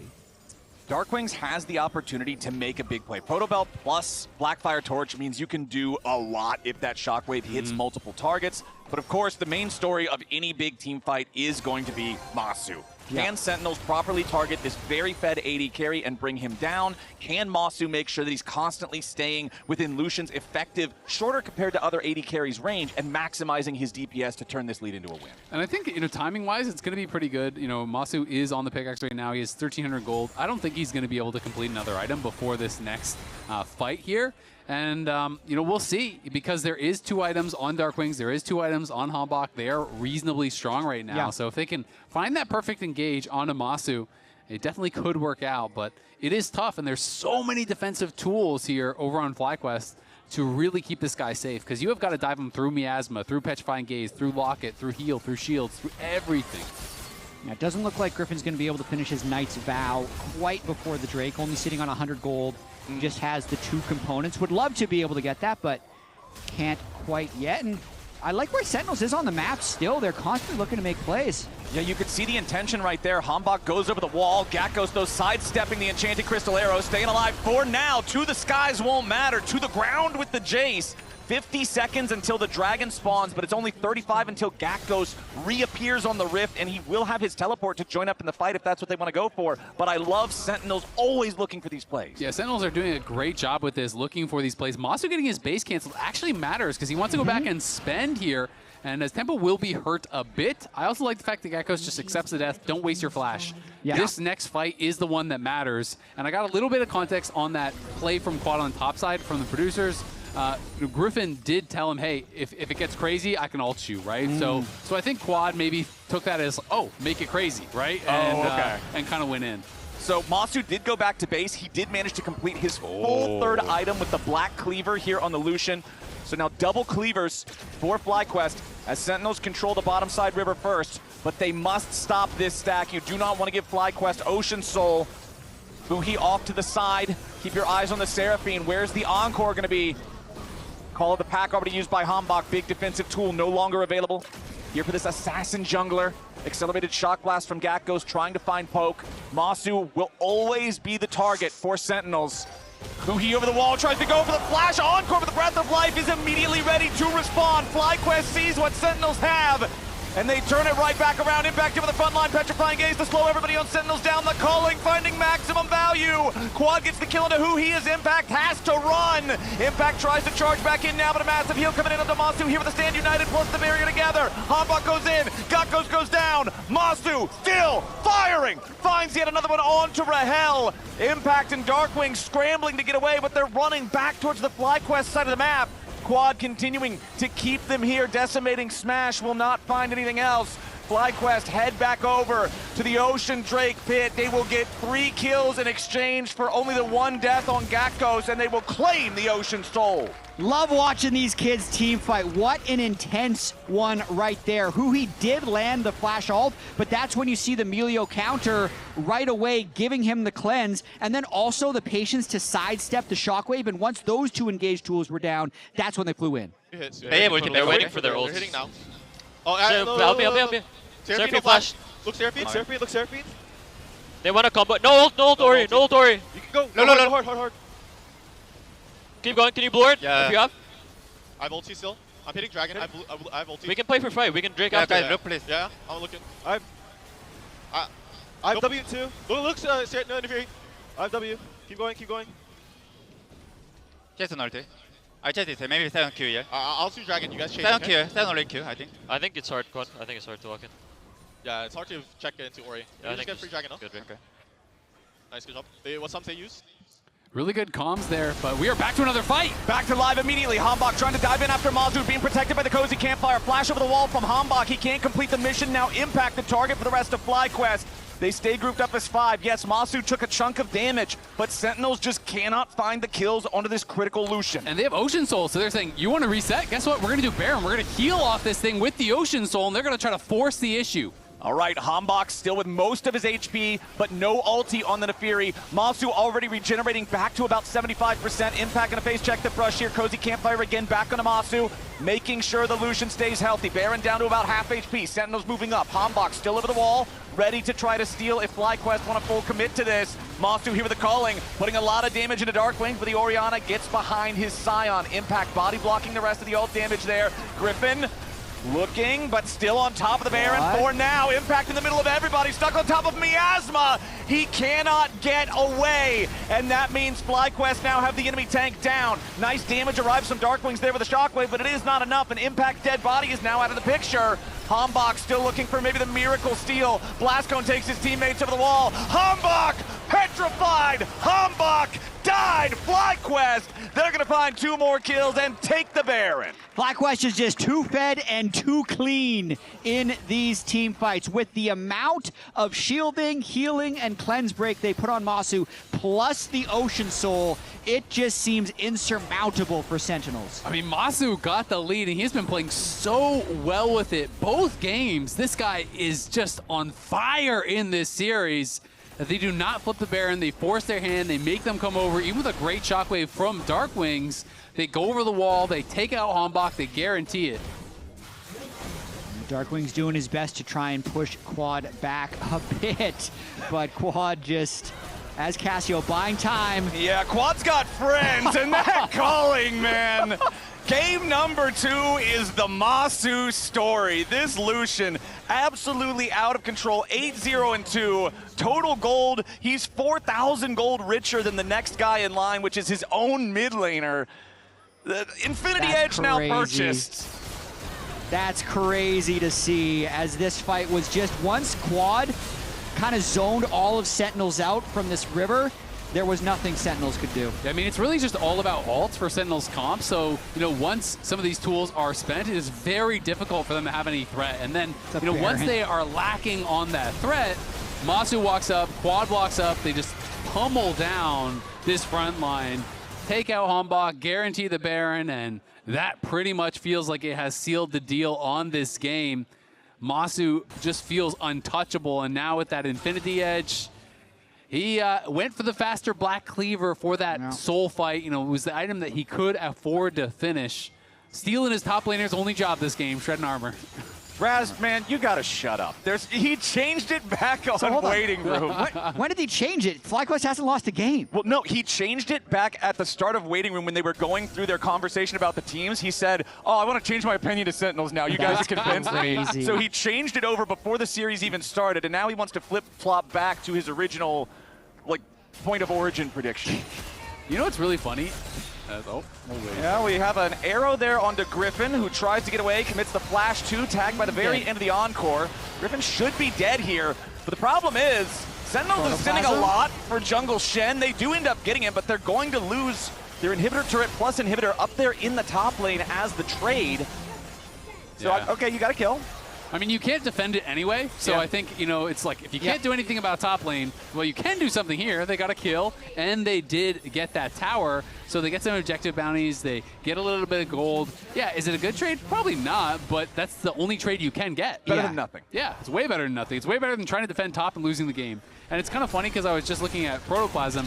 That's the first time it's actually proc this whole game. So he hadn't actually gotten low enough the entire game. It was his first item, by the way, for it to proc until that moment right there, 29 minutes in. He pops his head out of the jungle, instantly punished. Back to the jungle, Shen. Stop putting yourself into harm's way. Man, all right, look at Masu, 5,000 gold up on her health. This is exactly what FlyQuest would want when they make this team composition, right? Yeah. The jungle Shen. We actually could see the Lucian delivery system, I think, with his current lead. We don't need to see it, but I feel like we could see it. We saw the point-blank culling onto Orianna earlier. Here comes Impact, charging towards the bottom side river here with a Scion. They recognize that Gakkos was in the enemy jungle. They want to try to find some sort of an angle to punish, but Cryogen with a nice sidestep there. Sentinels still all grouped up. FlyQuest, they don't really care right now. Griffin separated from the rest of the team, but he's Shen. He's fine with that. Look at bot lane. No one's going to answer Gakkos. So he's saying, you guys can start it. I'll Take just your go time. push. Yeah, FlyQuest is actually trying to force Sentinels to start it. I really love this play now that Scion has already burned TP and all. So Sentinel's going to have to start it, then Gakkos will come down. Masu getting whatever little chip damage that he He's not coming down. Chunking Impact away, the culling flying out. Impact losing most of his HP, but does get healed now by his support. FlyQuest still looking for the fight as Gakkos is ready to commit here with a TP over the wall. Wow. There's the pick. Darkwings dies first in the fight, and that means lights out for Sentinels. Hanbok charges in onto Quad, gets met with a face full of poison. Rahel gunned down at the end of the game, gunned down at the start of the game. The bullets have found Rahel non-stop in game 2. It's an ace for FlyQuest. It's 5-0. Elder Dragon not required. They're gonna march it straight to the Nexus. Yeah, they've got this one wrapped up, and on that, Quad went for a 1v4 flank on the Cassio. The team pulls the pincer, wins the game. FlyQuest told the whole story through bottom lane. It was a 2v2 bot diff, and it's FlyQuest match point. What a great game overall. I mean, Quad 2-0-10, Cryogen 0-0-15, and Griffin 3-1-10. What a game there from FlyQuest. Raz, is it going to be a sweep? Is it another change?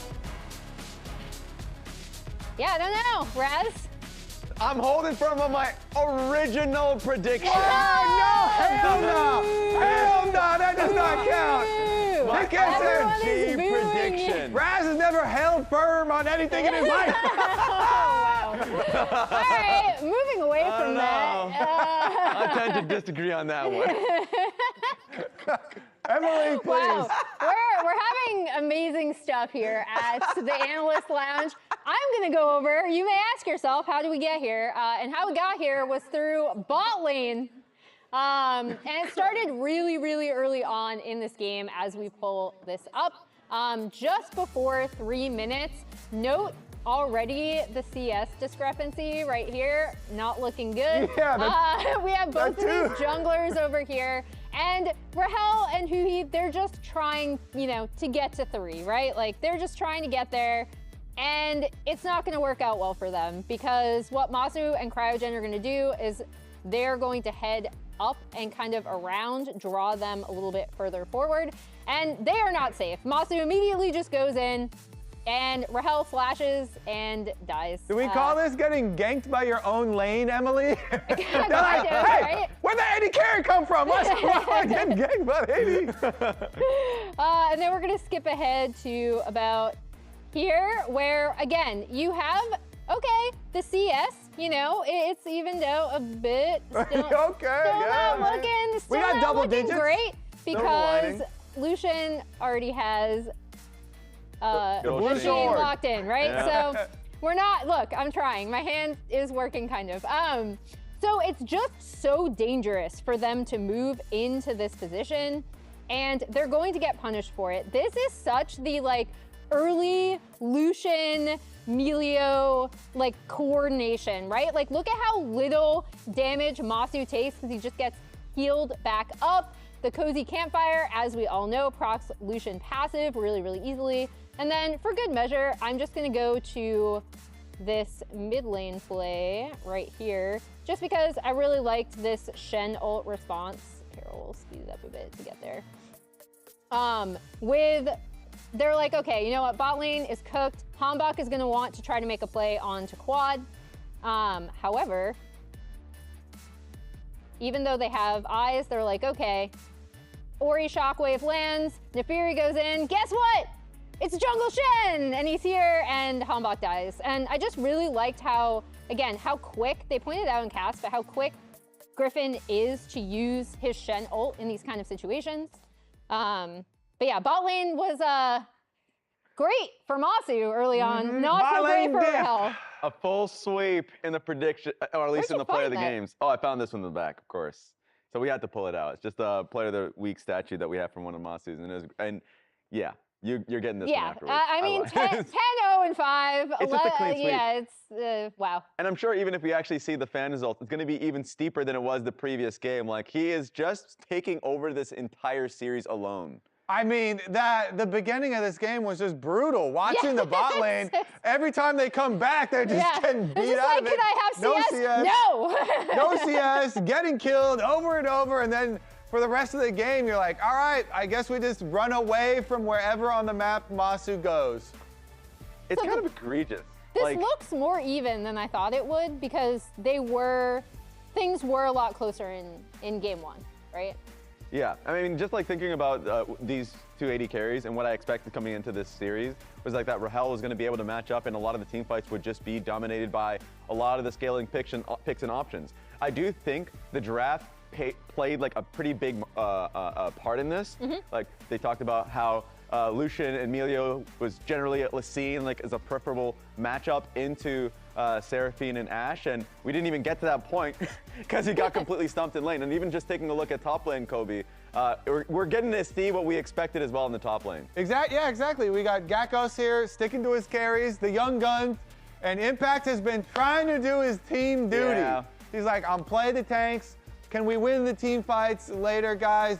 The answer is we don't even get to later because, Masu decides I'm just going to win this game super early. But also it's really interesting. Part of Gakkos getting to just keep on playing, carry top laners, I feel like it's really enabled by Griffin's love of tank junglers who build really cheap support items. Yeah. And he's been running through them. So I don't know if it's going to be a sweep. You better not miss the next game because it might be all over after that. Don't miss any of the LCS action. In fact, when you get your favorite foods delivered on Uber Eats for less gold. See you in game number 3, which comes up next.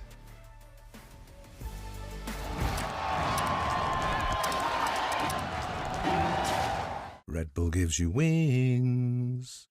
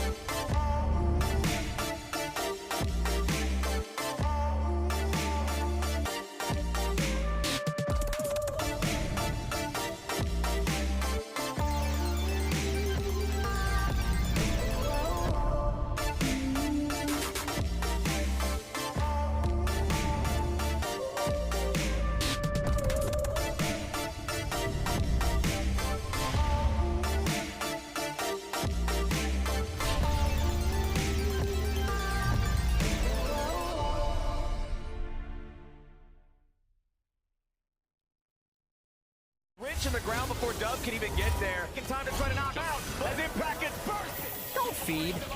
Knocks him down. Get fed. Scan the QR code for deals only on Uber Eats.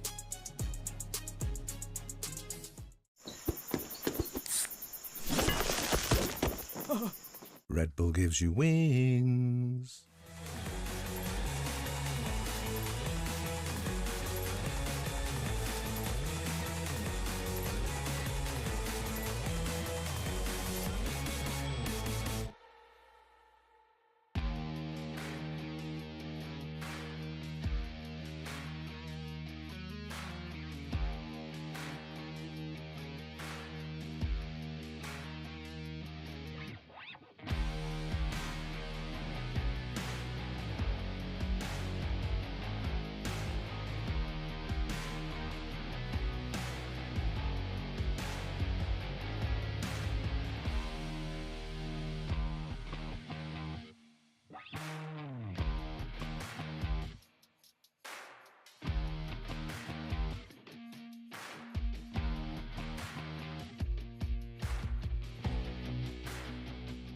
I'm TPing behind them, guys. Yeah. Okay. I'm ready for going. I TP. Yeah.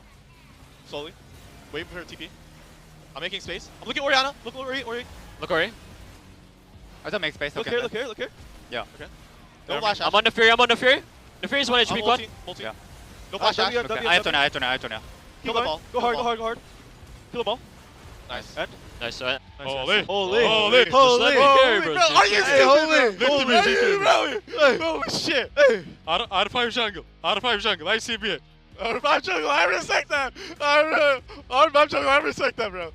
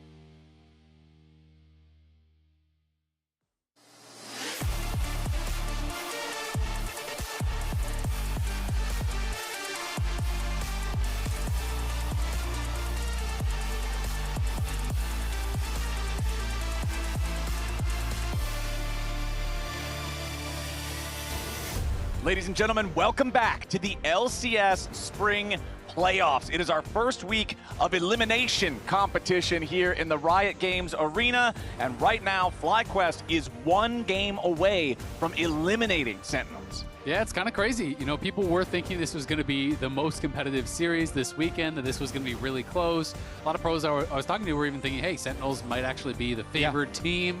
but it is not looking that way so far. Emily promised us that this was her match of the week. Yeah, Emily, so if this is what on? we get, I don't even want to see what's going to happen tomorrow. You never know. But actually, I'm really excited still for the rest of this series because Sentinels has had FlyQuest's number this year. They played them in 3 series, including LCS and online play. They've won all 3 of them, so they'd have a lot of confidence going into this series. Game 1 was very close, and then that game 2 does really boil down to that bot lane 2v2 going disastrously and then not being able to recover the rest of the game. I feel like a lot of the series has boiled down to how well Masu is playing. You know, both game 1 and game 2. Game 1, there was a lot of pressure on him to have a very successful game on the Ezreal. You know, always shifting away from those Nautilus hooks, pumping out damage in the late game. And game 2 was just a stomp from the word go here. He has been on fire. And honestly, he was on fire with 2 different, very different types of champions, with the Ezreal long-range poke versus the Lucian all-inning. And we heard it best from Golden Glue. Oh man, we're fighting. Oh, that's not good. At the beginning of last game, and I feel like that just carried all the way through game number 2, as there was never a sufficient answer for Masu and Cryogen. Griffin playing that Shen in the jungle to guarantee that they can never actually burst him down. So Sentinels got to come up with something new here in game number 3 if they want to keep their playoff dreams alive. But FlyQuest are continuing with what's been working so far. Caitlyn and Anivia remain banned. And the Caitlyn ban so important, making sure Masu is able to get lane priority. That's been the key in both games, the Ezreal Karma in game 1, as well as that Lucian Melio in game 2. Yeah, so they did drop the Varus ban, but FlyQuest is going to ban it. Jarvan is up, though, so it's going to be a first pick Jarvan, I think, for Sentinels for sure. So that was kind of their strategy, is they're like, all right, we're just going to drop some of these other bans. They're triple banning jungle. You know, it usually is Griffin who's playing Abessa. Mundo, he likes to get later on in the series. And Nocturne has maintained its place on the ban list here. So curious to see where FlyQuest wants to go with their early picks. You know, are they just going to look for something for bot lane? Lulu could just be like a Lulu Yunara type angle, but of course, you know, you can go a couple different ways, and we actually are getting this Shyvana. Very cool. Yeah, remember, this was the first ban of the second half from Sentinels in the previous game, so they were respecting that Griffin would potentially pull this out, and here in game number 3, that's what we'll get. And he did last weekend, and you know, won with it. Or not last weekend, maybe it was a couple. Yeah, last weekend okay. against Yeah. Yeah, so he has brought it out, and he did win with it. I didn't feel like that game was that much about him, but he did get a very big farm lead, and when you get ahead on this champion, you can power farm just like the pre-rework version as well. Impact going to be blind picking here, and his first time kind of off of just the traditional tanks so far this series.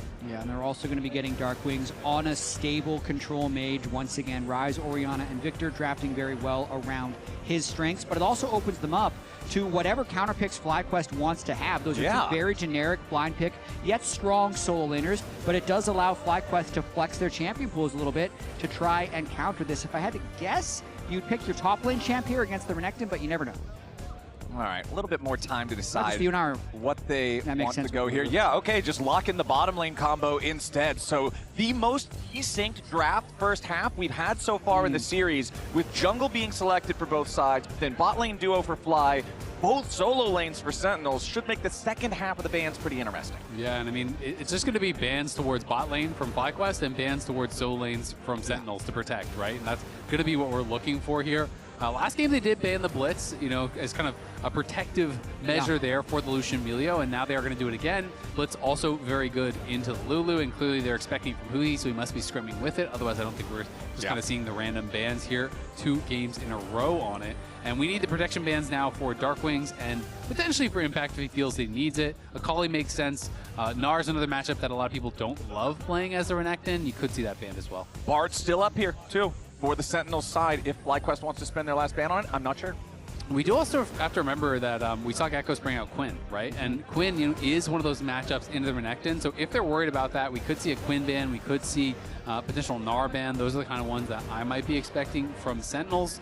Or maybe they just don't care whatsoever. Yeah, they're just going support bans. Don't care about the Bard. Feel like they have the lane prio locked up with just the Lulu Yunara, with the 280 carry bans, with these supports and ADs that are already out of the pool. I mean, it's really interesting because we were talking about this earlier, and I thought that Sentinels would have had higher prio on the Bard, but I think what we are seeing is the fact that they're looking at Bard as a pairing with Caitlyn, not as a strong individual champion. And so with the Caitlyn ban, it feels like that is kind of like a 2-for-1 combo there. And instead we are going to get the Silas ban. So banning out a couple of these melee champs, that quad might be wanting to play into Darkwing. So there is the ability to go things like Quinn or Gnar. You know, I don't know that we'll see the Quinn, but we did see it once from Gakko, so this is kind of the matchup that you would take it in. The thing that I would be worried about with a Quinn, although FlyQuest proved that they could do this in game 1, is you do feel like you are lacking on engage if your top laner is now Quinn. Sure, Shyvana does have the fear on her ulti now with the rework version of her, but it's still not the most intense thing, as Aurora will get locked in here for FlyQuest. Maybe it's Shyvana top. I think it's Aurora top for sure in the Renekton. I love that. It's just a lane pick. I don't love the scaling for it. Yeah, I mean, it's not as much of a scaling pick, but it is more of like a team fighter, unlike Quinn. You know, kind of some of the concerns you were talking about with Flowers is that Quinn can be kind of difficult to play around. I think Aurora is a lane bully early on into the Renekton, and then can just show up in 5v5, and they're going to be looking to do that. So they are going for the Bard at the end of the day here, Bard MF. So not that traditional like Nautilus MF or Rel MF, but you can still throw down the Bard ult, then flag and drag Cataclysm, you know, Gravity Field, all these tools with the bullet time over top. Exactly. Big AoE lockdowns are what Misfortune loves to be played with.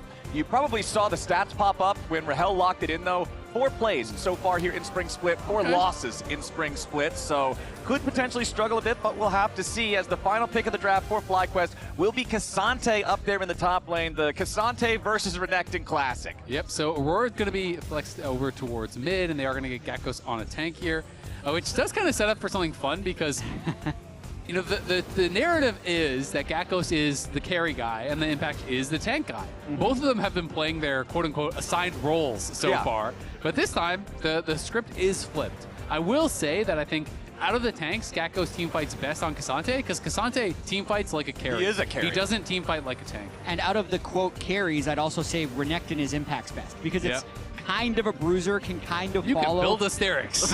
And it follows a lot of the same team fight rules that a tank would as well when you're trying to always be within engage range of your AD carries. So when I talked to Impact about this in the pregame interview, though, he said that Gakkos' tank laning is really good. Yep. It's just his team fighting where he makes the mistakes. Yep, absolutely agree on that one. And the last Renekton game that Impact had was against Dignitas, I remember, and he had a really good TP flank that kind of, you know, did turn around a game from a position that looked very, very difficult. So he definitely can make it happen here, but Sentinels are going to have to win 3 straight if they do not want their season to end now. FlyQuest on the verge of sending them home early.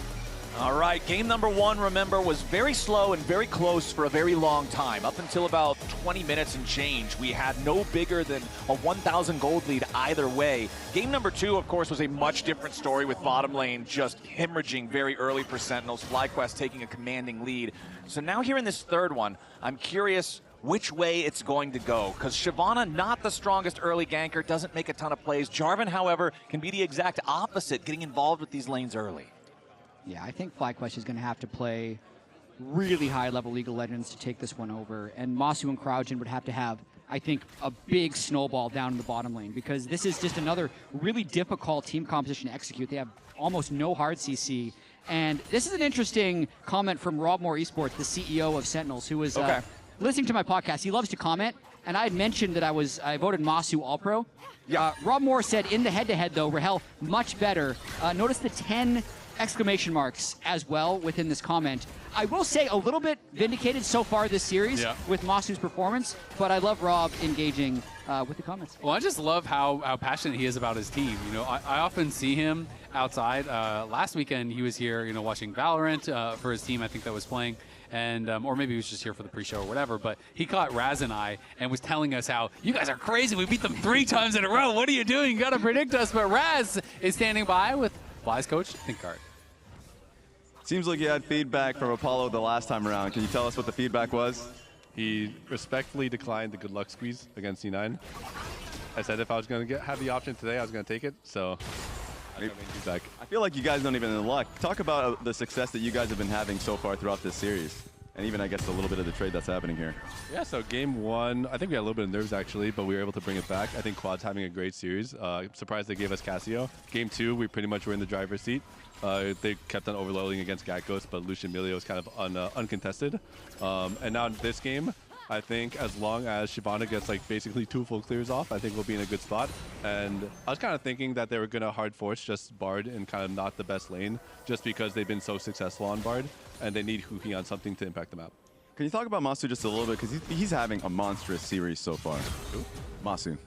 Oh yeah, I mean, we've always known he's one of the best ADCs in the league, if not the best ADC in the league. They gave us Lucian. They played Ashe Seraphine into it, which is a pretty decent response, but clearly we're a little bit more polished in that 2v2 than they are, because they should have the advantage level 1, but they made a little bit of a mistake, and then the game kind of snowballed from there. So, I mean, Masu is just a great player. We all know that. And before we send it back to the casters, the word that you sent to your team just to close this one out, close this series out? Just keep talking about what the enemy team can do. As long as we know what Sentinel's plays can go for, we're just the better team. If we're not surprised by something, I think we're going to win. All right, Street. Sounds good to me. Send this one straight back to the casters. I love that confidence in the closing quote. The only way they win is if we get caught off guard. And the communication so far has been solid. Like I was talking about in the last game, everybody making sure that you're protecting Masu and keeping that Lucian going. It felt like he was never under that true lethal threat. Yeah, and I think it is, really apt. It's such an important part of League of Legends.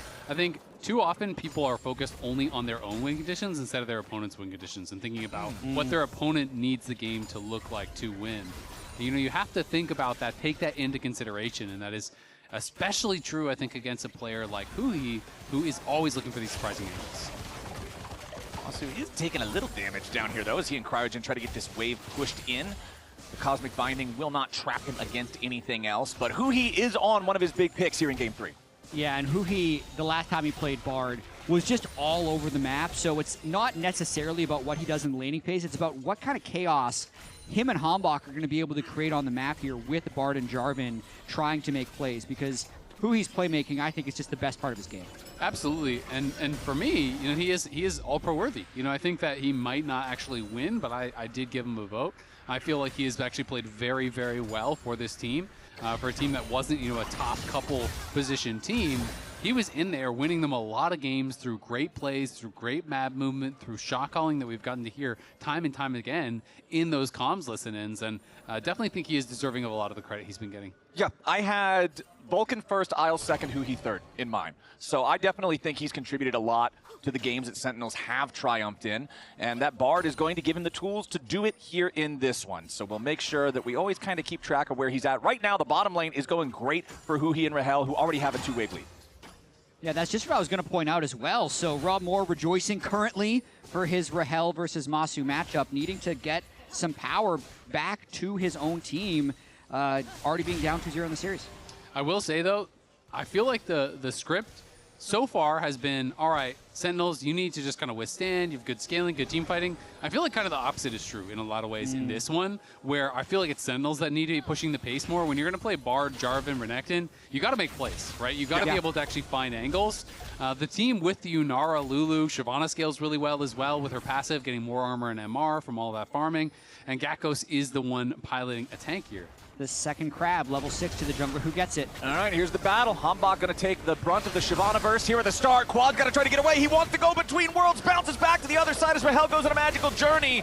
Battle lines being restored here as FlyQuest try to get away. Sentinels, they drive him back for now.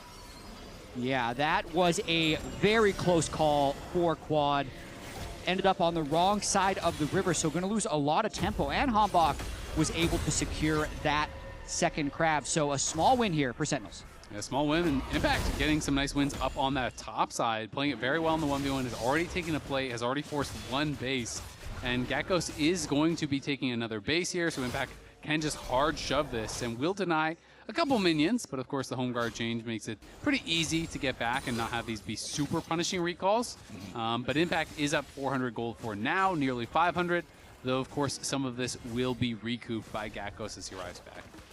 Okay, Dragon finally going to be secured by Hambach there as Rahel steps up just to make sure of it. So a nice early game here for Sentinels, just about 7 minutes on the clock. They've got Dragon #1. They've got a 1,000 gold lead. They've actually got individual leads everywhere, with the biggest of those, of course, being in the top lane like we're talking about here for Impact's Renekton.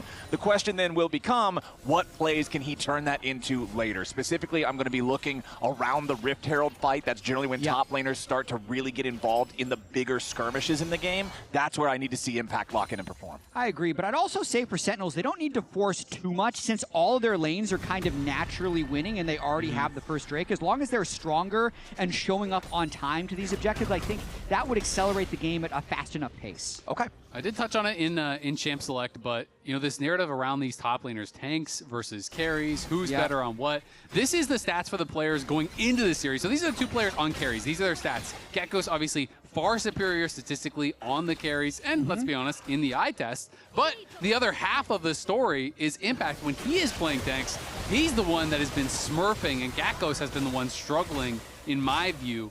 And this game, it is them playing, you know, the champion that they're kind of less associated with. Until Cassante presses R, then things will get a little bit different. So that's what we've got to remember heading towards the bigger fights later on in the game, as FlyQuest are crashing a large wave into the tier 1 turret here bottom side. Masu just going to walk out of the bullet time, has to use the ulti together with a Kanmei's step to escape that tempered fate, keep his flash intact, because Hambach was on the flank. Hambach is thinking of continuing this play and at least pushing Masu back to base after clearing the wards. So it's going to be a nice amount of gold lost for Masu there. So he continues to be an annoyance. That was actually so close. Hui came out of the brush right as that recall finished from Masu. If he got interrupted there, might have lost his flash, might have even lost his life. But at the end of the day, he does just go back to base, doesn't spend any summoners, but it is going to make it more difficult for Hui as that portal fails. The Kanmei step with the ultimate is going to be able to actually dodge out, as we saw there, but also Quad is pretty mobile as well, right? So these are not slow carries. It's not like you're trying to ult an Ashe and a Victor. You're trying to catch an Aurora and a Yunara, who are going to be more difficult to actually lock down with that Bard ultimate. 2.5 minutes till our next Drake. Still a long way away from the Rift Herald spawning, since Void Grubs were already claimed by Griffin. So not really anything to fight over right now. Feels like we'll probably have a pretty calm lane state overall. Everything just kind of going according to plan, as Impact maintains that gold lead that he's had up there in the top lane here so far, and everything else very close. Yeah, and Griffin just farming up until the time he gets the Trinity Force, trying to make sure he's just keeping his camps up, has done a few nice counter jungles of the Raptors, was able to keep farming even when his own bot side got invaded. And at least no one on FlyQuest has been dove by Hambach's Jarvan yet. So in a sense, both these teams are kind of comfortable in the state of the game because there's the lead that Sentinel should have, but FlyQuest also want this game to go long. Yeah, ult for ult here in mid between worlds, traded for that Arcane Storm, as both get chunked down to only a few hundred HP, decide to take the recall with the waves eliminated. You know, Darkwing's, I gotta say, has quietly been having a good series. You know, in the Orianna game, he was kind of one of the only threats. When you think about the Rise game, he had built up a pretty sizable gold lead despite the TF passive. They have not been winning, but I do think Darkwings has actually been playing really, really solid. And I feel like that is one of the hallmarks of him as a player. Hui coming in for the Tempered Fate yet again. Just like the first time, it's the transcended Kanmei's step from Masu, keeping his distance while also keeping his flash. So the bottom lane from FlyQuest stays safe, but Sentinels keeps the pressure on. He's Masu, great reaction time this series. He's really locked in. Game 1, the perfect shifts on all the Nautilus hooks. Game 2, 10-0 on Lucian, and now Game 3. Even though the laning phase is much more difficult, he's been very good at dodging these ganks without having to burn flash.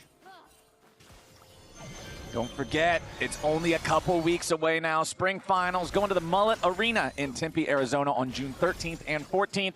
Since they were the upper bracket competitors who managed to win their first series, Cloud9 and Lion are already locked to appear and compete there. But there's still one more spot up for grabs. That's what everybody in the lower bracket is trying to fight their way to. Yeah, 4 teams fighting for that one bracket. So obviously we have FlyQuest versus Sentinels, then we're going to have Shopify and TL. Only one of the 4 will be able to actually get to the finals and keep their hopes of an MSI berth and an LCS championship alive. So it's going to be pretty exciting. Yeah, it's always so crazy. As much as you're liking having a lower bracket, they're not instantly eliminated. It just makes it so hard. Like, so stressful. C9 Lion win one series, they're there, and now you're thinking, okay, we lost the series. 1 of 4. So it's one of these two teams, Team Liquid or Shopify, are the only teams that can make it out. Yeah, basically, at the end of the day, if you drop to the lower bracket and you're in the first round, you have to win 2 back-to-back series. You have no extra lives. If you win 2 in a row, you are going to be at least in that lower bracket finals, so you are going to be able to have a chance to go. Okay, Sentinels trying to make sure that FlyQuest doesn't push into their jungle here and control more than they already do. It is FlyQuest possession over the river as the second Drake of the game has spawned. Dominus from Impact committed as Gakghost tries to clear enough space without using the all-out in return. Looks like he should be able to get back to the safety of the turret just like that. So if we do get these top laners teleporting down here for the dragon fight, Masu could be in a little bit of danger before that even happens. Hambok still in the Drake. Rahel under pressure as Griffin makes his way into the fight now in dragon form. Rahel still trying to escape for the first blood. Goes back over to Quad. Sentinels, right when they needed to clutch up, they fall down. FlyQuest punish as they try to get Masu yet again. Yeah, they try to go for Masu, but every time he just pops ult, hits the untouchable shadow, dashes away there, and is able to survive. And this time it's Quad on the roam. Darkwings was still pushing mid, so they go for this play down a man, and FlyQuest punish them. Very reminiscent of that earlier play back in game 1 where they had the extra man defending the Raptors invade that Sentinels was going for. They go for an aggressive play and they get punished big time. And the idea was definitely to kill Masu. They landed the Bard ult on him, but couldn't get the follow-up CC, who he can't connect the Barson into the wall, and they can't lock him in the bullet time. And then the MF doesn't have the mobility that the Yunara does. Griffin forces his flash, Quad comes in over the top and deletes him. Yeah, I mean, that was just unwinnable so fast because as soon as Quad shows up, Rahel had already flashed. He just gets one shot. And you can see Basil very happy about the way this series is going as one of the FlyQuest co-streamers. Oh yeah, this one is feeling a lot more comfortable for FlyQuest now. Not like it was uncomfortable before, but we hadn't really had any big moves just yet. It was still kicking your feet up. It was still 0-0. You You're just like, okay, first fight of the game, first actual test, and we passed with flying colors. So no worry about a Drake stack anymore. Griffin has completed his Trinity Force at this point. Things are sailing smooth on the Fly side. Yeah, I mean, no kidding, because you know when you look at bot lane, Masu's 3 CS away from popping his cull. Yeah, he took some damage in these trades early. He was getting bullied a little bit. He's about to pop his cull, and he's going to be like 800 plus gold ahead of where the MF is as the better scaling champion with the Lulu behind him. And Masu, undefeated on the Yunara, nearly a 10 KDA. This guy can team fight like an absolute beast, and there it is, nearly 1,000 gold ahead of Rahel. And has always had extra support on his team to help him this entire series. Has the Arden sensor from the Lulu as well. To go beast mode in future fights, Cull has been popped as well, so there's that big gold lead coming online. Still 0-0 for Huhi's Bard that we were talking about earlier. You can see him in the enemy jungle. Hambok also around here. Lots of wards being placed down by Sentinels to track FlyQuest. Try to use this Bard-Jarvan combo to find a pick somewhere, stabilize things a little bit. I mean, their vision on the bot side is great. Quad is fighting here. There could be an angle for a dive now. He has no ult. Yeah, Hambok immediately just jumps in for the Cataclysm. Quad, nice use of the Proto Belt to stay away from the Tempered Fate, but they just send more men. Sentinels finally get themselves a kill. Just as you talk about it, Huhi gets on the board. Perfect Bard ultimate to turn the turret off. Here's Masu, though. Yeah, Masu just immediately decides to jump in there with a Kanmei step into the Arc of Ruin. One more hit is what he needs. Masu, Wild Growth! And the final auto attack finds its mark. Wow. The turret heats up, but the heat's not enough. Masu survives thanks to Cryogen, and FlyQuest trade 1-for-1 across the map. And you know what's so impressive about this is that Masu just holds his flash the whole time and his barrier.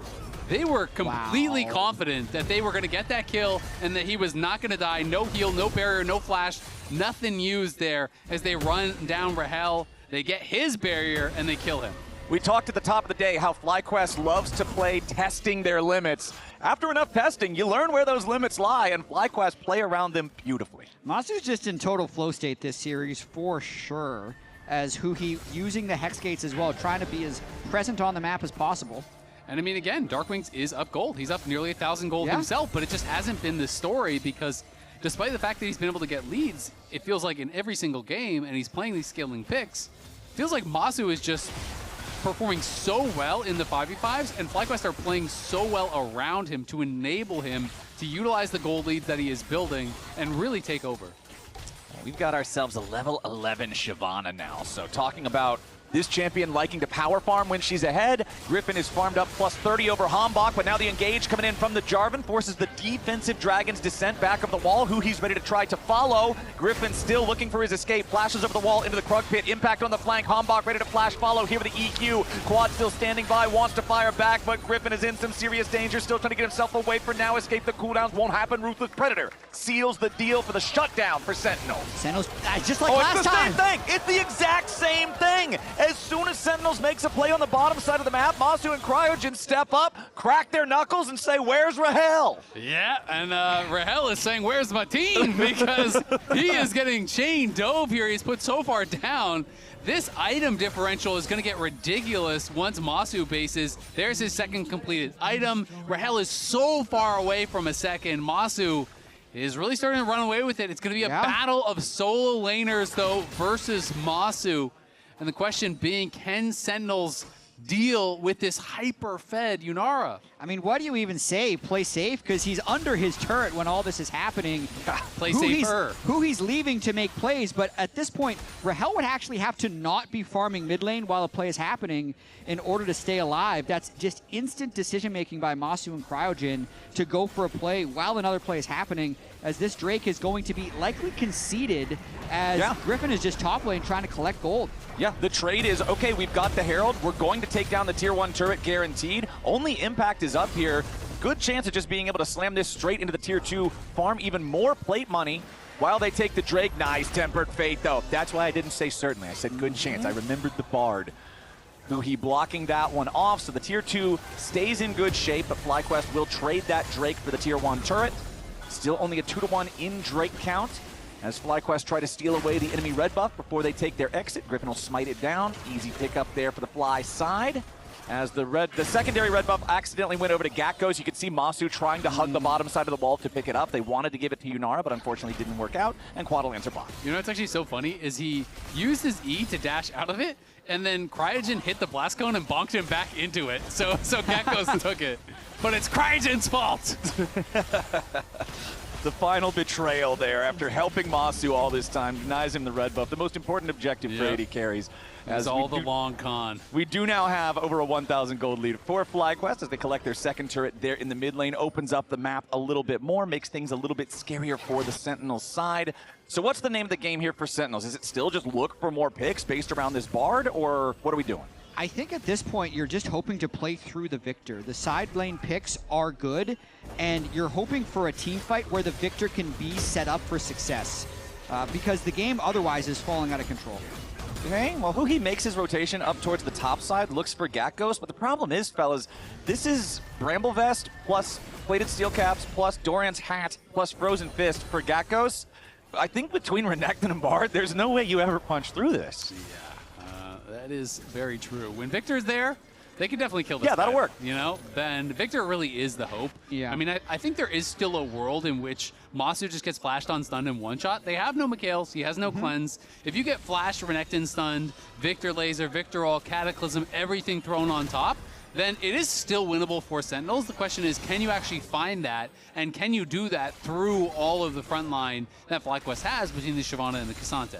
Yeah, look how far back Masu has to play in that mid lane, though. Rahel has to play in this mid lane on MF. Absolutely no pressure. A second ago, they had him top lane for that play, and the Victor was catching mid just because Rahel can't really catch mid well in this game, and that just makes it so much more difficult for Sentinels to make plays. Yeah, I mean, if his team shows elsewhere on the map, he basically has to ult the wave and run, right? Like, you don't actually get to take the wave in a normal way. They're looking for Dark Wings. Yeah, Dark Wings gets caught out by Gakgos, going all out here as Griffin's waiting over the wall in case Dark Wings tries to escape.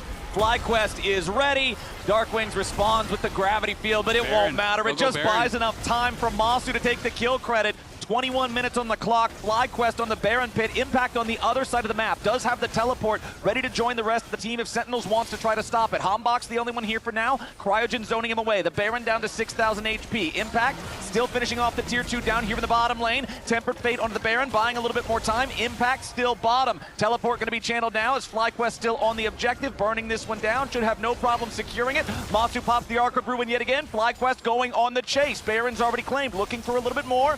Gakgos wants to cut off the escape route back towards the Sentinels base. Immediately has it with the Pathfinder. Follow-up knockup is there as who he is low, but now they're turning back around. Masu's down to 100 HP, but he does stay alive. Fires another Arc of Judgment back into the fight as Hombok falls. Griffin getting away for now. Impact wants to kill him. Meanwhile, Quad picks up Rahel on the right side of the fight. Griffin finally dropped. Who he's still barely hanging on. Impact trying to raid boss this, but FlyQuest already cleared the encounters they needed to. Impact hit by the third in Topo strike yet again. Gakko's still not that afraid, but now the Darkwings has joined back into the fight. FlyQuest have to continue their retreat. Impact trying to bait them a little bit further, but FlyQuest continues falling away from this. They are going to take this sequence. FlyQuest just keeps getting better and better after getting that pick so decisive on the way they contested Baron. Never a risk of Hombok stealing, and then still a nice chase at the end to try and force a fight. Yeah, I mean, it was really well done, because not only did they get the kill on Darkwings, when he uses his TP to try to escape and fails, you know, even when he respawns, he can't join the fight. Yeah. So you're going to force hard in this situation. Masu just gets way too confident, though, following through the Bard portal here. Goes in after Huhi, in comes Impact, and this is what I'm talking about. There is no cleanse, stun. There is no Mikhails. Knock up. You can almost get 100-0. If Victor is there, you are absolutely dead to rights. That was almost best case scenario for Sentinels. Fully CC locking Masu before he could flash away, but they still didn't get the bounty. So that's a bit of a backbreaker for Sentinels. They kind of want to fight straight away again, though, knowing Masu, even though he has Infinity Edge, has no summoner spells. So trying to stack up the Drakes and actually reach their own soul point would be Sentinel's chance of winning this game. They've got control over that bot side river for now. Impact back down in the bottom lane. No TP available for either one of the top laners right now. Neither one of the mid laners to add on to that. So everybody's got to be in the right position here at the very start. FlyQuest thinking about the approach. Quad, the only one on the team not grouped up with everyone else. They want to play with Victor here. The Aurora Pincer attack could be what FlyQuest is looking for. The Dragon down to about half HP. Quad still on the approach, trying to go the long, long way around. Tempered Fate flies out, but Griffin flies in, steals away the Drake. Now Impact going to be focused on the front side of the fight, while Quad immediately finds the backline. Impact over the killing spree, takes down Griffin. FlyQuest don't have the damage to kill anybody, but everyone on Sentinels is low. It's Griffin trading his life for a Dragon steal. And that was really well timed there, because he uses the Unstoppable from the ultimate activation to immune the Bard ult there, flies in, is able to steal it away. But you can see it's not that easy to take these team fights here. Darkwing's doing a good job actually zoning them away. And then they try to go for the Bard ult to finish it, but look at the timing here from Griffin. Really well done. Beautifully done. As you see right there, goes Unstoppable, so the Bard ult will not hit him. And then gets the Flea. Obviously doesn't stop Smite, so just presses it faster at 1200. And a nice flank on the backside here from Quad. Nearly one-shotting Rahel, but that channel does go through, and then everyone can kind of take the Bard portal or dash to safety. Meanwhile, back live, it's Quad under pressure. Hombok going for the Cataclysm. He's got the firepower from Darkwings right behind him, and that Sentinels finding themselves a pick. Nicely done there by Sentinels, just constantly staying active. Despite the difficult situations in this game, they're always looking for picks, whether they're behind or not. They will keep fighting. And Darkwing still maintaining that gold lead. Impact has built up a pretty big one as well. Does go for the Shojin as his second item, so is going to be missing that big Steric shield in the team fight, but is higher damage. So he's kind of saying, hey, if I get on Masu, I might actually be able to one-shot him. And Cryogen still did not go for Mikhail's second. He did go for that Shirelia's, so there is still no way to cleanse CC. And FlyQuest may be down, Sentinels may be down in the game, they may be down in the series, but you know they're going to continue to look for plays. We did pull this up in game 2.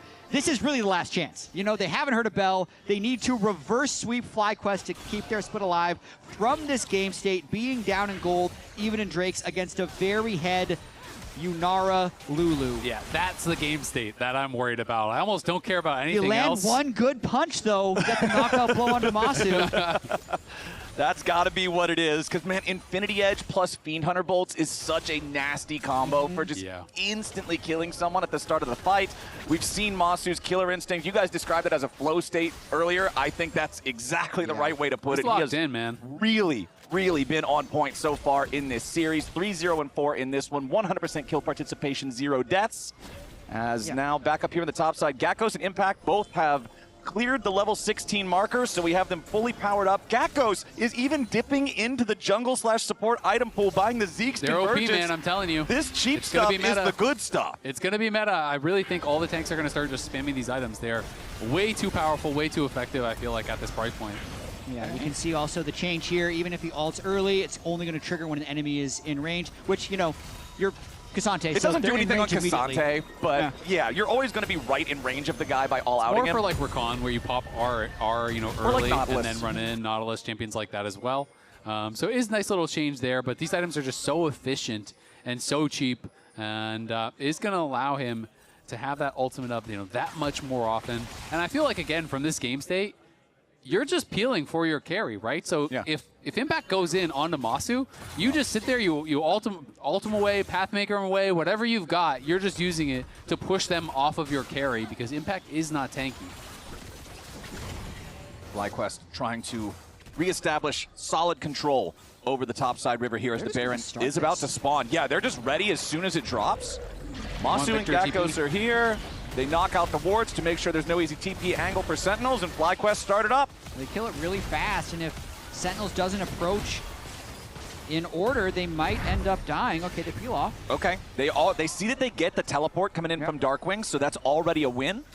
Yeah, I think that's all they were really looking for, you know, in a state like that with all the summoners available on the other side. They see Darkwing's pushing bot. They don't actually want to send someone down to answer it, so they just say, you know what? We're going to start Baron. You have to TP. As soon as he TPs, they pull off, and now they can reset and send someone bot, and there will not be Darkwings available to answer it, or they'll just go right back to the Baron. So it's just really good macro play here from FlyQuest, who can just rinse and repeat, set up the same type of play here once again. Well, speaking of setting up the same play, the next dragon spawning here in 30 seconds as well. Remember, this will not be sold for either team since Sentinels did have that dragon stolen away from them last time, but they were first to the dragon, and it looks like FlyQuest is going to keep their eyes more so on the Baron pit, as Griffin will see the big Baron Enchanted Scuttler appear, clear that one out, establish extra vision control as Sentinels once more head to the bottom side river. I feel like Sentinel's position is actually pretty good for the Drake, even if they risk giving up the Baron. It might even be a trade they're willing to take. Just get Soul Point and give up the Baron. They're really committed to taking this Drake, so they're at the very least going to get themselves Soul Point. Soul Point for Sentinels getting locked in roundabout now. He might fire a Tempered Fate up to the Baron pit if they think they can do anything with it, but nobody else is anywhere nearby, so wouldn't really do anything but buy you an extra second. So Soul Point for Sentinels, but Baron for FlyQuest. We'll see how much value they can get out of their power play. I really don't hate that play from Sentinels. There's been a little bit of discussion about how weak Baron is this season, with it only giving half as much gold as it did last year, and if you're not actually making use of the Baron buff, trading it for the Drake, like, if this Baron doesn't do anything, it's definitely an advantage to be on Soul Point. Yeah, and the question is just, can you actually clear out all these waves? Obviously, Victor going to be very good at actually clearing that out.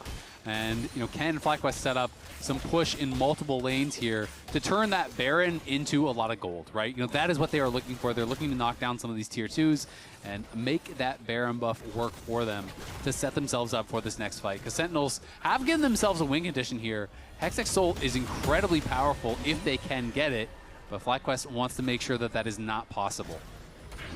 All right, wave crashing into the tier 2 down here in bottom lane. Hambach off to the side. We'll look for the Cataclysm if they can get a good opportunity, but for now, Sentinel's just going to push FlyQuest back. Look at all these TP wards that are available here, too. You know, Renekton is not with them. TP ward, TP ward, TP ward all around. Okay, teleport coming in now. Gakko's the only one getting caught, though. There's your Tempered Fate. Might lead to something more. Masu going to be the target. Gets himself back over the wall. Hambach ready to follow. Gakko's knocked out first. Hambach tries to get away, but a nice bullet time buys a little bit of time. Cryogen for the kill onto Hambach as Quad has to escape off to the left. Sentinels have made a 1-for-1 trade so far, but they want to get the advantage. Darkwings cuts him down, gets the kill back into Quad as Impact zones everybody else away on the FlyQuest side. He's not done. Goes on a magical journey straight to hell. Not exactly where you wanted that one to go, so the dust settles, and we get a 2-for-2 trade. He saw a much better idea than what happened there. But the original look was good for Sentinels, being able to burst down Gakkos' Cassante so fast, and then also getting both summoner spells out of the Yunara once again. So Masu, a big target that Sentinels is doing a pretty good job of not having big impact in the fights. Yeah, they're doing a really, really good job here. So they're focusing down Gakkos. They do hold him there in place. This flash forward from Huhi gets the stun on Masu, then hits the ult on him, allows everyone to close the gap. So when he goes back for that dash out, Hambach still has the EQ, then Impact flashes in, throws down his stun. Did the stun not connect on Masu there? I didn't actually. I think he hit Gatkos. That's what I think too. I think he was actually trying to click on Masu, and if he does, I think Masu dies. Because that would have been the stun. But the flash misclick there from Impact, really punishing, and then as Huhi comes in, Huhi goes out. Griffin had ult, you know? In the end there. He did. Not much you can do. It's a tough Unlucky. misclick, though, for sure, because I feel like they would have had Masu there, and it's hard to know how much more you get off after that if you kill Masu. But Huhi basically set that up as well as he possibly could with the flash stun into the Tempered Fate. You know, they get the Cataclysm, dash out into that Flag and Drag knockup, and then Impact flashed in, and I just have to think it was a misclick because I didn't see that stun coming down. Yeah, he definitely flash stunned. Flash stun the Gatkos. K'Sante I mean, maybe he wanted to flash stun the K'Sante to finish him, but I just don't feel like it makes sense in that. When you're sending everything on Masu, it's got to be on him. So whether it was a misclick or just a decision, I think it was one he'll want back. Yeah, because Impact is one of the strongest players in the game, actually. 13.7 thousand gold on this Renekton. He packs a big punch for himself. Level 19 as well on this Renekton. He needs to be one of the forces in these team fights. But those were also, like, we got to see, you know, why people are scared of Huhi Bard. That setup, yes, the end of the play was funny, but he is undefeated on this pick and has been very good at finding these plays. You know, that flash stun into the Tempered Fate gave them an opportunity to kill Masu.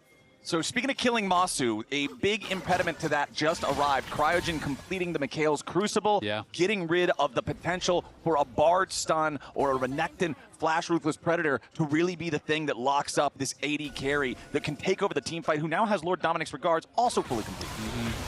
Oh boy, Huhi. Yeah, that's Infinity Edge plus Fiend Hunter Bolts. That's what it does. 1, 2, 3 strikes, you're out. And I know that's a support, but it is a support with Deadman's in a locket. This guy is it's not like this is full Enchanter or a Zyra or something, you know? Like, no. He just got absolutely deleted, and now FlyQuest have the run of the map. And that's a good example of why Sentinels has to send everything after Masu. Because if he's allowed to do that in a team fight, that's what's going to happen to everyone on the Sentinels side. Death's Dance at least completed now for Impact, so that'll help him survive it a little bit better. But now, FlyQuest again pushing up. Impact gonna be your target. Knocked into the fear by Griffin. Masu's already dominating! It's been so close for so long! And now FlyQuest have found their moment, and they're forcing themselves all the way forward into the enemy base! Sentinel scrambling to try to defend as Griffin goes too far forward, might just get punished here. Another turret shot finds him, but not quite enough to kill. Laser fires through. Gatkos could potentially get caught here in the gravity field. Buffers through it there with the Pathmaker. Cryogen right behind his top laner, making sure that he stays alive. Quad fires back with a twofold Hex to create some space. FlyQuest now up 7,000 gold as the dragon is spawned and the soul is denied to Sentinels. And FlyQuest continues to play on the edge. The one pick for Huhi is a nice start, and then they full send a top lane, nearly going too far, but backing away and securing their own soul point before anyone dies. Darkwings really saved that, though, because that was looking for a moment like it actually could have been the potential end of the game. And Darkwings was able to get so much damage down on Masu, who was locked in that Cataclysm, that Masu almost died. Purely to just that ticking ultimate from the Victor. So was able to push him back, keeps his team alive, but now that gets even harder as Shield Bow is completed. Yeah. And it's always demoralizing when you see the luxury items starting to come through in situations like this, where you know your only chance is killing Masu, and it's just getting harder and harder and harder. Man, just think about how well Masu's been playing from the Ezreal game to the 10-0 Lucian game to now the 7-0 Yunara game. It's been like an hour of in-game time since he died. Darkwings just got popped. Masu jumps in again with the Fiend Hunter bolts, just mag dump onto the enemy mid laner, and right when it looks like Darkwings might try to escape, Quad's there to cut him off, so they take out the strongest player on the enemy team. FlyQuest now going after the Baron yet again. I mean, this is back-to-back games where Masu has over a 5,000 individual gold lead. That is second strongest player. Crazy. Just a bot gap. It's just a crazy gap here from Masu is playing so well. Cryogen is playing incredibly well around him. The team is enabling him, but Masu, this is like a career series from him. He is looking amazing. We've definitely heard from other teams that FlyQuest sometimes is just trying to play around Masu. They're one of the teams that plays more around bot lane than anyone else, and we're kind of seeing all of the practice they've been putting into that come to fruition in this series, as now with the Baron buff and a 4v5 for another 10 seconds, let's see how much they can get. This whole game for Sentinels has been about their 2 solo laners, and now with one of those solo laners still dead, FlyQuest are taking the opportunity to look for even more. Darkwings respawns, so Fly rotate things back over to tier 3 turret in mid lane where Quad had the wave pushed. They'll take that objective out. The inhibitor falls right after. That's 2 inhibs down now with the timers nearly perfectly synced up for the next 4.5 minutes plus. Sentinels map just got a whole lot scarier. It is really, really tough now, and it's going to be down to this next dragon fight here to decide whether Sentinels' season is over or whether they will begin a potential comeback here. I mean, again, Darkwings, I think, has been having a pretty good game, a pretty good series, but he's just getting out-carried by Masu, and the same can be said for Impact here. I think we just do a good macro. Just reset and then go bot. How can we lose? How can we lose when you have 20,000 gold on your 80 carry and a Seeker's arm guard, if we're talking about luxury items? Also with luxury items, Griffin went ahead and just went 4th item Protoplasm Harness after buying Bruiser items the entire time so far, because he just wants to make sure that he's got the extra survivability for what's probably going to be the last fight. Yeah, I mean, whatever you can afford is what you buy at this point, and I think Seeker is actually a really good buy for an 80 carry in a final fight situation. All right, let's see if Griffin suffers any sort of real damage down here in the bottom lane, because the rest of FlyQuest says, okay, you want Griffin, you can have him. We're going to take the Nexus. First turret's already down, second turret's going. Quad buying a little bit of time. FlyQuest are just running straight for the enemy Nexus. Sentinels can't stop them. GG, well played, FlyQuest. Sweep Sentinels out of the playoffs. So decisive all series for FlyQuest. Masu with a near perfect series here down the stretch, and they are hyped. Insane series from Masu. Griffin popping off, jumping out of his seat there. Sentinels has had FlyQuest's number this year, but when it matters most here in a best of 5 here with a chance to win the LCS Championship, with a chance to go to MSI on the line here, it is FlyQuest sweeping Sentinels out. And I think for a lot of people watching the LCS, it's a great sign to see FlyQuest locked in and doing well, because they're such a fun team to watch. They will play aggressively, they will play creatively, and when they're locked in, this is a scary squad. FlyQuest was the most dominant team in the LCS last year, but that was with Inspired, Whippo, Busio. They completely rebooted those 3 positions, keeping Masu and Quad. And Masu and Quad have continued to develop along with the development of the new players. So you love to see the pace that this FlyQuest team is on. I just feel like this is a scary series to watch if you're Team Liquid or Shopify. You know if you win that series, you're going to be playing a FlyQuest next. And Kobe now is standing by with Griffin for an interview. I know. That's right. I'm here with Big G of FlyQuest.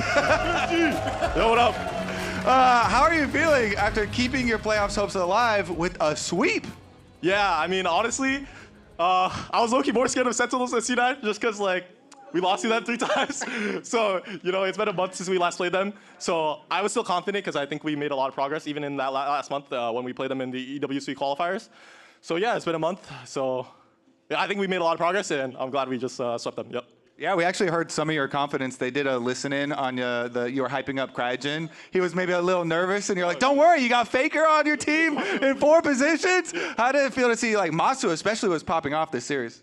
Yeah, I mean, I think it's normal to feel nervous, especially as like a rookie. I mean, I was super nervous. I remember last year, even though I'm not like a very veteran. Not nervous now, for sure. I mean, I'm still nervous, you know. So it's just normal that you'll feel nervous. But I think what happened to me last year, on Loud especially, is that I had like really 2 strong veterans, and I feel like the same is this year. So that you can kind of like look up to the veterans to like be clutch in these type of situations. Yeah.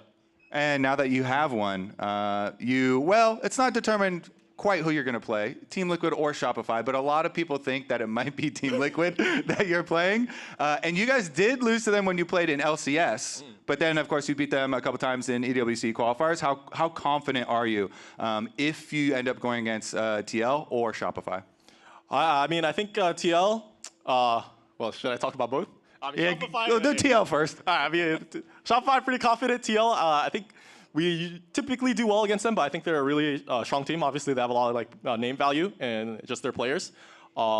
Typically, I'm more on the confident side. Like even I might be more confident against TL than Sentinels, just because like we had a more good history against CL, just in scrims and stuff. Or actually, on scrims, we do well against Sentinels too. But like like EWC, in EWC, obviously, it's stuff. Sentinels, we lost against, but CL we won. So feeling more pretty confident, pretty chill. All right, well, congratulations. Any last words for your fans here? Oh, yeah. No, I'm thankful for everyone that shut out today. It's so cool. Because honestly, we played 7 weeks with no fans, so that's so lame. I feel like you can't feel excited when you have no fans cheering. So, yeah, thank you guys for showing up. All right, thank you. Send it back to the desk. Yeah, I agree with that. I gotta put out a message. idea what's going on. I got a message out here. He just said he had to write on my cast. Yeah, I mean, it's a simple one. It's Fly 3-0. It's a Fly 3-0. That's all it is, all right? We're trying to make her cast as ugly as possible Yeah. before it's gone. Make this thing hideous. In fact, we're going to crowdsource it through chat. Like, I'm going to look at chat at some point and see what you guys want written on it. I'm actually have it right here. That is terrifying. One thing I really loved about that interview, in addition to the fact that you can tell Griffin like interrupts himself mid-thought to correct, which is something I feel very viscerally because I do that when I'm doing analysis. I'm like, but wait, and also this. True. Is the fact that he pointed out how much they've evolved over this split. And I think that's very true. Like, I do think this FlyQuest team we're seeing right now is the product of all the hard work they've put in over the course of Split 2. Like 1,000%. Even though this game, it felt like it was a straight mechanical outplay, at least in the early portions of the game. Like, old FlyQuest will find a way, like in mid-game, late game, like We got a little crab fight, we got a little Raptors action, yeah. This one is so much more coordinated. Like, I felt like in all 3 of the games, like a small dub to both Big G Griffin, but also Cryogen working together in tandem. Like the Lulu and Shyvana, we got to see them working consistently well. Like them booting them off of Raptors, like recognizing what the right play is going to be for Sentinels and just being there on time. They're an incredibly smart team. Yeah, and it should come as no surprise, just because it was a lot of it was a little bit of a difference down in that bottom lane as Raz is checking chat. I assume to see what people said about writing on my cast. Get frogged. Once. Is one of them. Wait, why am I getting frogged? Hashtag Raz's over party. Masu Uwu. I like Masu Uwu Masu Uwu because he's our player of the game. Yeah. Once again, unanimous. 8-0-6 on the Yunara. Yeah. Just like insane series. Okay, Griffin got the majority of the vote for this from chat, though, for the Shyvana. I think they really like that. I particularly appreciated going unstoppable to avoid the Bartle in one of their Drake fights where he stole Drake. I thought that was really cool. Oh, and the surge in the pulse of Masu to come straight through at the end. But I think it was like a bit of both. I think what's great about this team is that there are multiple carries threats at all times. Masu's coming out.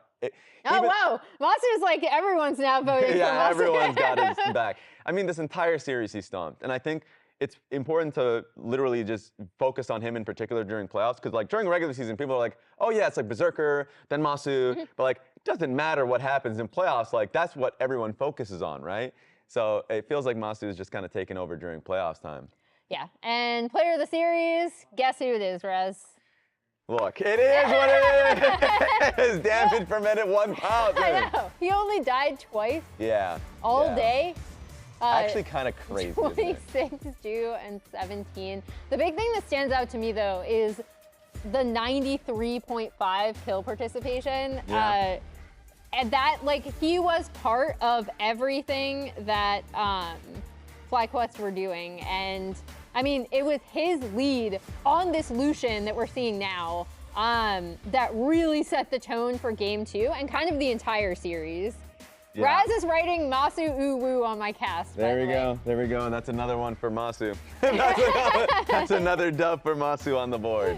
But yeah, and even then, like the Yunara Lulu, which we've seen kind of struggle on a lot of LCS teams, him and Cryogen piloted this really well. Those multiple successive dives onto poor Rahel, who's just trying to clear out and push mid-wave. Is it possible for you to show that? Yeah. Can we zoom in on that a little bit? Can we bend my arm? I realized I ran out of real estate. Beautiful. I ran out of that beautiful handwriting. Thank you. Thank you. Pat on the back. Pat on the back. But yeah, let's just take a look at the playoff bracket a little bit because I want a visual representation of what FlyQuest has to deal with now because that was an insanely close series versus Cloud9. Of course, they lose that one 3-2. Anything could have gotten it for them. And then you go now, 3-0 versus Sentinels. Yep. As strong as a dub as you can hope for them. And now, that next step, it's either going to be Shopify Rebellion, who maybe will have like a crazy surprise, I doubt it, versus Team Liquid, Alienware, and like that's the matchup that we really want to see. But, well, hey, I may be a doubter, but this is the matchup that's coming up tomorrow, guys. You already know. Like maybe Shopify Rebellion has some magic. Yeah, I mean, you know what? I said today was match of the week. It was a 3-0. Yeah. I do think that first game was really close, and then it kind of successively ran away from Sentinels in the next 2 games. Yep. However, maybe, you know what? I get proven wrong, and tomorrow is the match of the week, and Shopify, you know. You know what? Maybe Emily is wrong. Maybe Emily's match of the week is all bad. the time. Maybe Raz's match of the week. What's your match of the week, Raz? Shopify Rebellion. The only one Shopify available. deal. Yes, All the only right. one available. That's it for us today. We will be back here tomorrow for Raz's match of the week. Wait, give us a right-handed thumbs up. Team Liquid versus Shopify Rebellion at 4 p.m. Eastern, 1 p.m. Pacific. We're rating Pobelter. Hi, Eugene. Make sure you say hi to him. He's great. That's it for us today. See you later. It's time to do or die as we find ourselves in the lower bracket. Wait for her TP. I'm making space. I'm looking at Orianna. Look at Ori. Look, Ori. I don't make space. Look Okay. here. Look here. Yeah. Okay. No flash. I'm on the Fury. The Fury's 1 HP quad. Multi. Yeah. No flash. Okay. I have to now. Kill the ball. Go hard. Kill the ball. Nice. And? Nice. And bot. It was a 2v2 bot diff, and it's FlyQuest match point. No flash. Kill. I can go. Okay. This guy's no flash as well. Maybe we can go. Yeah, we can go. We can end up kill him. Watch his EQ. No ulti. Help me. No ulti. I'm looking with quad. Can you have another E-Gankos? E2. Oh. No flash, man. I'm 1 HP. Yeah, I think no, guys, run. Slow this in, 2 minutes. I'm running. Sentinels can't stop them. GG, well played, FlyQuest. Sweep Sentinels out of the playoffs. So what you see, and you look to your right, you see Masu, Quad, Griffin, Gakus. Bro, just know it's a free win, bro.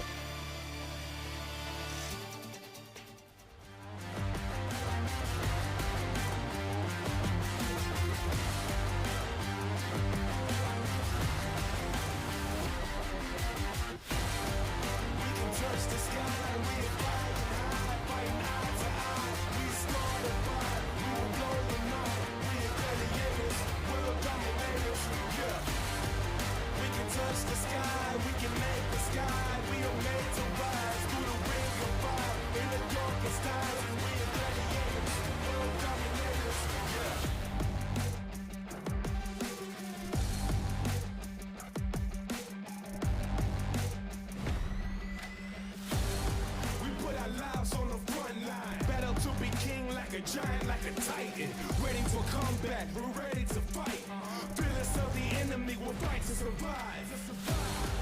We are born to be conquerors, rise to the top, gonna be the new emperors.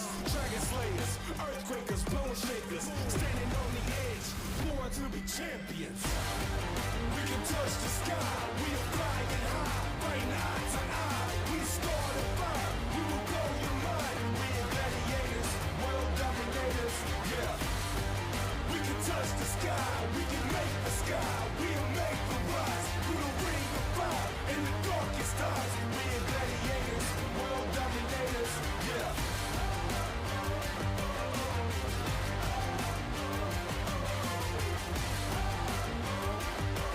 We are gladiators, you can come and hate us. Yeah.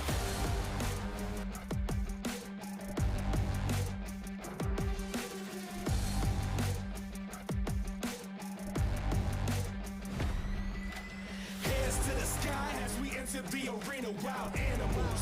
Realize we're hyenas. Blood pumping, waiting for the enemy, the battle's coming. We're creating our destiny. Open up the floodgates, bearing our souls. Nothing can stop us now, we're going for gold. This time is for heroes, a new era unfolds. Cutting through the darkness like a thunderbolt. Boom. We can touch the sky, we are